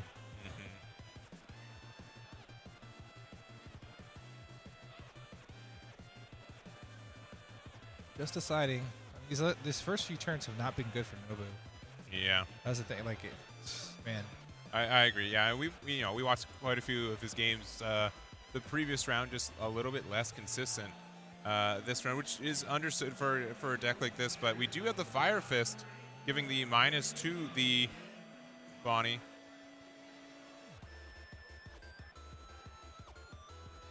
Using some pretty handsome dice there. Getting the attack with the Rebecca to attack over. Going 9 to 6 for the Trafalgar Law. It's pretty interesting numbers. Gets the Got removal open, there. Doesn't matter. It's going to go to good old trash. Thought we were going to go swing into phase, but actually that's... I think that we should are. be what it is. Okay. Yeah. If we're thinking, it's likely to... Yeah. All right, we use the Dead Man's Game to get out. Back to Professor B. Got a couple of smaller attackers. We've got the Perona attacking into the Rebecca. We're at 10 Dawn, so this could be the Law Beppo turn. Though if it is, might have wanted to play it first before attacking to the Rebecca just to be able to get the stun on Sabo instead of, it would have been likely the Rebecca. But if we at least want to be the 7K leader. But going 6 in the lead here. Taking the 2K out of hand. Looks like 5, so not likely playing Law Beppo this turn. Could be a big 9-drop Mihawk instead. Yeah, that's a possibility. This doesn't look like it's either one. It's actually just going to be Julie Bonner. We're going to be a little greedy with our draws, which is fine. Yeah. And then 'Cause we're another gonna do it again. one. Because we're going to do it again. That's why. Get the additional Dawn back again from the Bonnie effect because we had enough cards rested. Yep. That's why we swing first.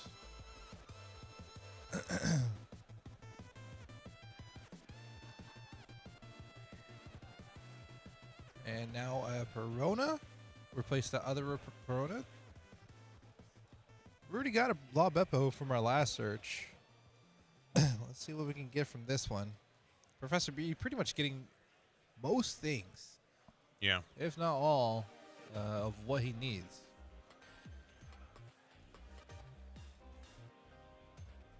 This is a Mihawk, so another option.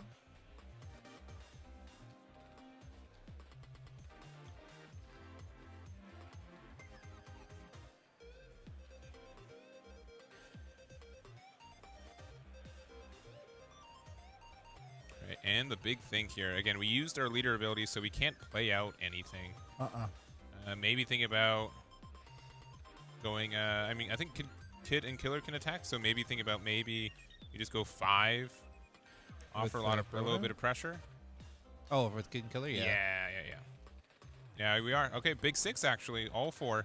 Going down to 0 as Nobu, so Wow. a little bit scary going down to 0 against a deck that does have access to Dead Man's Game and removals of blockers. So get the quick trade with the Kid Killer. We're going to use the effect on the one opponent's attack to get the extra Dawn open. Yeah, I mean, I took a peek of his hand. We do have, obviously, this Rebecca, but we also have the Gold D. Roger, as well as another Sabo. Yeah. So we're grabbing a Sabo here. That will be helpful. I mean, again, Professor B hasn't played anything, I think, larger than a 6 cost this game. Yeah. So being able to get some good cards like that. I don't think we've also seen any like barrier pistols, which could be good for being able to get rid of one of these Bonnies. But instead, we're going to get the, can I have it? So the plus 3K and double attack and the draw 2 beforehand. I think that I like this. The 2 Dawn provides us with the 2 Dawn for the Rebecca in the turn. This gives a little bit of pressure as well in general. Yep. And then we use the Billion Fold to save it. We're going to put a Dawn under Rebecca. But the biggest thing here is that we do have a card rested. Yeah, we really did not want to have to attack with that Sabo, because if we didn't, we would not have been a 7K leader on the other side for Professor B. But gets the freeze on one of the Sabos. Yeah, and this is looking, very, again, automatic, right? We know how our deck works. We're going to go 6 into there. We're going to go another 6 into it. Another 2K, and then we're going to spend 3 to play the... I know you're strong, so other Sabo can't do it, and Nobu's like, yeah, you are correct. You have made me go to game number 2. Yeah. Very, very tough. Yeah, that one, although we haven't scooped just yet. Oh, sorry. You know what? I'm sorry. I thought it looked like they were scooping the cards. My bad. Yeah. But hey, this is finals. They're gonna play it out. And we haven't like. There's no time, right? So. No. Yeah. Where there's a will, there's a way as well. So we'll see what we can do this following turn. Maybe it's not like our hand is terrible, but we're gonna go ahead and swing. Is this 8? Yeah. 8 into 6. 8 into 6 here. 1K. Yeah. All right. We are going to be able to get rid of the Beppo, which is good. Yeah. We're going to have no blocker on the Rebecca, but we have one Sabo. blocker. Yeah. All and right. it doesn't even matter because we're going to play it out. Now we're scooping. Okay. Yeah, all right. Yeah. That one was a little tough for our hero Lucy, but that's okay. That's why there's 3 games, possible games. Sorry. Yeah. So, Professor B did get the choice to go second, which I think is the preferred for both players. So, Nobu is going to be able to go second into this game, which is going to be strong. But those kind of interactions, being able to stun most cards in Nobu's deck, that's why, in my opinion, I think this is a bit Mihawk leaning, but not impossible for Nobu to, especially going second, clutch this second game out. Yeah, it's funny because I was looking through the chat for both, or I was looking through the chat before and during. It's like both sides. Yeah. Saying that Lucy got it and then Mihawk got it. Yeah. Personally, I mean, for this specifically, at least for this game, we drew really well on Mihawk's side and not so well on Lucy's side. So, yeah, I mean, we had that turn. We had 5 Dawn. We had nothing to do with it. Yeah. So, that's obviously not a turn of confidence, but yeah, that's fine. We're best of 3. That happened on the game that it's, you're on your off curve anyways. So right. Let's try to draw a little bit better on the game that we're on our curve that we'd want to have, and that's going to be nice. So Hopefully, just draw better. Yeah, okay. I mean, like, Hayden the Eggman. I mean, Castanen. I guess in less words. Just draw better. That's like the way, right? Uh-huh. I agree, though. Just get better cards, man, and then play them. Yeah, it can happen. It can happen. Yeah, we're gonna see what we open with for this. I love the Mihawk sleeves, by the way. Yeah. Brother is just staring. I don't know who he's staring at. Yeah. Honestly, it looks like he's staring at me when I'm watching this. Like, it's That's sinister. into my soul. Absolutely diabolical. All right. Well, we got the Perona turn 1. Getting the Beppo Law. Maybe not in that order. And the Rebecca for 1. Looking at the top 3. Why not? Going to get a Cavendish. All right. So whether we play that off an event or not, that's a good card to have. Can be interacted with, but we are going to use the Searcher event as well, looking at the top 5 for a Dressrosa card. I think it has to be a character. Yeah, and another miss, unfortunately. And, you know, that can just be, when you have like these double searchers, you're like, man, if I change the order, so much difference could have happened, but... I think he used up his luck last match, man. Like, Yeah. that last match, he was drawing like everything and playing everything. This time around, you know, we've seen it in a lot of different finals before, where sometimes the destiny he calls to one player, not the other. Yeah, just on the momentum, right? Yeah.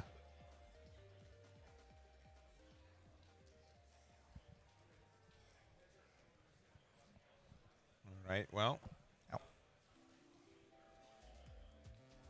Looking at exciting. the top 5 from our Perona from on turn this play. Yep. Our second one. See what we get from it. Just depends if we have a La Beppo or maybe continue what we did last time. That worked really well, which was Law. Yep. We had Bonnie as well to pair with it. We can go ahead and swing 7, take them down to 3 pretty quickly.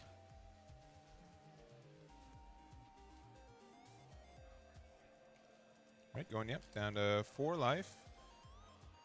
Playing out the Cavendish. I mean, still, like, not terrible.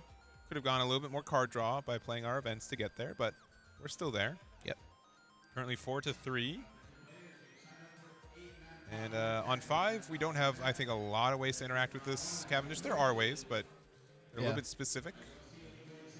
No, we're just taking them. Taking the easy ones early on so that way we can actually see what we can do. Yeah. And now the Jurley Bonnie comes down to stun one of the Dawns, unfortunately making it a little weird, but hey, that's fine. We're not going to play anything too crazy this turn. Yeah. I mean, if anything, it might be like the Dawn that we would have put onto the Rebecca this turn, right? We are actually discarding the Goldie Roger, which I think is fair, saying that this might not be the matchup where it's as impactful. We're going to play another copy of Rebecca here. We get cards in hand. Yep, drawing more and more, trying to build up this hand to be a little bit better than last games. Yeah, the thing is, like, we're just kind of missing out on so much card draw when I know we haven't been able to really play any events so far.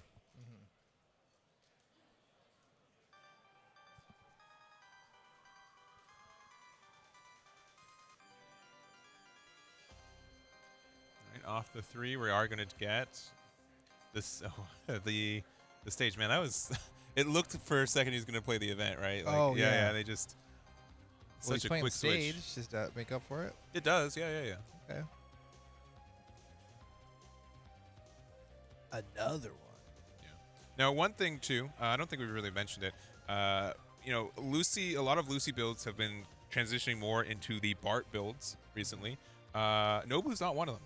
Okay, yeah, I was gonna ask you. Yeah, we saw pretty much all his deck last game. We're seeing a good amount of it today. Obviously, for putting cards in like Belo Betty and like the one-drop event I searcher. think he needs to take out Bell Betty.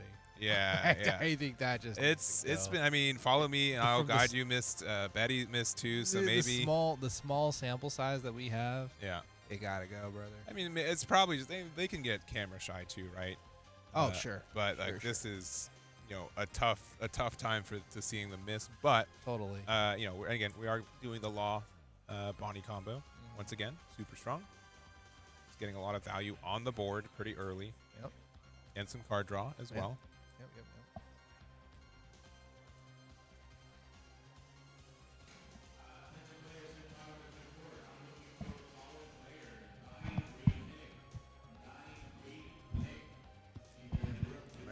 Dawn left open. Do not believe we've used our leader's effect quite yet either for Professor B. Does not look like it. All right, we get the rest with the Scratch Man Apu, and then we're going to attack into with Perona. We're going to rest the Apu with the leader effect and go 9 into Cavendish, and we're going to go plus 2k and 2k to get out of that, so Cavendish does live again. But again, a quite good line, I think, from Professor B to get rid of the blocker, get a lot of interaction. I mean, this is why, again, we have so many ways to deal with blockers. It's going to be tough, I think, for Nobu to handle that kind of interaction. But we're going to play out the, you know, I can have it. Getting the plus 2 draws, 3 draws with the leader effect, and the double attackers for plus 3k. So, yep. Going 6 into, looks like the blocker, getting the draw 2, discard 1. Going 8 into the Bonnie blocker. We have drawn 6 cards in the last 10 seconds. By the way. I mean, we're going both ways, right? We're gonna play the Rebecca there, but yeah, with the Law into Bonnie into replaying the Perona, we bounce. Like, there is, you know, a lot of consistency tools that both these decks are privy to. Totally. Right, we should be at 9 Dawn here for Professor B, going 6 into 6 here. Going 2k to save. You have to be careful with blocking with Savo too, because Electrical Luna can be online, and when you can always just get 3 Dawn back with this deck, you are able to get a lot of great benefits of being able to you know, do everything and then end the turn with a quote-unquote free Luna. Yeah, totally.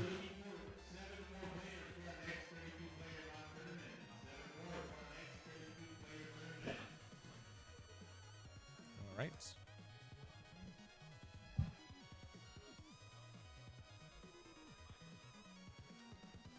No. I think we're thinking about, yeah, it looks like, yeah, we bounce back, play out the Bonnie, and just deciding on what to discard. Looks like it's a Shigi. We're going 6k with Law. Going to use our stage effect, discarding an event. We're going to spend 1 to play over the Scratchman Apu to play out a Perona once again. And just immediately, this was a card I needed, so it's the card that I added to hand. Yeah. We've got 3 Dawn left. We can go big 8 into Cavendish if we so desire. Have you used leader effect yet? We have not. No. Going 7 into Cav. Leader effect, resting the Perona to get 3 back, and then immediately we're going to play out the... well, yep, let me also double check. Because you can target. Yeah, the 2 sword style Rashomon. So you rest 2 your Dawn, KO up to 2 of your opponent's characters that are rested with a base cost of 4 or less. So just not even a stun, a full removal of that Cavendish. Interesting. Yeah, don't see that very often. From OP12, used for the green Zoro deck. Yeah, and also seems like they are. A lot of these green cards are synonymous with that. We saw the Tashigi, right? And the recent add into these decks. And now we see this. Now the Sabo comes down. Gonna get the barrier to get rid of the Law and draw 1. Issue here is that we're going to have 2 rested cards after a 10-drop Law Beppo hits the board, and there it is.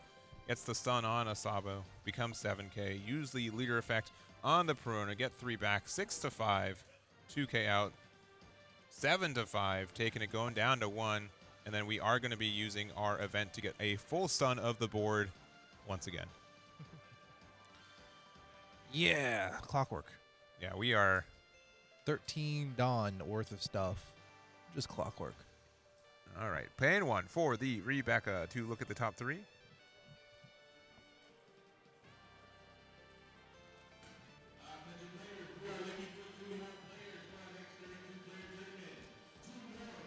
Don't you like One Piece in the way that, like, at a certain point of the game and skill and decks, you just don't have to say anything. You just play. You really do, yeah. Isn't that cool? It's, I mean, that's like one of my favorite things is that, you know, this is an international card game.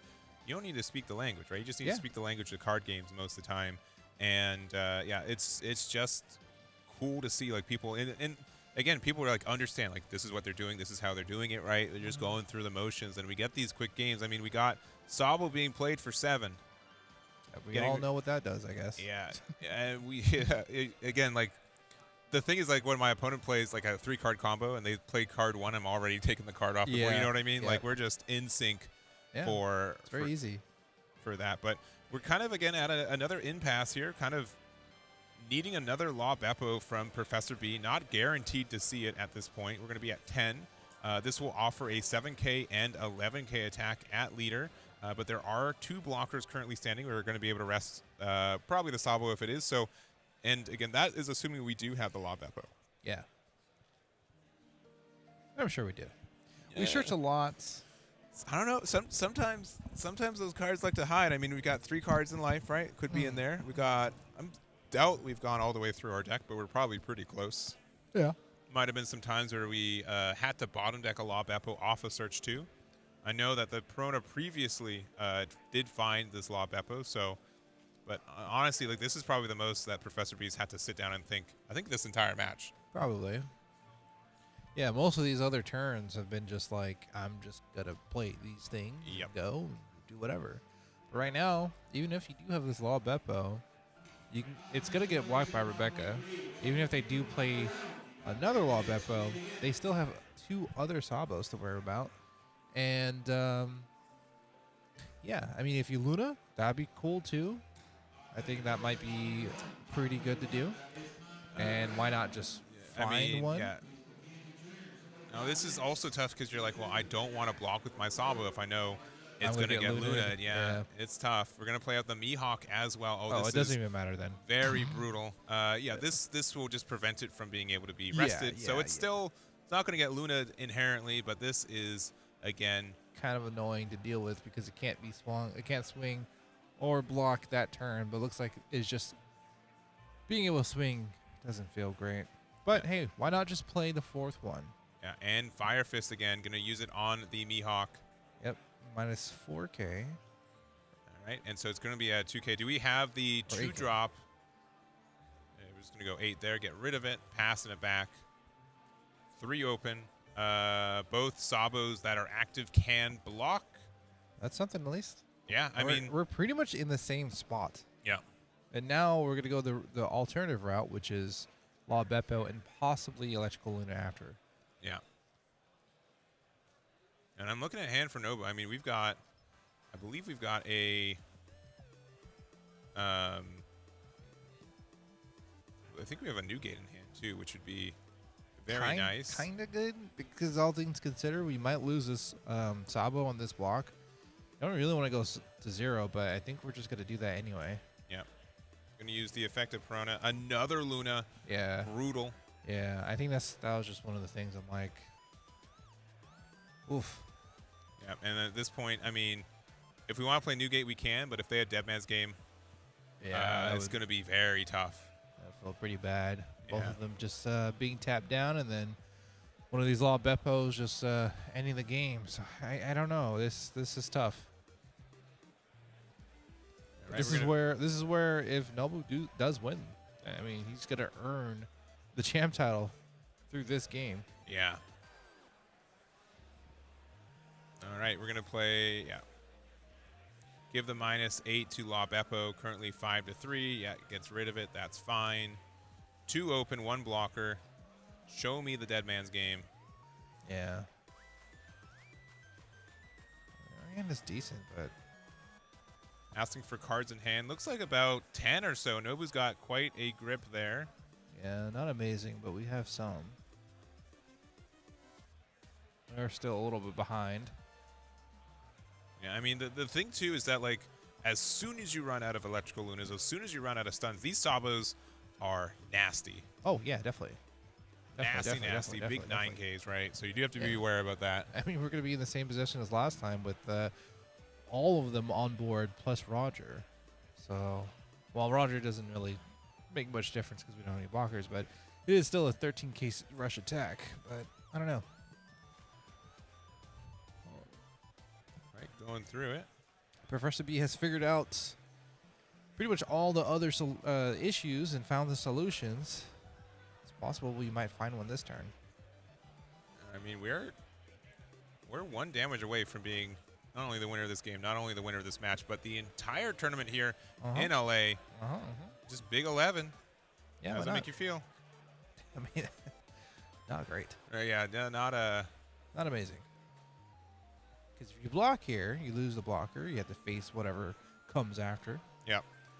And what is that? 13 from Yeah. leader, if anything. If we're It's just doing that? 15. 15. Yeah. Yeah, I mean, this is already a terrible time to be. And we have our Dawn open. So if we do have our Dawn open, I mean, worst case scenario, we go Dead Man's Game after this. Yeah, I mean, could be that for sure. I do think just asking for some interaction. There's like so much too. Like if we block with this, which we will, and then we are going to save it by using the, are you watching Ace? So it gives the -3, so it goes to 8K, so 8 to 9, 1 Dawn open. That card against leaders is pretty much just a 1K. We're just going to go 15, and that is going to be it. Wow. Nobu taking Just second, goes and for it. Professor B There it goes. gets the game there, is our champion for Los Angeles. The end of the OP15 format. Mihawk is our winner. Nice. Well, hey, that was something else, huh? Yeah, honestly, a fast-paced game, but I love these ones. Just shows both these players, they're here for a reason. They got to the finals because they know how to play this game, how to play their decks, the back and forth of this meta, and Professor B is able to come out on top. Yeah, dude. These guys played like actual professionals. We Yeah, gotta give it to them. Like these guys played like it was just another game at locals, but they wanted to win locals. Yes, they did, yeah. You know? So it was- crazy finish, for sure. yeah, absolutely really good. Both decks not only showcased in this match, but their previous matches. Obviously, he won the Mihawk Mirror and showcased that he is the best Mihawk, not in the Mihawk Mirror, but also the entire tournament. You got to realize that this was over 1,000 people over the course of 2 days. This is a big tournament. Professor B is not a North American local either. He Yeah, traveled here from Asia, so Yeah, just incredible player. Said, to you know take what? it down, why I've got a not? free weekend. I'm just gonna travel LA. I'm gonna win a tournament. Head back. Yeah. Also, by the way, not to knock him at all, but there was just like no like celebration or anything like that. He's This like- is another day at work, Yeah, bro. he's just This like, is- yeah. This is just another day at work, bro.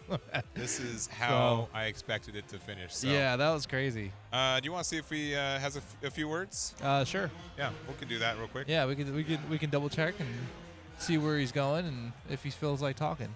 So Yeah. if that's the case, It we'll be. looks like just literally just texting. Yeah, I won. Yeah, dude, I'm telling you, I'm looking at him. He is just like, yeah, whatever. Yeah. It's just another day. So, we're going to we'll see if that's what's up. I'm sure they also have to make sure that obviously gets prized out. Yeah, Make the yeah. announcement too. We'll see if we can snag him for a moment too. Sure. But we'll take a little break. Otherwise, we'll send you guys off when we figure it Okay. out, and Yeah. we'll be right back. Be real quick. Yep. See you guys then.